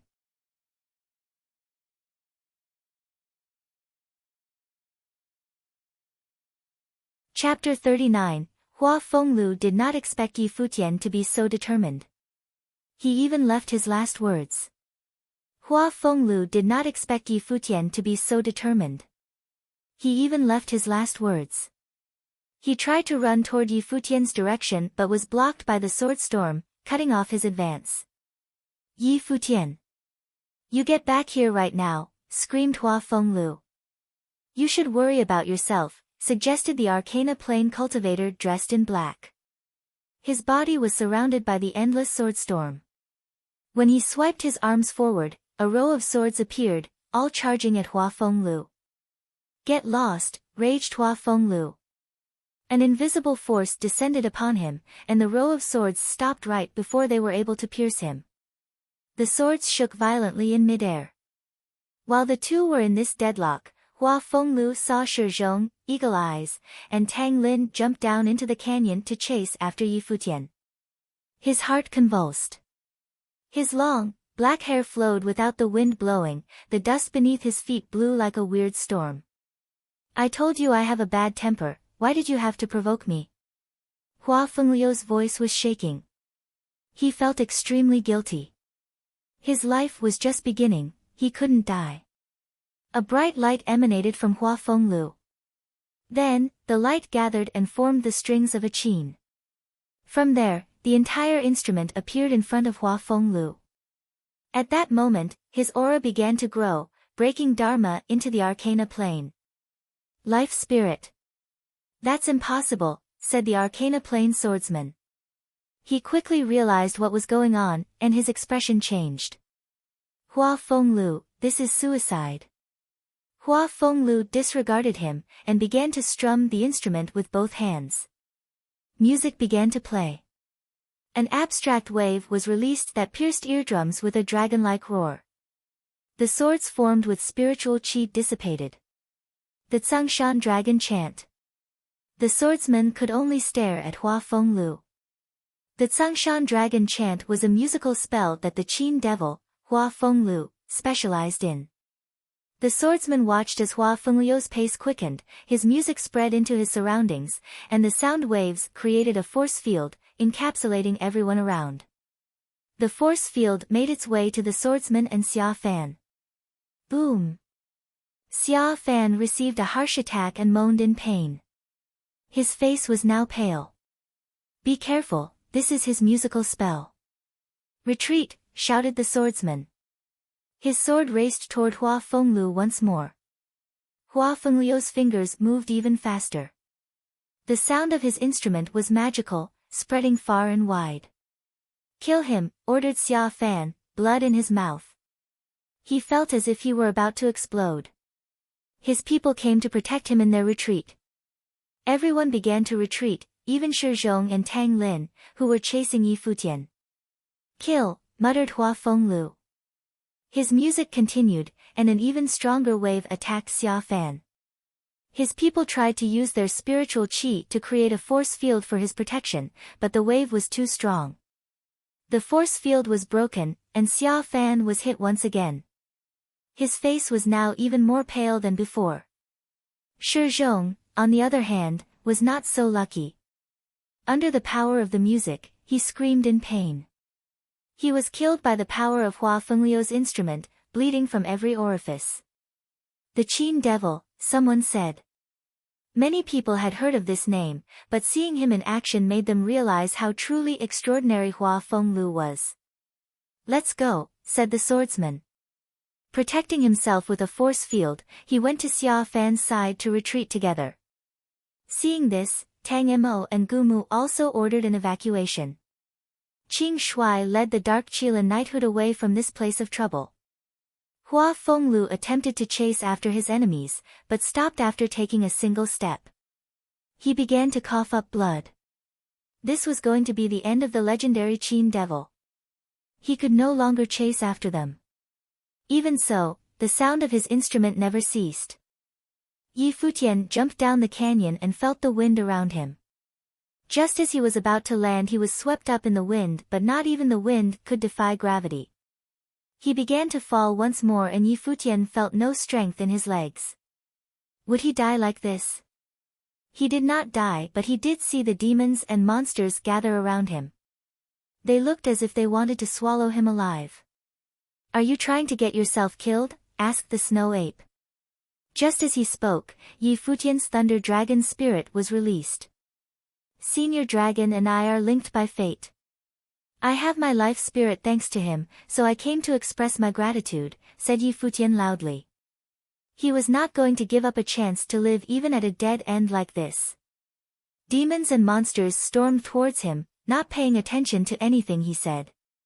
Yi Futian could smell blood. It came from the mouth of a demon boa. He was out of hope now. Pang! A large hand smacked the demon boa far away. The snow ape stood in front of Yi Futian like a large mountain. It looked down on Yi Futian and asked, "This life spirit. It was given to you by the old dragon?" Yi Futian's eyes twinkled and he spoke, "Last year when I was training on Mount Tianyao, Senior Dragon's image appeared. After observing it, my life spirit was created." "You created the life spirit by observation?" The snow ape stared at Yi Futian. "Show me your natal spirit." Yi Futian nodded. The world tree appeared. The ancient tree swayed in the wind, just like a real tree. The snow ape shuddered, his eyes suddenly turning red. His large body fell to the ground, his head landing in front of Yi Futian. "What's wrong?" asked Yi Futian, withdrawing his life spirit. The snow ape looked extremely sad. "Child," the snow ape stuck out its finger to caress Yi Futian's face. Tears formed in his large red eyes, and he began to cry. This was enough for Yi Futian to share his deep sadness. "Why is it you?" The snow ape's body shook as he continued to cry. "Do you know me?" Yi Futian's voice lowered, seemingly affected by the snow ape's emotions. "You poor child." The snow ape was unable to pull himself out of his melancholic state. Slowly, he stood up, lifted his head, and let out an earth-shattering scream. His fists pounded down on his chest repeatedly. The snow ape's scream resonated throughout the mountain, and the demons and monsters bowed down as they shook in fear. The snow ape then got down on his knees and gave Yi Futian a deep bow, one fit for royalty. "Senior," Yi Futian was dumbfounded. The demons and monsters of the canyon were bowing down to him. "May you bring me back up there?" asked Yi Futian. He was worried about Hua Fengliu. "Of course," answered the snow ape. He lifted his head and held on to Yi Futian with his huge hands. His feet stomped down on the ground, shattering it, and in a second they were catapulted back to the peak of the mountain. The whole mountain shook along with their movements. Letting go of Yi Futian, the snow ape placed him on the ground. "Master!" Yi Futian's heart squeezed at the sight of Hua Fengliu. He was still strumming away at his instrument, the strings now tainted with blood. Yi Futian, called out Hua Fenglu. He could not believe his eyes. Yi Futian was safe and sound. A chord snapped, and his instrument disappeared. Hua Fenglu spit out blood once again and fell to the ground. Master! Yi Futian sprinted to his side and held Hua Fenglu in his arms. There's someone over there, the snow ape looked ahead. Yi Futian raised his head to see that the swordsman had returned. When he saw Yi Futian and the snow ape together, the swordsman's heart pounded. How could it be? Kill him, Yi Futian said coldly. The snow ape took big steps toward the swordsman, who began to run, but his speed was no match for the snow ape. The snow ape gave out a loud growl and stomped down on the swordsman. Before his demise, he managed to shout out a warning to his companions, run. 3 roars came from the snow ape, and from a distance the swordsman's companions shook in fear. What was the Demon King doing outside the canyon? Hua Fengliu's life was hanging on by a thread, but he still smiled at Yi Futian. Don't worry, this isn't enough to kill me. My powers were disabled once, doesn't matter if it happens a second time. I told you to leave me be, why did you do this? If I was already dead, then you would have died in vain, shouted Yi Futian. His eyes were red. As your master, I couldn't just let you be driven to your death and do nothing about it. That's humiliating, laughed Hua Fenglu. Besides, you know I have a bad temper. So, you feel good about yourself now? Well, I'm pissed. If something had happened to you, what would I do about Fox? Asked Yi Futian. You would marry her, chuckled Hua Fenglu. Yi Futian lowered his head, tears streaming down his face as he closed his eyes, in pain. Why are you crying? My daughter is beautiful. Are you not willing to marry her? Hua Fenglu was acting as if nothing had happened. I'm crying because you messed up my life. If you die, then I don't even get the chance to kick you to the curb when I'm successful, said Yi Futian as he placed Hua Fenglu on his back, carrying him into the canyon. You make it sound like you got the short end of the stick here, Hua Fenglu said from behind. Of course. If I become emperor, then you're the emperor's father-in-law, Yi Futian answered nonchalantly. Hua Fenglu lifted his head to watch the sunset and smiled. Yu Sheng approached them from the edge of the canyon. Yi Futian stared at him. What are you trying to do now? Are you also trying to die with me by jumping off? No, replied Yu Sheng, shaking his head. Yi Futian was even madder now. What happened to being loyal to friends? If you had died then I would have avenged you. Yu Sheng lifted his head, finally looking Yi Futian in the eyes. His eyes were also red. Fine, I forgive you, said Yi Futian. He looked over at the snow ape who had just returned. Can you bring me to the statue? Okay, but anyone who sees us together has to die, said the snow ape seriously. Yi Futian was shocked at his words and looked over at Yu Sheng. They are some of my closest friends and family. Don't even think about it. As for the others, leave it to me. The snow ape nodded and brought the 3 to the entrance of the statue. Yi Futian pushed open the door and entered alone. The inside was empty. All that was there was another statue of Emperor Yi Qing, but this one was life-sized. The spiritual qi inside was packed as if there was a matrix somewhere. When Yi Futian took a step inside, the matrix lit up by itself. It got brighter as endless amounts of spiritual qi rushed into the life-size statue. This caused the statue to break apart, releasing a virtual image. It was Emperor Yi Qing. The 2 met eyes and Emperor Yi Qing spoke softly to ask, "What is your name, child?" "Senior, my name is Yi Futian," he answered.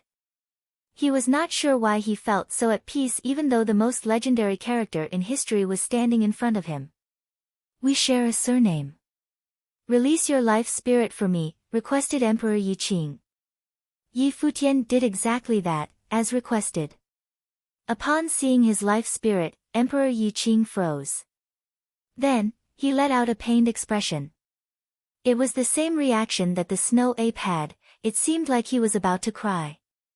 His virtual image approached Yi Futian and embraced him. He then said, "My dear child. Why is it you? Why must it be you?" His voice cracked as he cried. Yi Futian wanted to cry with him. Softly, he spoke, "Senior, haven't you been waiting for me? Who exactly am I? You are not the one I have been waiting for. I didn't think it would be you." His voice was filled with sadness. His virtual image returned to its original place. Emperor Yi Qing looked at Yi Futian with gentle eyes and told him, "Child, you are the future emperor of the divine prefectures. The ruler of the world."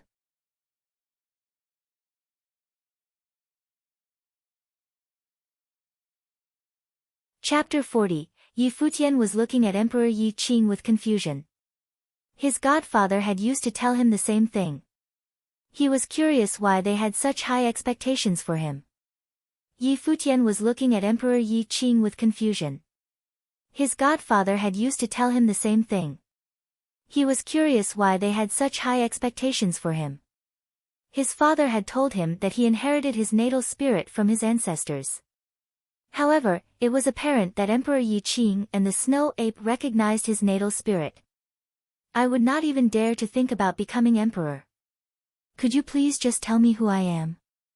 Yi Futian asked in a lowered voice. "Child, you have to trust yourself. You are destined to be the emperor because of your natal spirit," Emperor Yi Qing said patiently. However, Yi Futian was dejected because he had not received a clear answer. "As you're not waiting for me, I believe it's time for me to leave now." "You are wrong." Emperor Yi Qing now looked at Yi Futian, full of kindness. "I feel sad about meeting you in such a situation. However, no one would be more appropriate than you to inherit my power. Your treasures. You are giving me all of them?" Yi Futian was surprised. "Yes, my natal spirit, my original spells, and everything else." Emperor Yi Qing nodded. "Could you please teach my friend your martial arts techniques? He was born to be a warrior." Yi Futian was thinking about Yu Sheng. He believed that Yu Sheng would be perfect for those techniques. "Is his surname Yu?"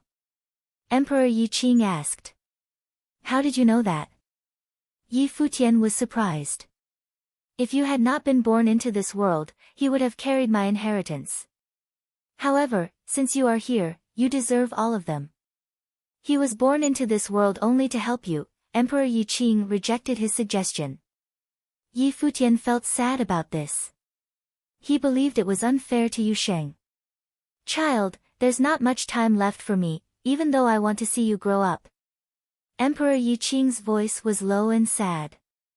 Yi Futian looked at him and asked, "Could you please tell me what the relation is between you and me?" Emperor Yi Qing shook his head.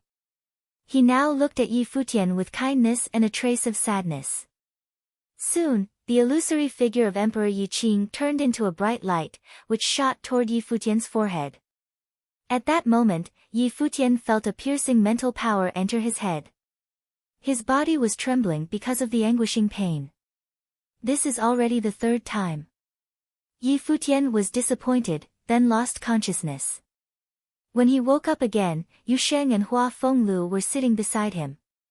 They had both entered the statue. The snow ape and the monsters were guarding the outside. "You are so lucky." Hua Fenglu looked at Yi Futian. Xia Fan had summoned someone so powerful, an arcana plane swordsman, to seize the treasures of Emperor Yi Qing. They had even released the monster tide to attack the guardians of Qingzhou City.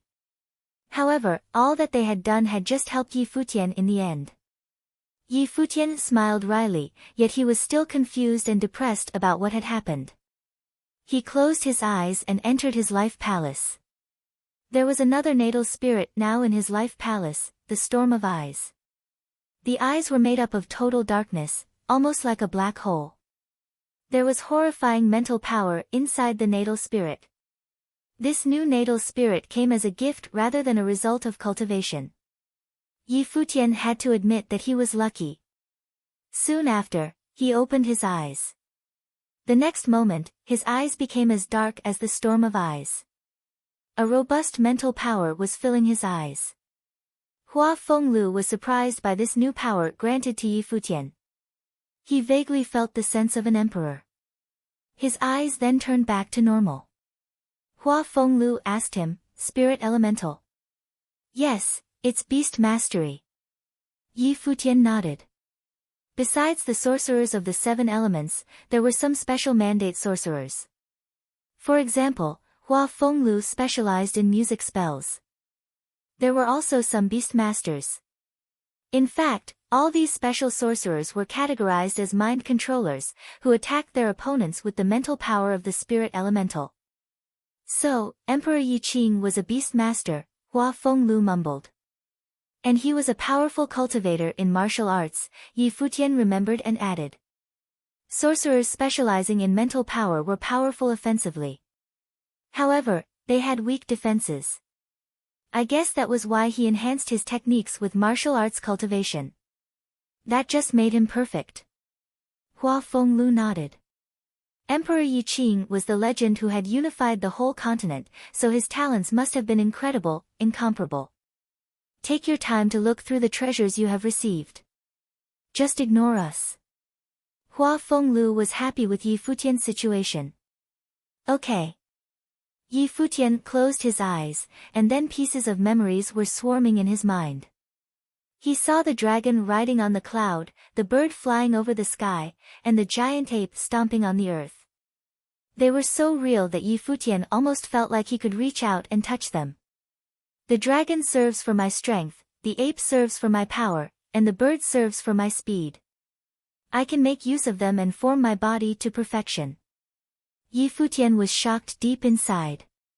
He had already possessed the soul of the dragon, and now he was using freedom meditation to extract the souls of the ape and the bird. Gradually, the wind, earth and metal element powers raged around in his body, and new natal spirits began to show up in his life palace. Yi Futian finally understood why Emperor Yi Qing had let him inherit all the treasures rather than Yu Sheng. He had the rarest of talents, he could actually create new natal spirits on his own. Before long, he had 2 new natal spirits in his life palace. In his life palace, he already had many natal spirits other than the original world tree, the sun, the thunder dragon, the Guqin, the storm of eyes, the bird, and the ape. It was even more impressive that the natal spirit of the bird had 2 elements, which were wind and metal. After he opened his eyes, he looked at Hua Fenglu and Yu Sheng with confusion. "What are you looking at?" Hua Fenglu looked back curiously. He noticed that a weird smile had shown up on Yi Futian's face. "Professor, I just have too many natal spirits in my life palace now. The treasures I received from Emperor Yi Qing were too powerful for me." Yi Futian blinked his eyes. Hua Fenglu was embarrassed. He only had 1 natal spirit, and it was destroyed a long time ago. He pretended to be mad at Yi Futian. "Get out of here." Yi Futian also started to laugh. He took a deep breath and said, "You are also lucky, Professor, to have such a lucky son-in-law." Yu Sheng's notion about how shameless Yi Futian could be was reaffirmed entirely at that moment. As for Hua Fenglu, he almost wanted to kick Yi Futian's ass right now. During the next month, Yi Futian kept cultivating in the canyon of Mount Tianyao. The relentless monsters led by the snow ape locked down this area to make sure no one could approach Yi Futian. Yi Futian was practicing his skills on a bunch of demon beasts. A demon bull pounced toward Yi Futian. However, Yi Futian didn't even try to evade the attack. He headed straight on to the demon bull to counter the attack. While he was charging, the roar of the dragon came out of his body. He made a fist and punched the demon bull hard. That punch looked as if it was landed by the giant ape. With a loud thump, the demon bull was knocked away by that punch. Yi Futian didn't let the demon bull go that easily. His hands reached out to clamp down on the throat of the demon bull. The attack this time changed into another form. Yi Futian almost looked like he had wings and began flying with the movement of a bird. A demon panther also started to attack, but she missed Yi Futian because he was too fast. She saw the counterattack coming, but it was already too late to dodge it. Yi Futian's arms were like the wings of a bird, and his thunder-like strike left the demon panther with a deep wound on her body. The other monsters kept growling. They had been intimidated by Yi Futian. Now your body moves like a dragon, you are strong as an ape, and your speed is like the bird. You have made impressive progress during the last month.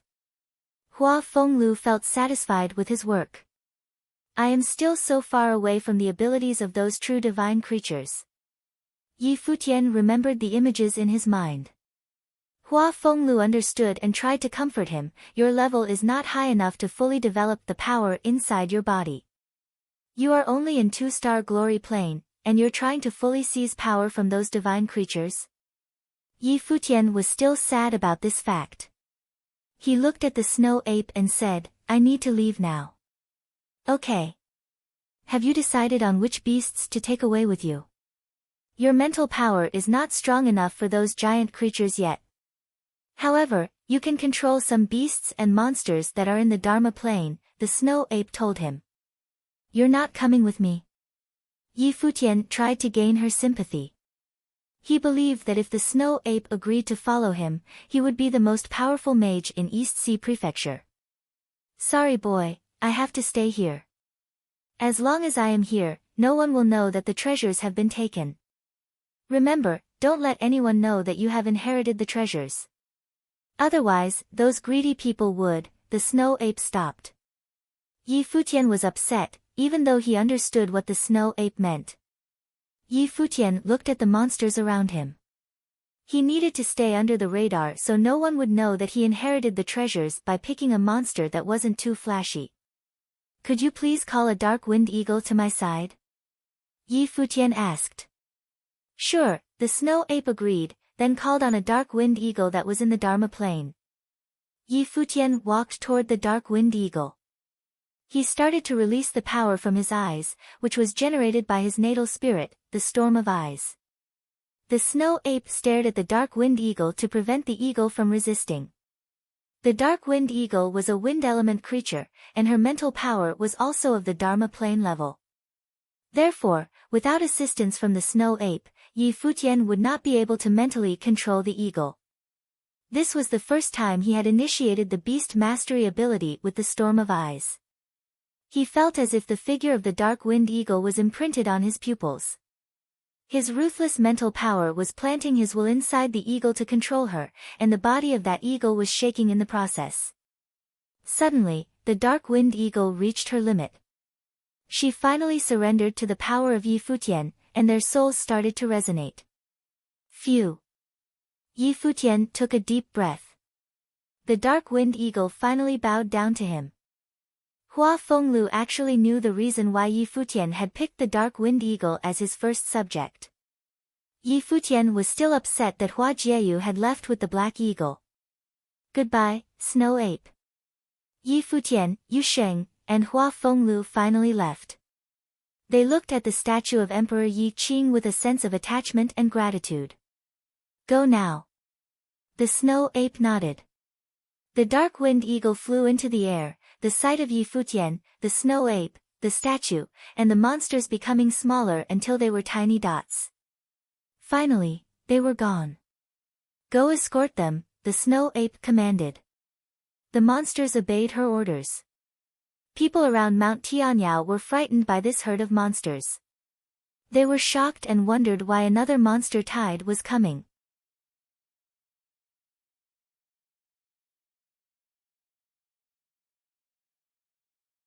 Chapter 41, The city of Qingzhou was a mess because of the monster tide. Buildings had fallen, and many people had died. The whole city looked gray and pitiful. The city of Qingzhou was a mess because of the monster tide.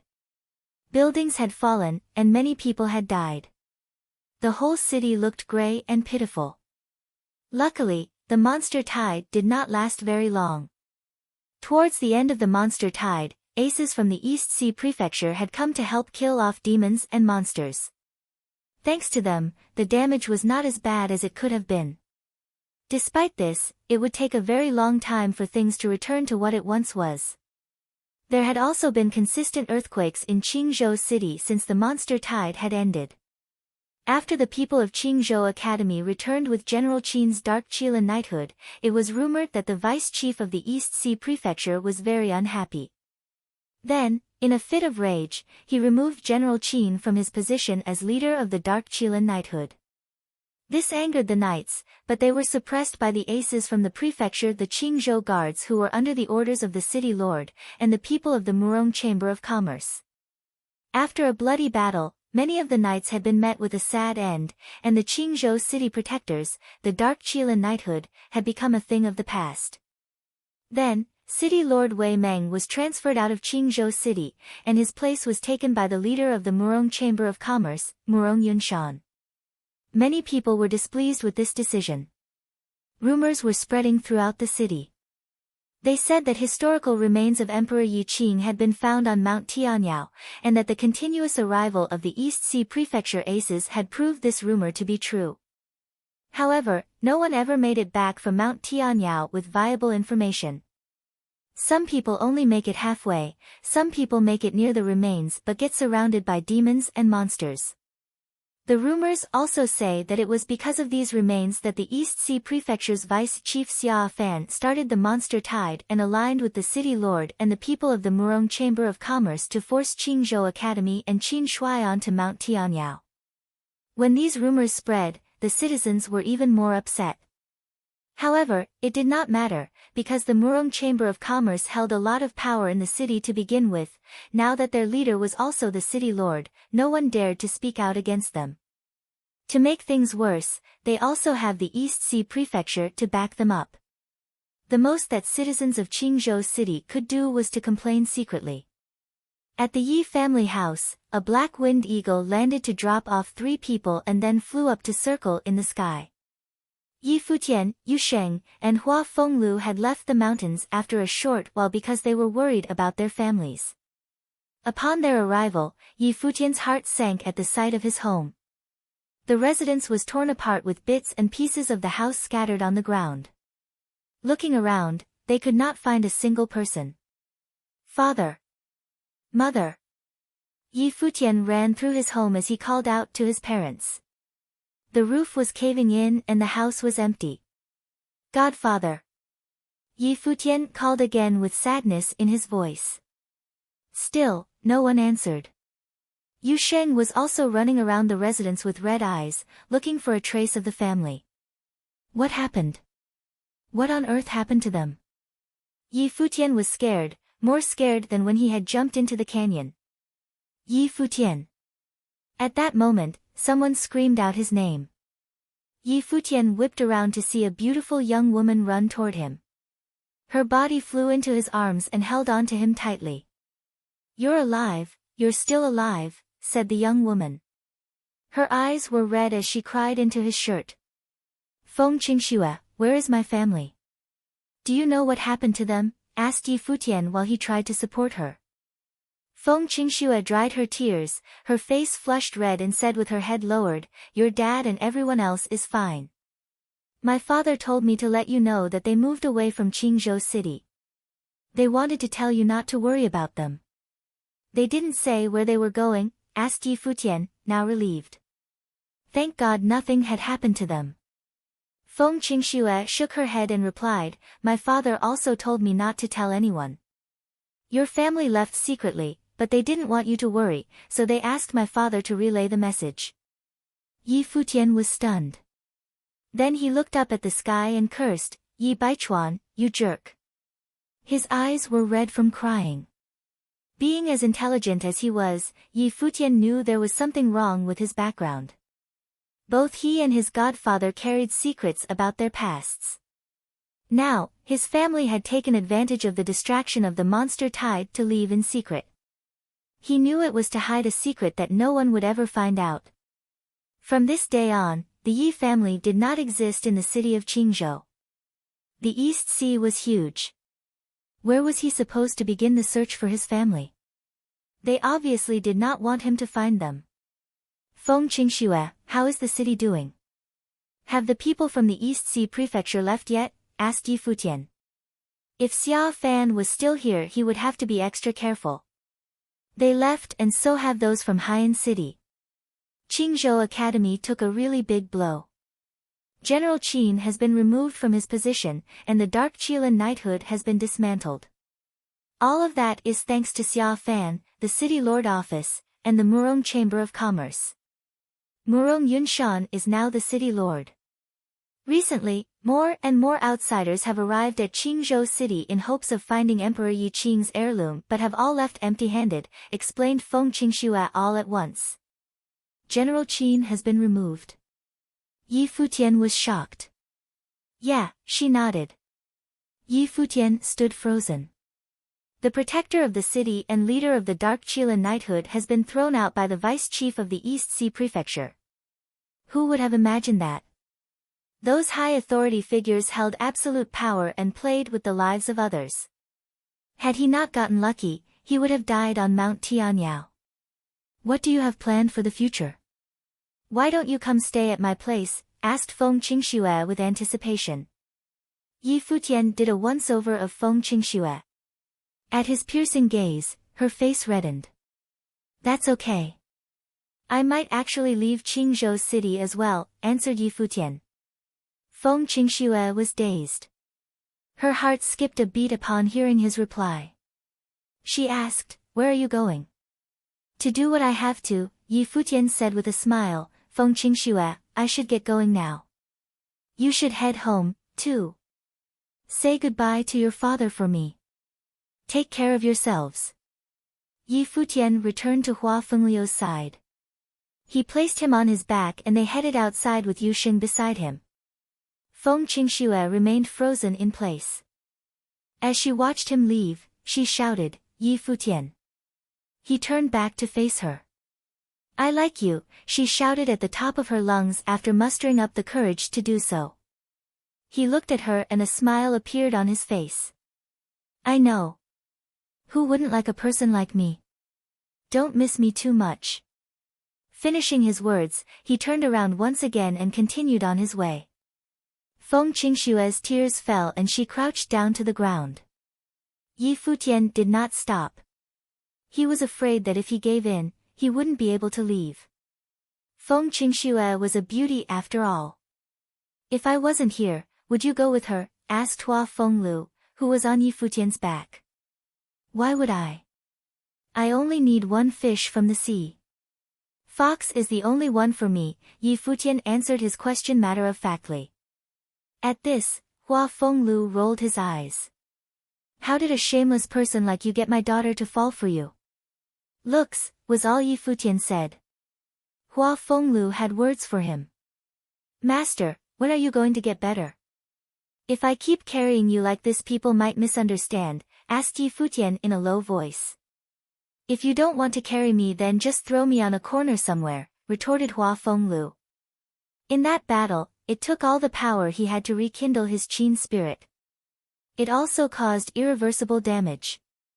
At that time, he barely managed to keep standing. I'm sorry, father-in-law, Yi Futian apologized quickly. Only then did Hua Fenglu smile again. Where are we going now? Asked Hua Fenglu. To kill a person, answered Yi Futian. In the air above Qingzhou Academy, a black winged eagle was circling. Its sharp eyes were trained on the Earth Elemental Pavilion below. It could not seem to find its target and continued to circle. Then, when a group of people exited the pavilion and headed for a restaurant off campus, the black winged eagle flew off after them. It did not attract the attention of the people below. As of late, things had been going great for Murong Qiu. Even though the expedition to Mount Tianyao failed, he was still able to establish a good relationship with the vice chief of the East Sea Prefecture. This aided his climb up the ladder at the Murong Chamber of Commerce. He had already been unanimously chosen as the successor of the chairman's seat and his father was now the city lord. The whole city was under his family's control. Although he understood that a lot of people disliked him, including most of his classmates, he did not care. They had no choice but to treat him with respect. The lobby of the restaurant was packed with people, many of whom were disciples of Qingzhou Academy. When Murong Qiu and his people arrived, almost everyone bowed their heads with respect. This was very satisfying to Murongqiu. He proceeded to look for a place to sit with a smile on his face. After the food arrived at the table, his whole group began to converse. Junior brother Murongqiu possesses such a rare gift. You were able to reach the glory plane so quickly. You'll be in the Dharma plane in no time, and then the Arcana plane, said a disciple of the Earth Elemental Pavilion. The first 4 planes of cultivation were Awakening, Glory, Dharma, and Arcana. To reach the Dharma plane would mean you were sufficient to rise into the presbyter level and become an elder. If one were able to get a bit stronger than that, they would be able to become a pavilion lord. After all, the highest level anyone in the city of Qingzhou had reached was the Dharma plane. In the past, Hua Fenglu was known as the city's #1 ace because he was once in the Arcana plane. He was considered a top ace in all of the East Sea Prefecture. Well, of course. Murongqiu will take control of all of Qingzhou city in the future. Naturally, he will be the most powerful person in the city, Murongqing boasted about her older cousin. That's right. Don't forget about us when you have the city in the palm of your hands, junior brother, someone said as they held their cup up to toast. Murongqiu smiled elegantly and lifted his cup as well. He looked ahead as if he were in deep thought. Seems like I'm a bit of a failure when it comes to the ladies, he said. His utterance put the table in an awkward silence. It was not a secret that Murongqiu liked Hua Jieyu, but she ended up with Yi Futian. Then, when Murongqing introduced him to Feng Qingxue, everyone thought he had it in the bag. In the end, it seemed like Feng Qingxue still had feelings for Yi Futian. That bitch. Feng Qingxue is just ungrateful. She's not good enough for you. You shouldn't feel bad about it, said one of Murongqiu's junior brothers. That's right, junior brother. Look at you now, the ladies won't be able to get enough of you, consoled a senior brother. Feng Qingxue is blind. I already told her to stay away from Yi Futian, but she went back to him in the end. Now that he has been killed by the demons and monsters, she must be regretting her decision. She really missed out on you, with all that power in your hands, said Murongqing. I actually hope that he's not dead. Things will be more interesting that way, Murongqiu said with a cold demeanor. You're right. If he's not already dead, then he will be shaking in his boots when he sees you, laughed Murongqing. She then realized that the restaurant was suddenly very quiet. Many eyes were watching their little group. She furrowed her brow in confusion and looked out the door. At the lobby entrance of the restaurant stood a handsome but arrogant figure. Everything you guys said is correct. Yi Futian's voice resonated. A frivolous smile was on his face.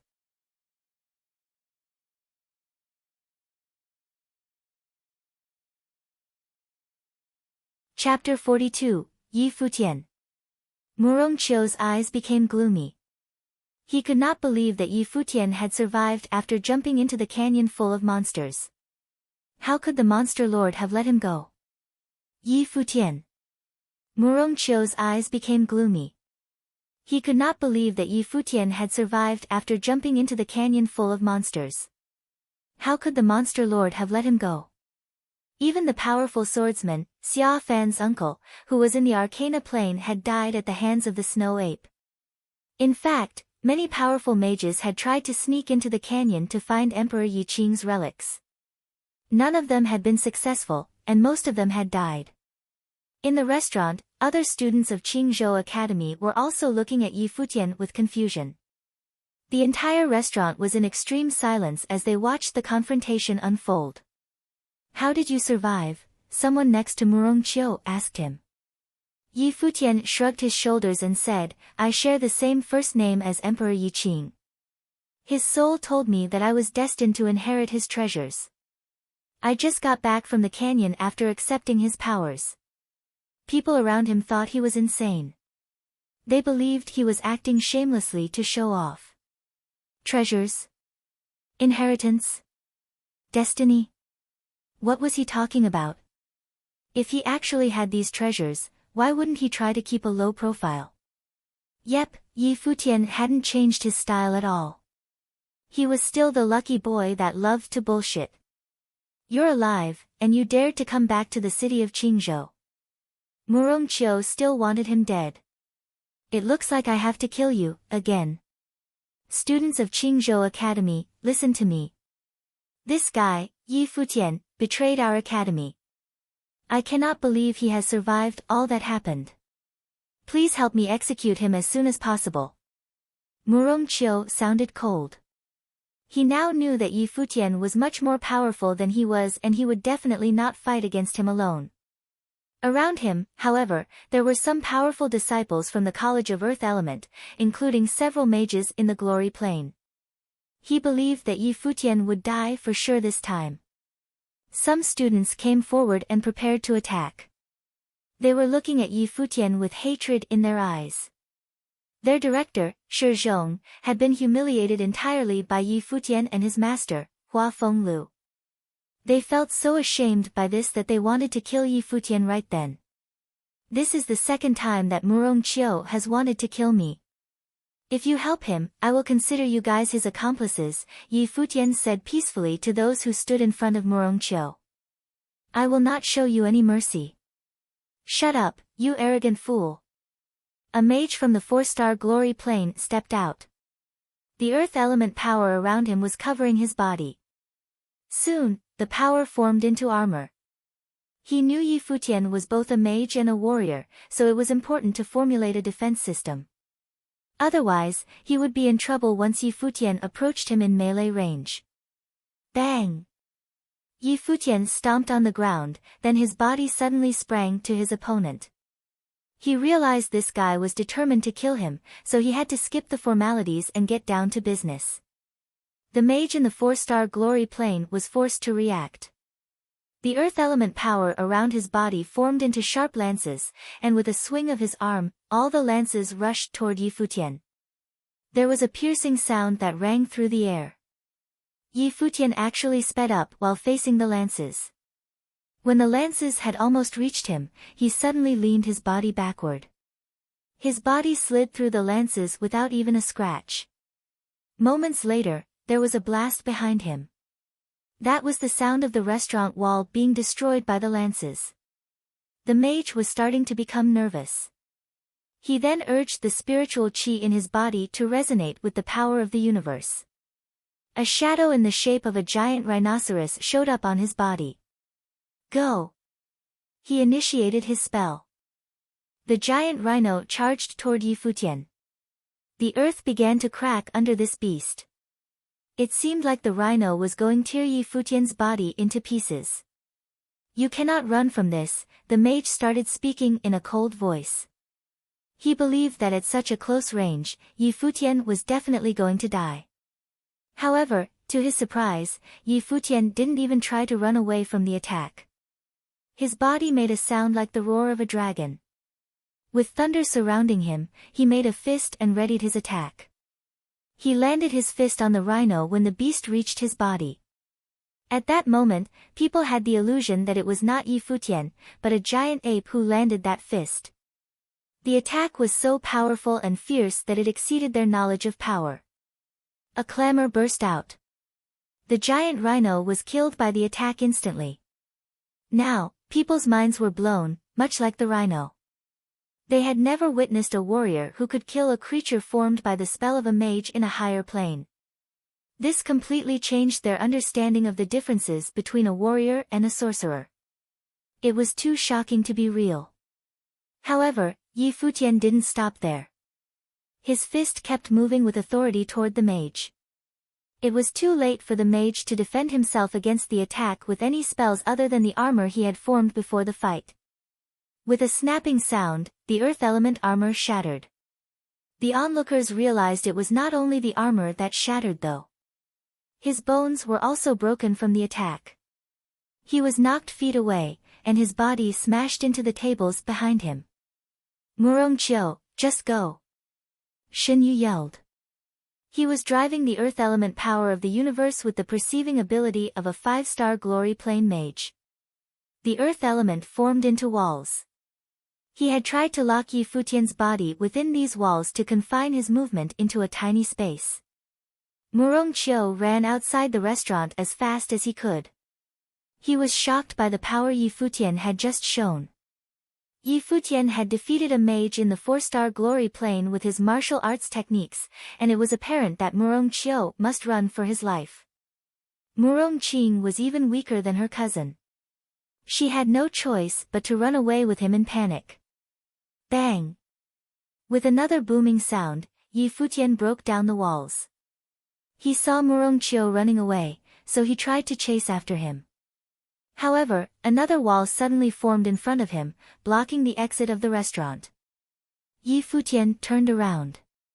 He gave Xinyu a cold glance and said, "You are really pissing me off. What are you going to do about it?" Xinyu did not dare look down on Yi Futian anymore. He had covered his body with earth element armor and prepared for the fight. He realized Yi Futian was much stronger than a warrior who was merely in the 2-star glory plane. "You're done." Yi Futian's hands started to glow with a golden light after he spoke. He released his mental power, and a storm of the metal element was around his arms. It almost felt like his arms turned into the golden wings of a bird. "What? How are you using that metal element power?" Xinyu was so shocked. In fact, it was not just Xinyu who was shocked. The students of Qingzhou Academy standing in the corners also could not believe it. Yi Futian had shown so many talents in various elements, including martial arts, thunder, and fire. Now there was metal element, too. Exactly how much power was he hiding? Actually, the metal element storm around his body was entirely beyond the ability of a mage in 2-star glory plane. Even for the mages in the same 2-star glory plane, there was a significant difference in the strength of power they were able to use. Moreover, Yi Futian was a mandate sorcerer. There was no time to waste. Yi Futian's body formed into a bolt of golden thunder that broke through the air. Soon, another wall blocked Yi Futian's way. It didn't work at all because his arms had become razor-sharp wings that easily cut the wall into pieces. Xinyu's face looked gloomy. He was driving the power in that space like crazy. All the remaining lances and walls were rushing at Yi Futian. However, Yi Futian was so fast that his body had become a golden shadow. Every attack from Xinyu totally missed its target. When a martial arts cultivator was this overwhelming and fast, he would be lethal for a mage, because once the mage's attacks missed their opponent and the mage was forced to fight in melee range, he was already defeated. Xinyu could do nothing more but run away, but Yi Futian didn't give him a second chance. His body flew toward Xinyu as fast as a bird, and suddenly a horrifying wound appeared on Xinyu's chest. His face turned ghastly pale from blood loss. Yi Futian left him alone. Murong Qiu was still his primary target. He saw Murong Qiu running in the direction of Qingzhou Academy and kept chasing. "We're getting a show." The students of Qingzhou Academy in the restaurant rushed out. They believed Yi Futian was going to kill Murong Qiu. Murong Qiu was surprised that Yi Futian was so fast, and the distance between them was disappearing. He was running so hard that he felt like his lungs were about to explode. There were a lot of students coming in and out the academy. Murong Qiu was screaming with desperation, "Help!" People were curious as to why Murong Qiu was in such a panic. They realized that Murong Qiu was being chased by someone, and was that Yi Futian? How could he be alive after jumping into the canyon? What's going on? Someone came out of the academy and tried to control the scene. It was the director of the College of Thunder Element. "Help me, Professor. He's going to kill me." Murong clutched at his last life-saving straw. He quickly hid behind the director. "Yi Futian." The director was surprised to see the student chasing after Murong Qiu. Yi Futian stopped charging forward. He was still staring at Murong Qiu and said, "Sorry Professor, you may want to stay out of this. It's totally personal." "Yi Futian, listen, you are lucky to have survived. Remember, this academy is a sacred place. Don't do anything stupid. The director was commanding him to stop. On my way here, I saw the whole city was destroyed by the monsters. People are crying in their houses, and this academy has been severely damaged. I believe, Professor, you know who is behind all of this, Yi Futian started saying. And what about General Qin Shui and the Dark Kailan Knighthood?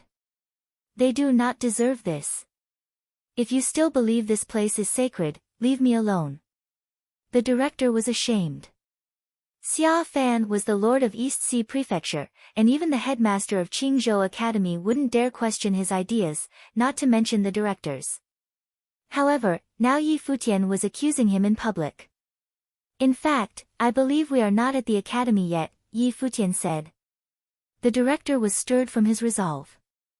Murong Qiu knew that the director might not be protecting him anymore.